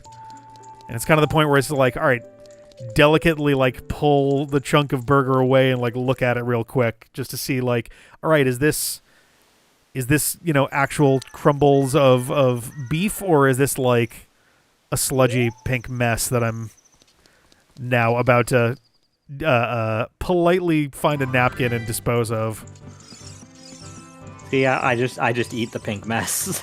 Oh man, like it's just like if it squishes just enough, it's just like my brain is like, yo man, this isn't happening today. I definitely am more picky about it being not overcooked if it's steak than if it's ground beef. Yep. Because like a burger, a lot of places won't even give you the option to pick how you want your burger cooked. Like a burger is kind of a burger. But like a steak, like if the steak has not even the slightest bit of pink, it's probably overcooked for me, and I won't I enjoy would it. I would agree with that. I would say yeah. If my steak is brown, then I don't even want to eat it. Like No. it's overcooked. Yeah, you need a I like there's a nice like blend you can get of like the pink kind of working its way through all of it with like so long as it's not like I know there's certain, preparations of steak where it's like, "Oh yeah, the rarer the better," basically. And I'm just like, "That's okay. I will stick with my like medium rare zone and just be good with that." Yeah, I mean, like I'd be willing to try black and blue, but Oh man, which is where the outside's like charred, but the inside is like still red. you know, I my girlfriend's folks, her mom and her sister definitely go for like extremely raw when it comes to certain cuts of meat, like or extremely rare near raw in cases. I'm just like, holy shit. I want my steak to be warm. I don't want it to be hot, basically. Oh god. Yeah, no, I just whoop. Thank you, Navi. I don't chance it. Like when I cook like chicken and stuff, Oh yeah. I risk overcooking. I'm not chancing it. I was gonna say yeah. Salmonella is no joke. I'm way more willing to go on the rarer side with beef, but pork and especially chicken, it's just like no. I will sooner eat like that beige white chalky, completely overcooked chicken than risk it on. Like if I cut into a piece of chicken and there's like just enough color going on in there, like my brain just starts setting off alarm bells, and I was like, oh boy, maybe it's time to do something else here. Yeah, I've cooked chicken that I've been like bit into and been like, I don't know, this doesn't seem right, and like I don't chance it. Like, yep. So I'll risk it a little for like beef, but I will not for like chicken or pork. So. Yeah, pork is like a little. I feel a little bit more forgiving than chicken, but it's still one where it's like, I don't want to like destroy it, but I do want it like, confidently well cooked. For that, it's more just a texture thing. I find that like, pork that's slightly undercooked just has like a really unpleasant mouthfeel to it. Yeah. Granted, it's also so easy to overcook pork and just turn it into just a hockey puck. That is true. I'm actually not, outside of like pork products like ham and stuff, I'm not big on like just straight pork. Yeah. Unless very specific, like I like schnitzel. Schnitzel's fun. I like the pork belly that they use in like ramen. Like, oh yes, some like tonkatsu and stuff like that is yeah, fucking wonderful. But like, I'm not big on like a pork roast or something. Yep. Yeah, I like. Oh, Clark, thank you for the gift sub. Oh, thank you, Clark, as well. Appreciate it. I hope you're doing well. Forgetting to put after the stream, I have to put my notification thing on here. I can't believe I keep forgetting that. Thank you, dude. How you doing? How's it going? Yeah, how are you? I think were you playing something tonight earlier? I'm trying to remember. Or did you just get home from work, maybe? Yeah, I just got home from work. I'm excited for Sunday. It's gonna be a good time. Oh. Not actually a. It stood out as being not a heart or a rupee, and I was like, ooh, and then realized like, oh, this one's worthless. Got it. Yeah, good bot. I don't know what the bot just deleted, but I trust it. Oh yeah, it was another one of the like cheap viewers on blah blah. Yeah, the bot's pretty good about making sure. I've not seen it delete like a real human message yet. The worst I've had happen is my night bot will occasionally get irritable with other people's bots, like other people's stream bots, because like so mine will throw up links now and then. It's like every like half an hour or so it'll be like, oh, here's a Blue Sky link, here's a YouTube link, that sort of thing. But if it detects that but it's throwing up links, which everybody's stream bot generally does to some degree or another. So half the time someone's stream bot will do a thing, and then my night bot will flip out, and it's just like, whoa, no, do not ban this bot, do not mute this bot. What are you doing? I have to remember to go through and whitelist all the various bots so that it doesn't keep doing that.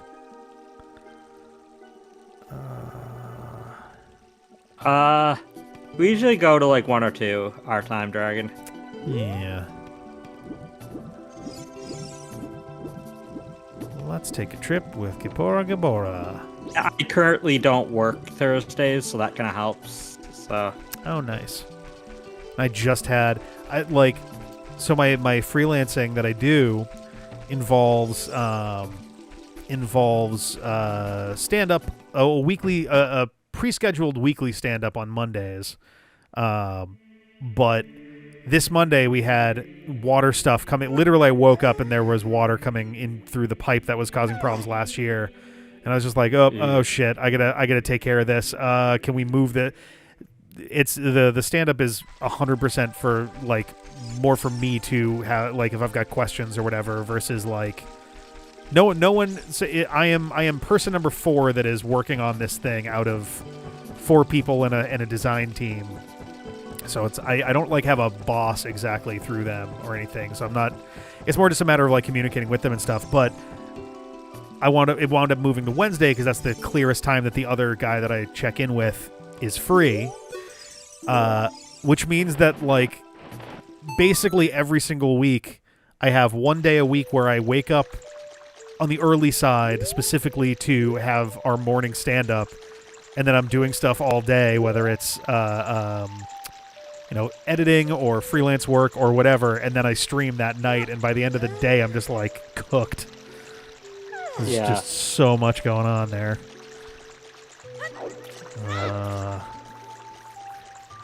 And I was thinking about it before. It's like, because like right now Dave and Jeff aren't really doing any streaming stuff, and it's like, man, maybe it would have been better to do this on like Tuesdays or something. And then thought about it, was like that would be streaming until late on Tuesday night, and then getting up first thing in the morning on Wednesday sometimes to do that. And that sounds also not awesome. Oh, I didn't want to do this. Dang it. I mean, if we did Tuesdays, I could do Tuesdays a lot earlier because I work until 5 on Tuesdays. I mean, I'm good with whatever. Like Wednesdays still work for me just fine. Ultimately, it was more just like kind of the realization of like, oh man, there's got to be a better way to do this, like this, and then doing the math out in my head and realize, oh, that's actually not better in any material way. It is just a different flavor of the exact same problem. Yeah. How the fuck can I get? God, I really want the Sun Song. Sun Song would be nice. It's so frustrating to be somewhere and need it to be the other time of day and try to remember how the fuck to get somewhere where that's an option. Forgot to play the song for the frogs. I was just there at Zora River. I guess I could go play one song for the frog. Oh wait, no, it's a warping song, so they won't care. I mean, they will. They'll give me. I think they still give you money even in the randomizer. I don't believe so. I believe they only do it for the non-warps. Do they? I thought for the warp songs they gave you like a purple rupee once or something, but I am probably misremembering. I mean, you could try. I'm not 100% sure. Yeah. But I'm nowhere near the river right now, so. Dragon, part of that might be because Sun Song doesn't no, Logic actually expects Sun Song for any of the night sculptures. So that's I true. don't know. Like we usually grab them anyways because they're not that hard, but like yeah. Logic's assuming that you So I don't know. I don't know why it tends to be late. Yeah. Oh, there was one in the archery range too. Shit. Yeah, I keep forgetting a Fantasy Life I is coming out, I think, next month. I get that. Oh, is it? Oh, nice. I think so. As a big Fantasy Life fan. So. Very nice. I was meaning to, I've got a bajillion things that have all been swirling around on the streaming schedule, so I haven't had a chance to do it, but Everhood 2 came out a week or two ago, and I want super badly to get in on that and give that a look. It's oh, nice. It's easily one of the most memorable games. The first one is easily one of the most memorable games that I ever streamed. It definitely burrowed its way into my brain big time. Nice. And it's just a neat, I love rhythm games, and the Undertale adjacent aesthetic definitely added some spooky undertones to everything, and yeah. It left me on edge for a really large portion of the experience, but they never followed through on that with a big scare or anything, because that wasn't really the point. Yeah. It's a very good game, though. I recommend checking it out. Okay, I'll keep it out. I'll check it out. It's also a game where the story that happens makes me wonder how there's going to be a 2 in the first place, but we'll have to see how that shakes out. Oh, another heart. Okay. Well, frogs mostly gave junk. A heart piece is, I guess, fine. But wasn't really worth running back for. Oh, it gave me the spooky mask, but I don't think that matters. I guess that would matter if I get the happy mask shot actually open. Because then those I guess that's true. Yeah. I haven't gotten Zelda's letter, though, so...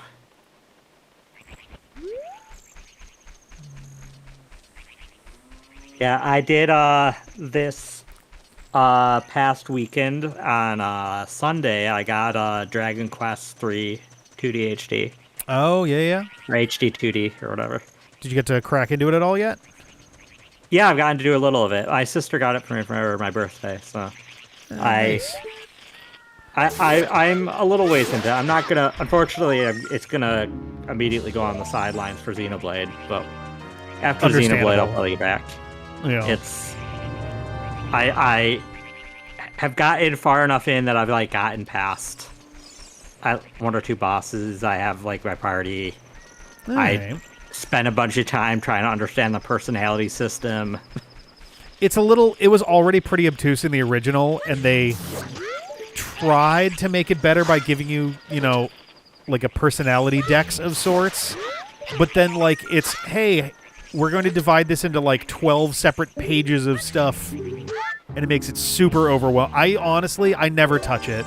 The only personality that's actually worth, your attention is if you have something that turns you into Vamp, because Vamp tends to gain a lot of stats very quickly. Yeah, the two I saw that were the recommended ones are Vamp and Tough Cookie. Okay. Yeah, I can see Tough Cookie. Tough Cookie, the reason that some things said Tough Cookie was better than Vamp is because of how the stats actually play off of the modifiers and stuff. Mm-hmm. And because it has a higher percentage in vitality, it actually in some ways kind of has better stats. I can see that. That makes sense. So I have my character's a Tough Cookie just because I just honestly did the personality test normally, and I was able to get Tough Cookie, and I was like, okay, I'll stick with that for now. Nice. And one of my party members, by chance, ended up being Vamp, and I was like, okay, that's cool. One of mine did as well. Figure out eventually. One of mine was a Vamp just by chance as well, and then another one I wound up getting a book for later. Yeah. Yeah, but I had to like read guides on how the personality stuff worked because I was like, this doesn't make. I don't know how Yeah. this. Like as soon as it started asking me questions at the start, I was like, what does this mean? This feels important. I honestly loved that. I thought that was a cute thing to do because that's been there since the very beginning. The Yeah. personality quiz. It gave me very Pokemon Mystery Dungeon vibes. So- Yes, I mean so Pokemon Mystery Dungeon is an extension of the Tornico's Mystery Dungeon, which is itself a Dragon Quest spinoff. So it definitely makes sense that they would borrow from that. I have no idea if I was a little disappointed when I read that like there are personalities that are just like bad. Yeah, there's definitely some. I literally, what the hell was it called? I got Lout for my personality in Dragon Quest 3 for like the one that I'm streaming, and I was like, whoa. And like the description they gave of like what they view as a Lout, it was like, this is so the exact opposite of me, which was double hilarious because I was like, I answered as truthfully as I could, and like, and it's just like, no, you're very truthfully. And then the test it put me into was something with like pushing boulders. Okay. And I was like, okay, well, how does this test work? And I looked up online, and it was like said the list of personalities and how many pushes. I was like, oh, well, I got into this minigame. I might as well just do the thing in the minigame that it wants me to do, which was push the rock 40 times. I watched something while I did it because it was very boring. Oh, God. That probably took me like half an hour or something. I think 20 minutes. I don't know. I think I've played the Game Boy Color version enough that I've seen all of the final quizzes. The one that I definitely used to get the most was there's one that's like in a dungeon. Like it is played out like like just like an underground kind of dungeony thing, and I do not remember what the hell the personalities you can get for it is. It was honestly pretty impressive. The graphics also on the Game Boy Color were like unexpectedly really, really nice. I mean, Game Boy Color was capable of some pretty nice looking games. Yeah, when like developers actually like utilized it. It was very. It was like in some cases comparable to like Game Boy Advance quality. It was just like, holy shit! Okay, we've got some really good stuff here. I went the wrong way, and it was a one-way. Yeah. There's definitely, honestly, the jump from Game Boy to Game Boy Color. People don't talk about it much, but it was really nice. Yeah. There's like, even just above having a color palette in general, you could tell that there was enough hardware improvement going on that they could do some really impressive stuff with it. Yeah. I mean, honestly, all it really needed is a backlight, and it would have been like a 10 out of 10 system. Like, that's the only reason why like Game Boy Advance SP was such a big deal to me, because the backlight was like that was a huge, that was a complete game changer at that point.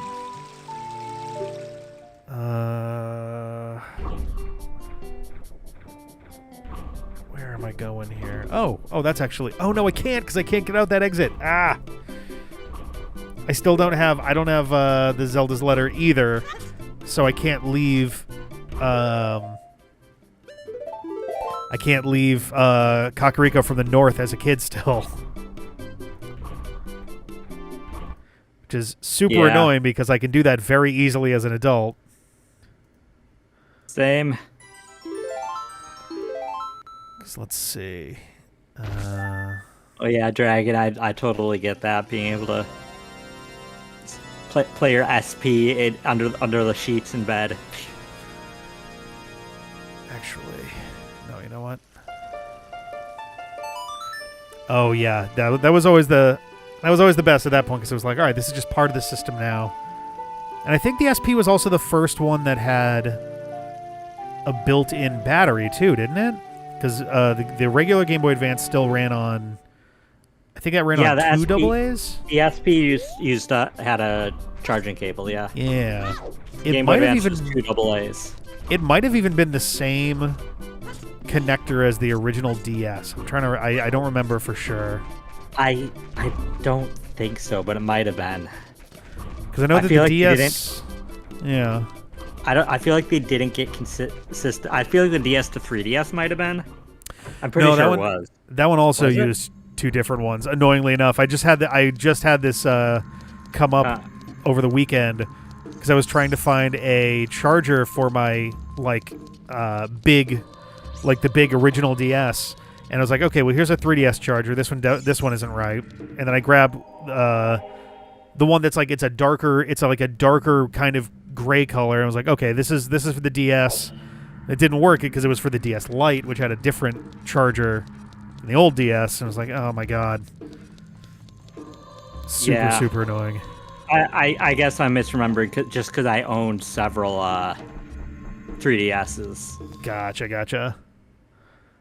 Because I had the original 3DS, and then I got the XL, and then I got the new 3DS. I feel like there was one other I got just because it was a collector's edition that I wanted. I had the. Yeah, it was.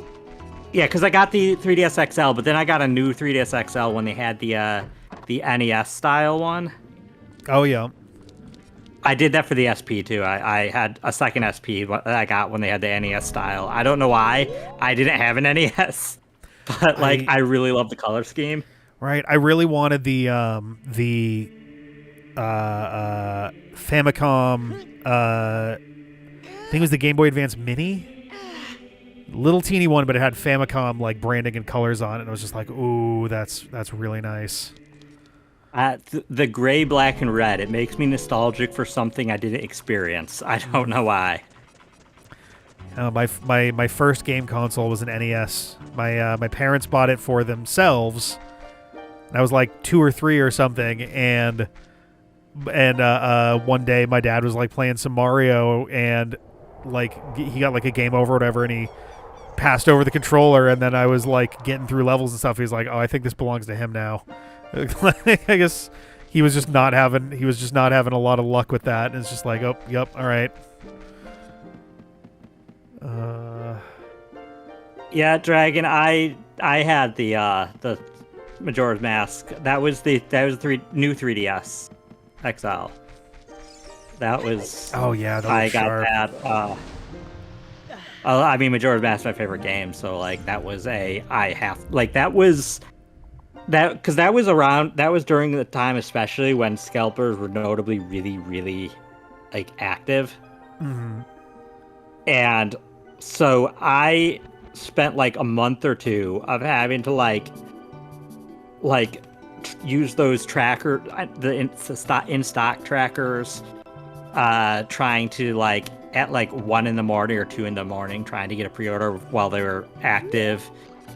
Oh, I lost sleep trying to get that dang thing. I don't regret it. It's my favorite piece of hardware ever, because it's probably the only time we'll get a Majora's Mask themed system. Right. Like I'd bet money. I'd bet money we'll never get another Majora's Mask themed system. I think you're accurate with that assessment. Just such a shame, given the direction that consoles have gone and stuff, or rather handhelds are not. They're hybrids now. We don't get many special editions. I'll be curious if there's ever a split in the future to go back to having like a home console versus a handheld, or if handhelds as we know them are functionally kind of done. I honestly hope not, because I like having them kind of put into one. Yeah, it's definitely so long as we don't lose the so long as we don't lose studio low budget games as a thing, because I feel like we've definitely gotten a little into the zone where now studios are like, we have to spend all of our money for 7 years making one game, and it's like, yeah, but Link's Awakening was pretty cool too. I'm down for I'm not worried about that on a Nintendo console. I mean, for one, indies are always going to give us stuff, but also true. like Metroid Dread. Like, Yeah. I'm not necessarily low budget, but like that's definitely not like the typical AAA 80+ hour open world game that's everybody shoveling. It's Yeah, I think I did that one in like 5 streams or something. yeah, it's not a long game, but like honestly, I think the value for it is a lot better than a lot of 100+ hour games. Like, and Oh, I absolutely. wish that more modern gamers would realize that length does not equal value. Yes. I'm kind of over the like 150 hour game experience right now. It's Like, it's just so if you're- exhausting. If you're gonna give me a 100+ hour game, it has to like be life changing for me. It has to do Yeah. something like what Persona games have done to me. Like, I was going to say Persona is one of the few right now that I've got the actual patience to put that kind of time into.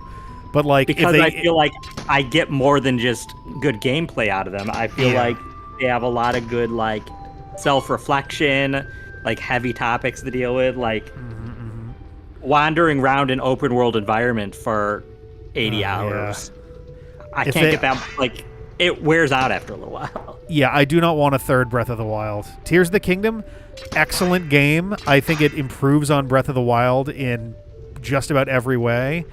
But as the follow-up to a game that was almost identical in function and form, it's just like, okay, so I think between the two games I put like 350 hours into the two of them, and it's just like, that's a lot of time for 2 video games, especially ones that are based on story, but they're not really like the story of those games was so skeletal compared with like a Persona or other like JRPGs that are really like dense with story.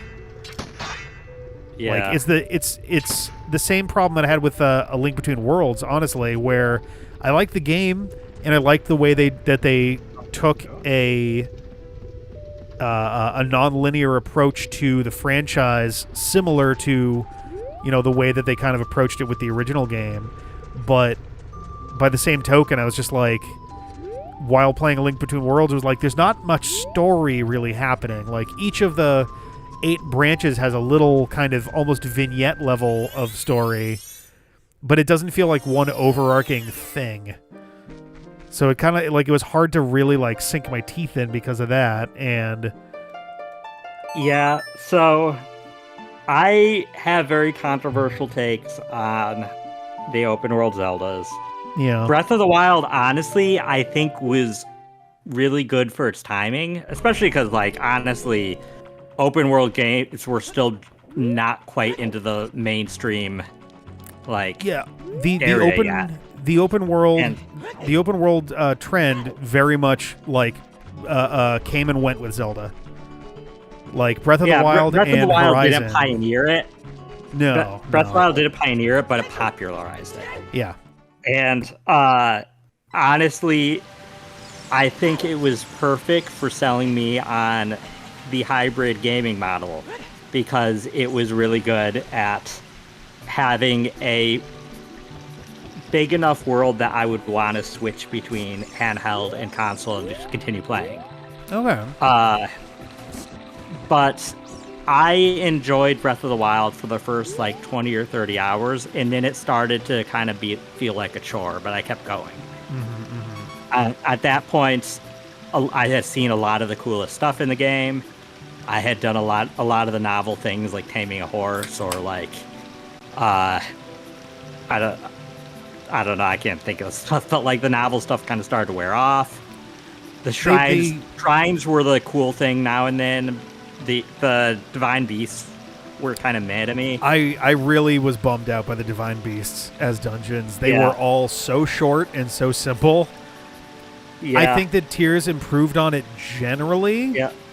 I think the Yeah, the Thunder Temple is easily the best dungeon of between both games. Well, 100%, and that's because that dungeon is the closest to a traditional dungeon. Exactly. Yeah. And starts with linear sections, Yep. which Although they need to not be hilariously, afraid of linear stuff. Like, when we did that for the Let's Play, I was piloting and didn't realize just how much of a mistake I was making because at one point we were in a little hallway zone and I think I checked the map and I realized, oh, there's something above me. You know what? Let's ascend and see if we can kind of like do some stuff there. And I ascended basically into the main room of the dungeon, not realizing I had skipped the entire linear opening. And then we had like the branching paths inside of there, which were still fine generally, but like, goddamn, I got so sick of, oh, we have to collect 4 or 5 things in order to fight the boss. It's like, it's not compelling when we do this over and over again.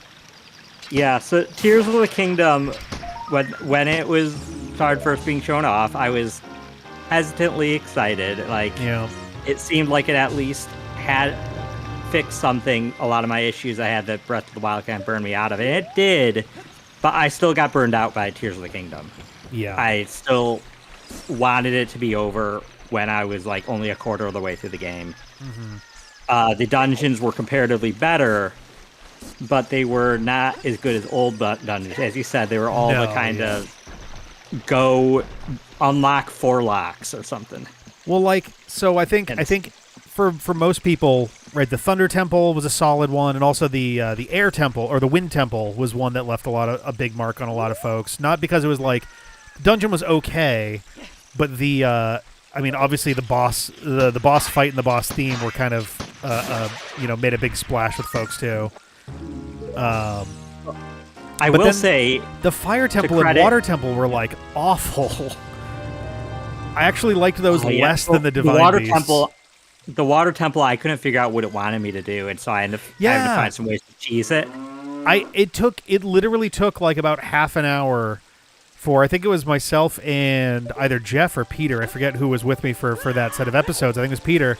We literally wandered around for like half an hour, half solving chunks of the temple before finally discovering that we needed to talk to Sidon a second time to actually trigger the activation of the temple and start doing stuff. And it was like, come on, game. Yeah. There has to have been a better way to handle that. Yeah. Like I said, the dungeons were an upgrade, but like just comparatively. Yeah. I think it's fine for dungeons to be linear. I think that's... Yeah. Oh, yeah. Look at Skyward Sword, which has obviously mixed reception. Look at the dungeons in that game. Like, they tell stories. Look at everybody loves the water one. What is it? Oh my god, I just had it. Yeah, it's gonna put my tongue. Shit. It's the one with Koloktos as the boss. Yeah, everybody loves that dungeon, and like, it's linear, and that's good. But like, I will say, in Tears of the Kingdom's defense, it does have good bosses. I like all of the dungeon bosses. I would generally say so. I was not a big fan of the Queen Gibdo boss. I don't know if we were just doing something wrong or what, but it felt like that boss took for fucking ever and was like really awkward to deal with. But the other ones, though, yes, the other ones were great. Colgera was awesome. The Marble Goma was pretty sick. Yep, that was a fun one. It was very cute as like a taken Goma, yeah. You know, I thought the Muktarok one was kind of cute as a like, oh yeah, it's our Splatoon boss. Like, we're just doing a Splatoon boss for no real reason. Why not? I thought that was definitely a cute thing to do there. Much better than Breath of the Wild's bosses, which honestly, I still can't remember the difference between them. I know they're all Ganon Blights and they are elemental. Yeah, I don't know. That felt super. That was like a big bummer. It felt a little lazy for sure. When it was like, oh, it's kind of the same thing over and over. Every boss is Ganon. Great, cool. Tears of the Kingdom had a better Ganon fight. Had a better Ganondorf fight than any of the Blights from Breath of the Wild. I want to give a high five and a hug to whoever on the team was like, what if one of the boss fights is just 10 Ganons? Just gonna fight 10 Ganondorfs. Why the fuck not? That fight, I like stumbled trying to figure out what I was supposed to do. I managed to get through it, but I was like, this is what the heck? It was just like it because there's a moment because like at that point we had already fought Ganondorf, like the like Shadow Ganondorfs, Phantom Ganons, a couple times. I was like, okay, not too bad. And then it's just like, oh, why are there so many of them? They're not gonna make us fight all of these dudes at once, right? And then just like the realization sinking in is like, oh shit, oh, we're fighting 5 dudes at once. And then you manage to get through it. It's like, psych, you have another 5. You're like, oh my god, what is happening? Absolutely ridiculous. Yeah, Tears of the Kingdom definitely, it had a lot more moments that surprised me, which was cool. The first time that I ran into Gloom Hands, I nearly shit myself. I mean, absolutely died. Several times of it, I pretty much did. And then the one time I finally killed him, and then the Phantom Ganon appeared, I'm like, what the fuck? Right? I thought I'm done. I thought we were good. What the hell's happening? Even just like the moment, there's like an apple orchard in the game that I wandered into, and I was like, oh, this is cool. And I went to take a picture of something, and then I suddenly saw wait, this is an enemy. Oh wait, I'm surrounded by enemies. What are these enemies? And the trees just started attacking me. It was I was terrified. Oh my god, the fucking the evil trees were ridiculous. Tears of the Kingdom, honestly, I feel kind of leaned a little into light horror, which Zelda has done before. Yeah, and I liked that. I thought that was a very good touch to be able to because the world that Hyrule is after Breath of the Wild is absolutely rife with horror. The whole fucking kingdom was rent asunder, and everything is awful. And there's just the vague sense that stuff is still going on, bubbling under the surface. Yeah. Oh man. But yeah, overall though, my reception of Tears of the Kingdom was still probably at best 8 out of 10 because I just wanted it to end for a lot of the game. Yeah. It definitely reaches a point where there's diminishing returns. You're just like, okay, all right, okay. Yeah, and that's why I was really excited when Echoes of Wisdom was shown, and I loved Echoes of Wisdom. Yeah. And it showed me that they can still kind of have a fairly open world-ish Zelda game while being a little more traditional. So yeah, I'm hoping that they... I was just gonna say that we've been trying to get back into it. Stuff has been a little crazy schedule-wise, but I'm dying to get back into it just because I don't know. Maybe it's a bit of bias because they're using that same engine that they used for the Link's Awakening remake, but it does remind me of that in some ways of hey, it's exploration, but you're never more than literal seconds away from a thing a minute or two away from a town or little random caves to blow up and explore, and it's a simpler version of that open world experience.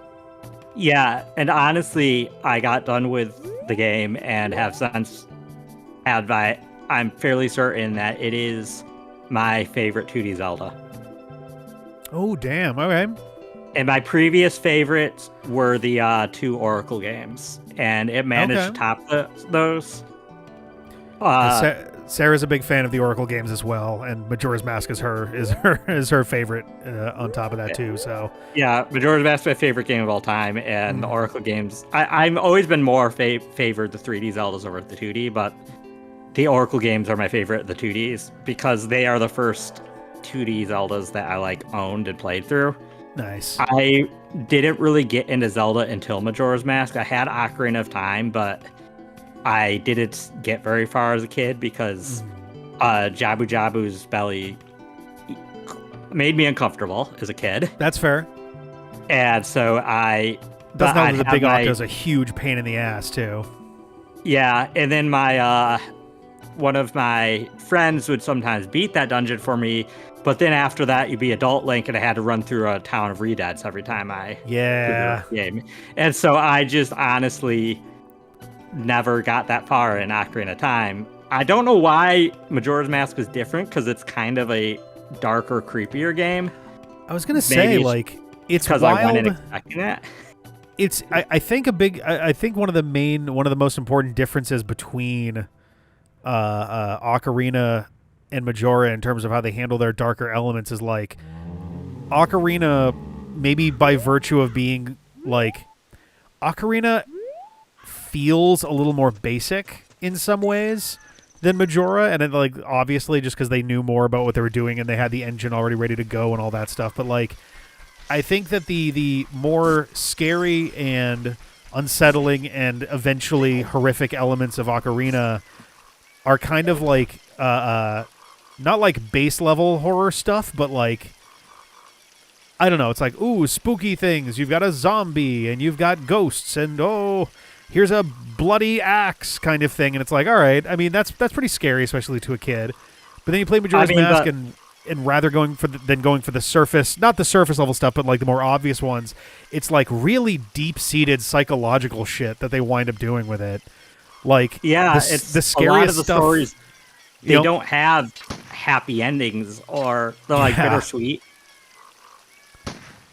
And like, there's so much existential dread in that game, and that's such a heavy thing to be putting on like child gamers to be able to wrap their heads around, or like, hell, that's probably a lot of people's first real exposure to like psychological horror and like existential dread as like a you know, an element of like a literary element, right?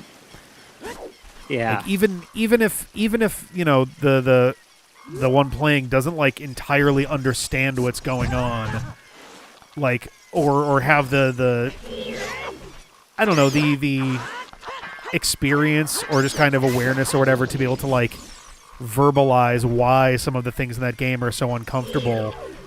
I think like there's, you can just kind of sense it, you know, like it just kind of feels, things just feel wrong and off in like a really creepy way. Like the first time you go and do the Romani Ranch stuff, and if you do it wrong, which basically everybody does it wrong or shows up late the first time, it's like, hey, how come everybody's so like spaced out and weird? And but the moon's gonna fall, and they're just to almost guarantee that you first stumble upon Romani Ranch after the first day, because of how you need to clear the Snowhead Temple. And do the race and everything. Mm-hmm. The odds of you showing up at Romani Ranch on day one are like 0. If you're not actively going out of your way to do that, it's not going to happen. So like, nobody showed up there and saw them being normal their first time. And so when you show up and you do another cycle and you're like, okay, I'm going to go get the powder keg now and go see what's going on, and you show up and the ranch is like relatively super normal, and it's like, okay, what's going on here? It's like, it's so well done. Like, so spooky and unsettling and weird. So many of the quests like stuck with me. That's the other thing. It has like a living, breathing world, unlike other Zelda games. Yes. Having the 3-day cycle makes all the NPCs feel more alive, and kind of makes a bunch of smaller stories. Like there's all the like obviously Anju and Cafe are like they're like the big ones for people, but like there's a lot of smaller ones like Pamela and her dad. That like still messes me up whenever I play through that. This is a haunting fucking scenario to just kind of walk in on. Yeah, that's traumatizing. Them, I love the quest with them, with the aliens, but like that's also like, like you said, like it's kind of terrifying to see Romani traumatized from it all. And not to mention too, if you don't wind up there, so like if you don't wind up there early enough, then you're too late and they're already like messed up and things are clearly wrong. But then if you wind up there even later than that, if you wind up there at the end of the cycle, like the night of the final day, like you're trying to figure out like, oh, is there anything else I can do before the cycle's over? And you just kind of have that moment where you've got Cremia who's just like, oh yeah, we'll see you tomorrow, right? All right, goodbye. We're gonna go hang out in the barn tonight. We're just gonna stay in there. And if you manage to go in there, it's just like Romani is completely unaware of what's going on, and Creamy is just kind of like, yup, we're just gonna stay out here tonight. It's gonna be fine. It's like, oh my god, that shit messed me up. Yeah. Ugh. And then there's even just with the main story with the 3 transformations. Like, it's easy to miss the Deku scrub being the butler's son. Yeah. On your first playthrough, but like that little piece of the credits where they show it is like, oh. Yeah, but at that point you're probably already gone through worse stuff. But like not Darunia. Darmani. The first time you see Darmani, like he's a ghost, and you're like dealing with like the grieving child and stuff. Yeah. Like, you appear to everybody that they thought you're dead, and then Macau, and you straight up watch him die, right? And play songs so he could die in peace. Yeah. Like, it's a lot, I think, for a kid. So I don't know how really is. Wasn't freaked out, but like, it's honestly kind of funny that like the creepypasta thing wound up dwelling so much on the Ben Drowned, how much it dwelled on the Elegy of Emptiness statue of Link, which like it's so funny because it's like a very surface level creepy thing, but it's like easily one of the least like deeply unsettling things in the game, like in the long run. Like, there's so many other things that are so much sadder and weirder, and it's like, oh, creepy statue has a weird face. Like, that just wound up being the impetus for that, like, entire thing. Well, I mean, how do you meme Macau dying in front of you and his girlfriend not even being able to talk? Like, you can't meme that, so...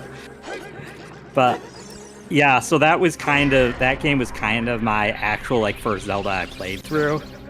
That's a hell of a first one for sure. Yeah, like I said, I had Ocarina. I never finished it. I played some of Link to the Past because my grandparents had a Super Nintendo and had the game. But I always got very lost on where to go in that as a kid. Yeah. And so that was like my first full Zelda was Majora's Mask. And then after that, I was like hyped because the next games that came out were the Oracle games. And so like... Oh, yeah, that's right, yeah. I remember like reading every piece of news about them, pre-ordering them. Majora's Mask was one of the first games I pre-ordered, but then I pre-ordered those games too. And so that's part of the reason those hold a big place in my heart. But I think with the Oracle games, I think Capcom in general did really well with 2D Zelda, and I wish they would be given another chance. They did so well with it. Ah, God damn it. But yeah, I hope that going forward that they don't like. I don't mind if the open world Zeldas continue to exist. I just want them to continue making traditional ones too. Then. Yes, Echoes of Wisdom existing at all was like such a big like. Okay, thank God. Yeah, that was the biggest sigh of relief for me because I never thought we'd have anything that wasn't just a big open world Zelda again. It had been I think 8 years since the last time they put out a new original style Zelda game with A Link Between Worlds. And they had because they did A Link Between Worlds still reused a map. So yeah, it's still reusing A Link to the Past. And like I want to give Link Between Worlds another chance because I was kind of harsh on it my first playthrough because part of what I love about a Zelda game is exploring the map. Mm-hmm. But like, and I think that I'd like it more on a replay through, but it's still, I'm not even sure. Like, we'd probably go back further than 8 years for like a 2D Zelda that actually from the ground up had a new world to explore. Yeah. Oh, actually, I'm sorry. I got that backwards. Well, not backwards, but Triforce Heroes was the last one because A Link Between Worlds. Does that count? I mean, not so somebody much. Who that's more of like a Triforce Heroes. Yeah, that's more of like a Four Swords style game than anything. Yeah, like it's a spin-off. Yeah. And I had no doubts that we'll get spin-offs. So then the last old school style, like top-downy one, I think would have been Minish Cap, Minish right? Cap? Yeah, Jesus Christ. So it's basically been like 20 years since the last completely new. And also, this one isn't even completely new technically. Unless you count Echoes, DS ones. you're total. I guess that's true. Yeah, like the controls definitely don't make, were iffy. But no, that would count. Spirit Tracks is close enough, I would say. Yeah, and Phantom Hourglass too. But even still, that's still the better part of 20 years. And not to mention, Echoes of Wisdom, like A Link Between Worlds, reuses A Link to the Past map. It expands on it, but it's still reusing that for its like middle, like half of the whole thing. it does. On the other hand, it doesn't reuse it quite as literally. Yes, and it feels more like an interpretation of the map. Mm-hmm. Which I am more than fine with, because it felt more like it felt nostalgic without feeling like I was retreading the same map. Yeah, I would agree. Especially it has lots of areas, like outright full areas that are not in Link to the Past. They're represented from later games. Yeah, So. I think that's pretty cool. Having like a full Gerudo Desert is pretty nice in there. I don't know how many of the areas you've seen, so I don't want to like spoil any. But we have not gotten too far. The Gerudo Desert is really the only like proper familiar, expansion that we've gotten so far. But it's so funny. I was talking the other day about how the Star Fox franchise just could not get away from Star Fox 2 and 64, and now and the Zelda series kind of can never seem to get away from A Link to the Past. Because Link's Awakening started out as an attempt at a Link to the Past port, and then they changed directions, and then we've got A Link Between Worlds, as well as Echoes of Wisdom that are building on the map and some of the like basic premise for those. With Echoes of Wisdom also borrowing from the remake of the game that started as a Link to the Past port. Yeah, and I mean, in Ocarina of Time. We did a Twilight Princess that definitely was kind of trying to channel that. Well, Ocarina of Time also hilariously originally started as a Link to the Past port, and it's just like, okay, guys, I get it. Yes, A Link to the Past was a serious like groundbreaker for it, but like, it was just very funny, like how many times they've tried to redo, because A Link Between Worlds also started as a Link to the Past port. And they were just like trying out a bunch of wacky shit along with it. And they were like, what if we just do a different same map, different game? Well, so I will say that ever since A Link to the Past, a lot of Zelda games, 2D and 3D, have tried to kind of follow the same story pattern of it. Yeah. Try with the it was the Dark World then, but it's basically you do a few dungeons, then big plot twist, and look, there's a second map. Yeah. Ocarina of Time does that. Yep. Let's see. Twilight Princess kind of does that. They sort of do that. Not necessarily full map, but like they follow the formula where they have roughly 3 or so dungeons, and then there's the twist supposed to be done, and now there's a twist, and here's a bunch more. Yep. Skyward Sword does it twice. Yeah, you kind of wind up with a 3-act structure built out of those, which is kind of neat.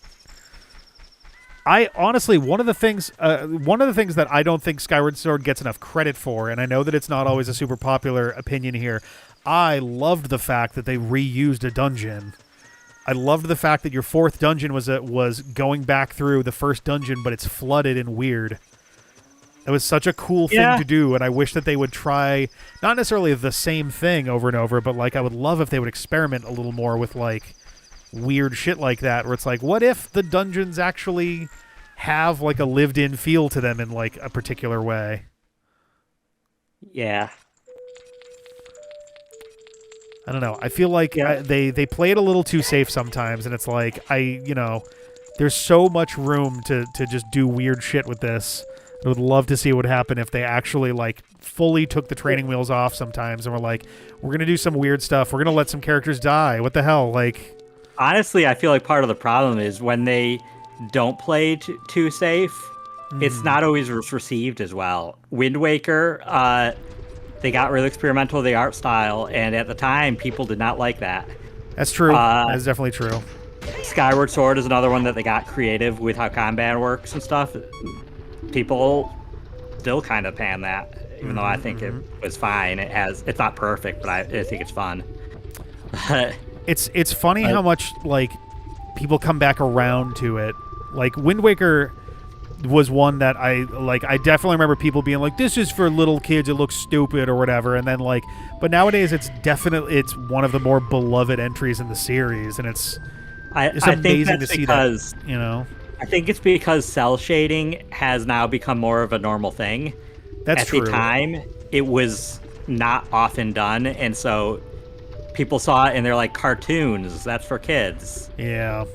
And now we have M-rated cell shaded games. Like, it's just an art style. I was gonna say, I think like Mad World, and I think Killer 7 is another one.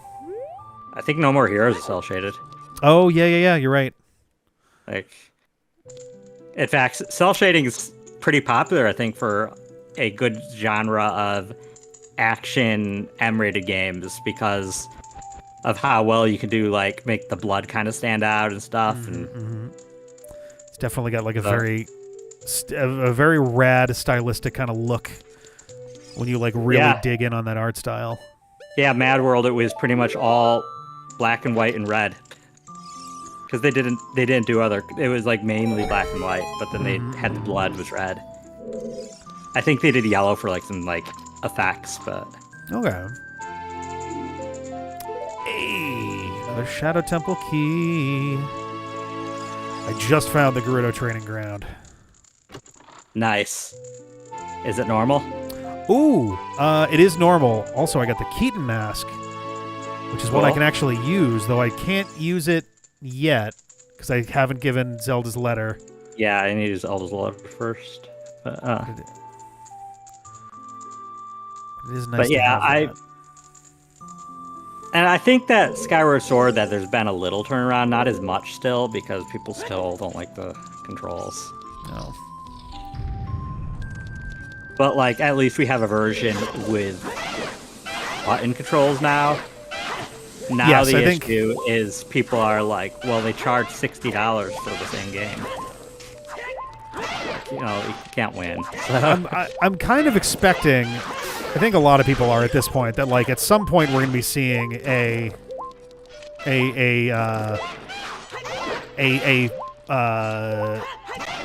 HD collection, right, of Zelda because we've got three, like, the idea of a Skyward Sword HD is so funny to me because it was already pretty much there, and you could run the console in an HD on top of that. But yeah, we have Wind Waker, Twilight Princess, and Skyward Sword HD, but they're not even on the same system right now. And it's like, okay, guys, I think we can fix this.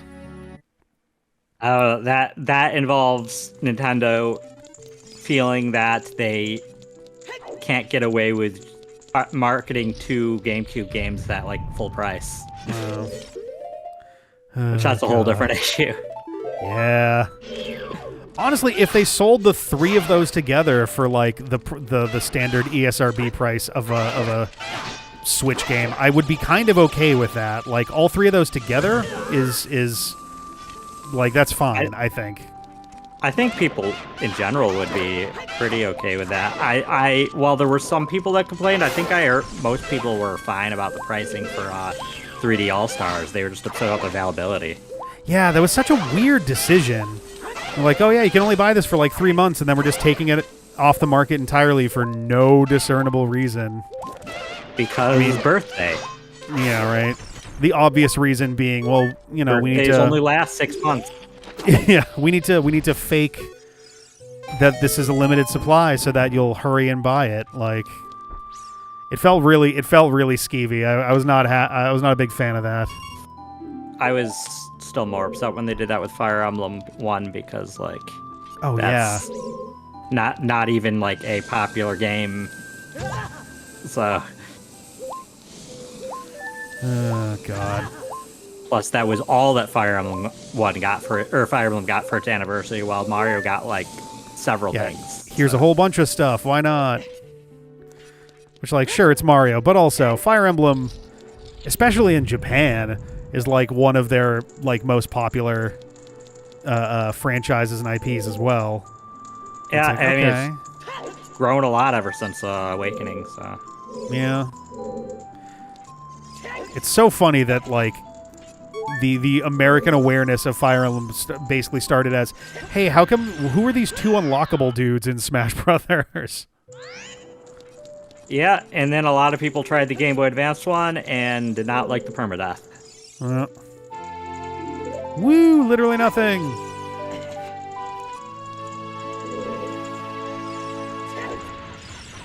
Oh, damn it. So I need to go back. One of my friends keeps bugging me that I need to go back and finish Engage because I don't know. I got distracted with other games. I didn't even get halfway through it. Oh, really? Yeah. Technically, I still haven't reached all the endings in Three Houses, though. I've only done like 2.5. Yeah, I've actually never played a Fire Emblem. I used to play some Shining Force on like the Game Gear, but Shining Force is good too.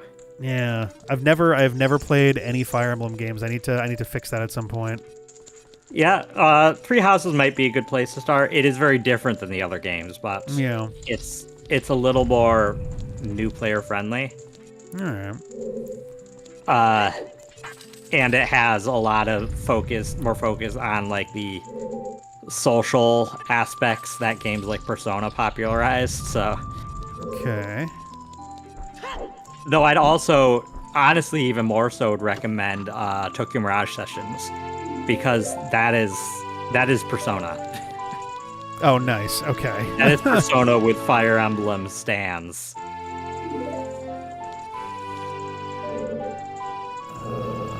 And oh yeah, because it's supposed to. Tokyo That Mirage one is like a.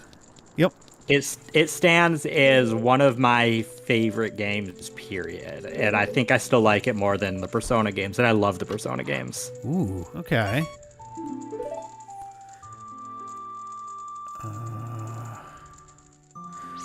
Because yeah, the Tokyo Mirage Sessions one literally has like Fire Emblem. Like, is it doing like a crossover thing with that? It's the one's like FE Sharp or something, right? Yeah. It's basically Persona, but everybody's Persona is a Fire Emblem character. Oh, that's hilarious. And the plot is very much Japanese idols. Okay, all right. With a strong focus on the music. Like, you're replace Showtime attacks from Persona with short little musical numbers. Oh, interesting. Okay. It's really good. And it is Persona. In Japan, I think the naming even is Persona in the name. Oh, is it really? Or oh, that's or whatever. Oh, yeah.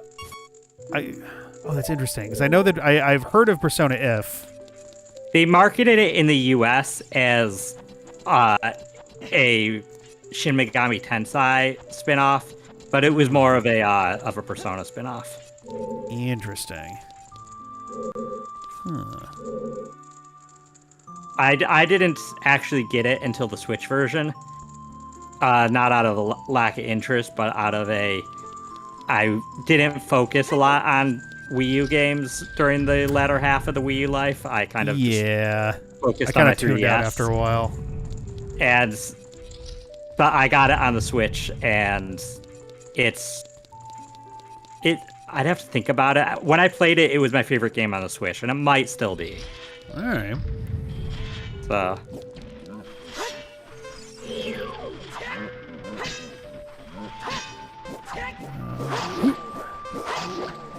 Damn it. Oh, these fucking Stelfos. Everybody's Stelfos. How many times am I going to come to this room, try to push that giant block, and be like, oh, wait, I don't even lift.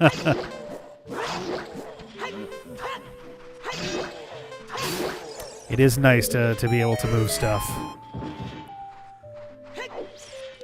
One. I'll take just one bracelet, please. I think we can manage with one hand.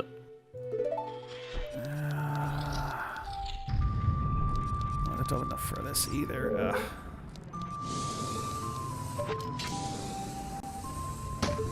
Yeah, but me and one of my best friends, that's the one that was the biggest one to push me to play Persona, we still make half jokes about that there is always like a browser window in our brain that is urging us to just play Tokyo Mirage Sessions again, just at any given moment. Nice. And is kind of just playing the music from it over and over because, again, the music's really good. Granted, do be aware if you play it that it's all in Japanese. They don't have English dubs. Okay. But I mean, that's fine, honestly. yeah. I have found like an English cover somebody made of one of the songs, but otherwise all the songs are in Japanese too. But it is. I assume that that is a subtitled game and everything, right? Yeah, subtitles. Yeah. Okay. Even the musical numbers will have subtitles. So. Nice. I literally can't do this at all. Okay.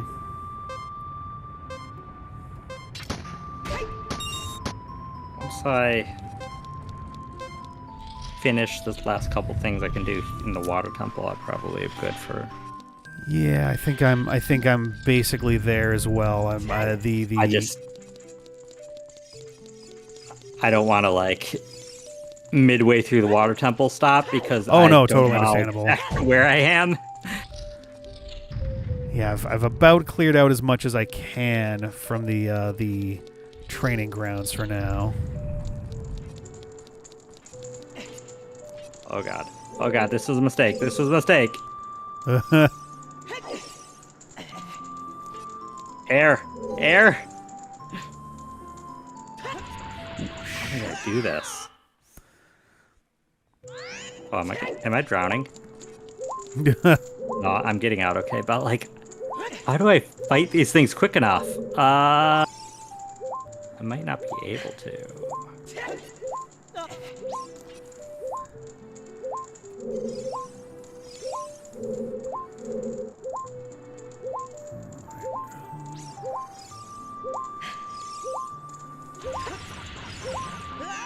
Damn it. Oh, that switch resets. Interesting.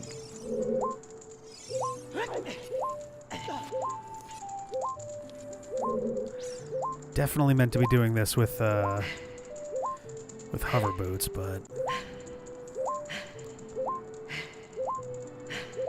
No, I'm drowning. I can't. I can't. Goodbye, cruel world. Oh no.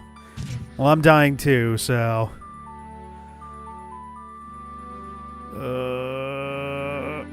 Oh no. At least I get happy music as I drown.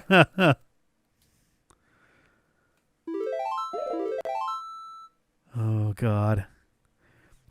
Yeah, I'm basically just kind of trying to see if I can manage to barely get a jump in that lava pit room, just because there's a couple chests that I could ostensibly get to if I can manage that. But I think you're definitely supposed to do this with like hover boots. Yeah.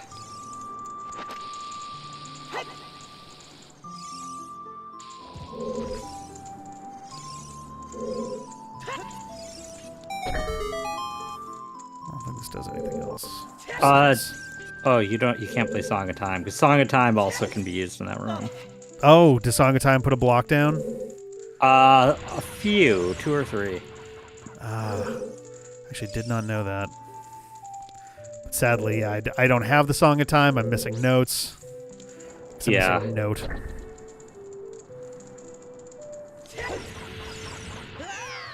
Yeah, I don't think... I think if I go around the other way, then I might be able to get to the other platforms.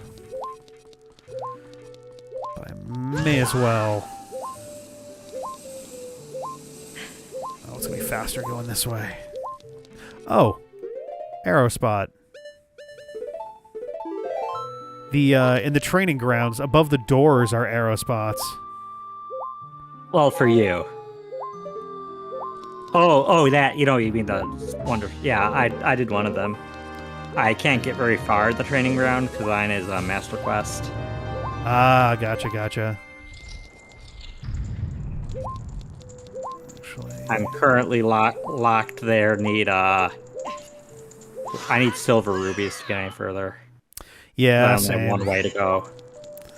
I've got very limited options until my my silver rupees are there.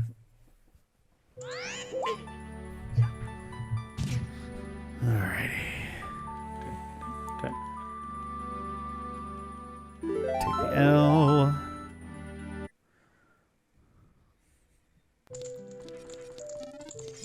Alright, just want to poke my head in here and see if there's another wonder spot.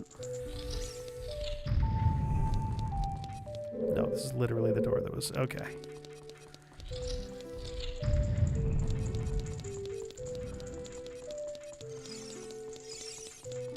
That's it. I think that's all I can do here.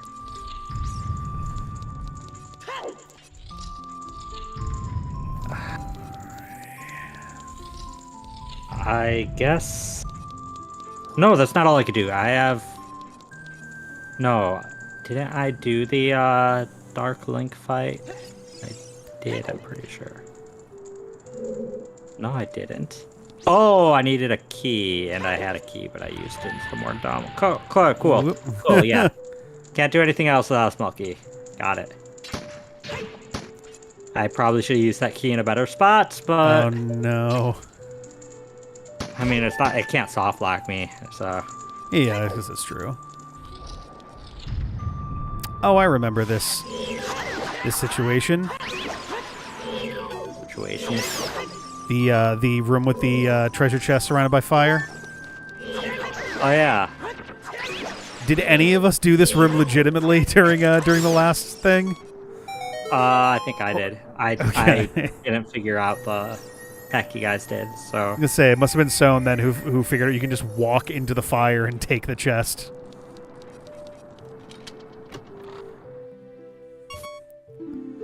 Oh, God. Well, let me know when you are... Yeah, that should be good pretty momentarily. Motherfuck, God damn it. I'm gonna use hammer switch. I think... Oh, let me hit this. Sweet. Some arrows, great. I think that is probably about it for me, because I think I actually can't get out without warping. Okay. Alright. Some decent progress. Yeah. You beat a boss. Yeah, I got a boss down.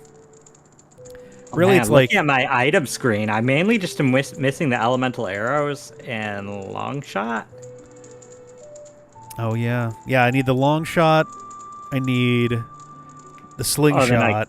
I guess I need two. I haven't actually needed... No, now I do need the blue Zora tunic for one check. Fire tunic to beat Volvagia. Gotcha. Hover boots, probably could use them somewhere, maybe. I don't know. I need strength upgrades. That's what I need. I need that, and I need the A button, I guess.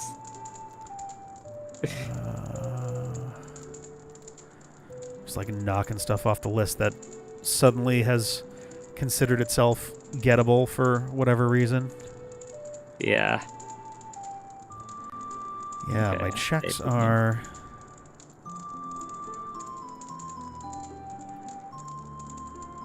Yeah, What I really need is Zelda's letter. That'll kind of unlock a couple things there. That'll unlock a shop. That's true, yeah. That'll unlock the Happy Mask shop. That'll get some stuff moving.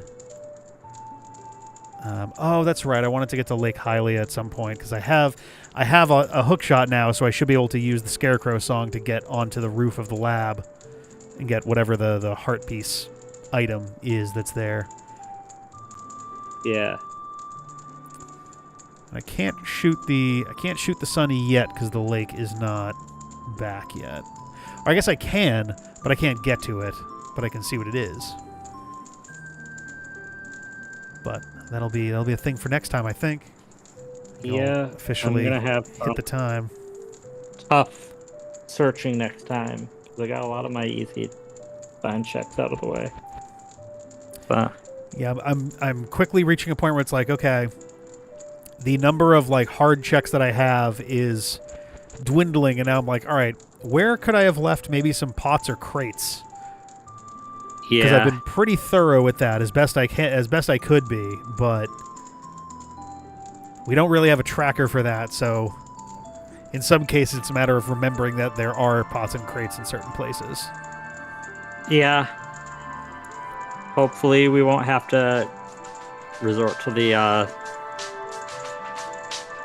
spoiler log at any point, but it's always hard with the pots and crates and the little things like that.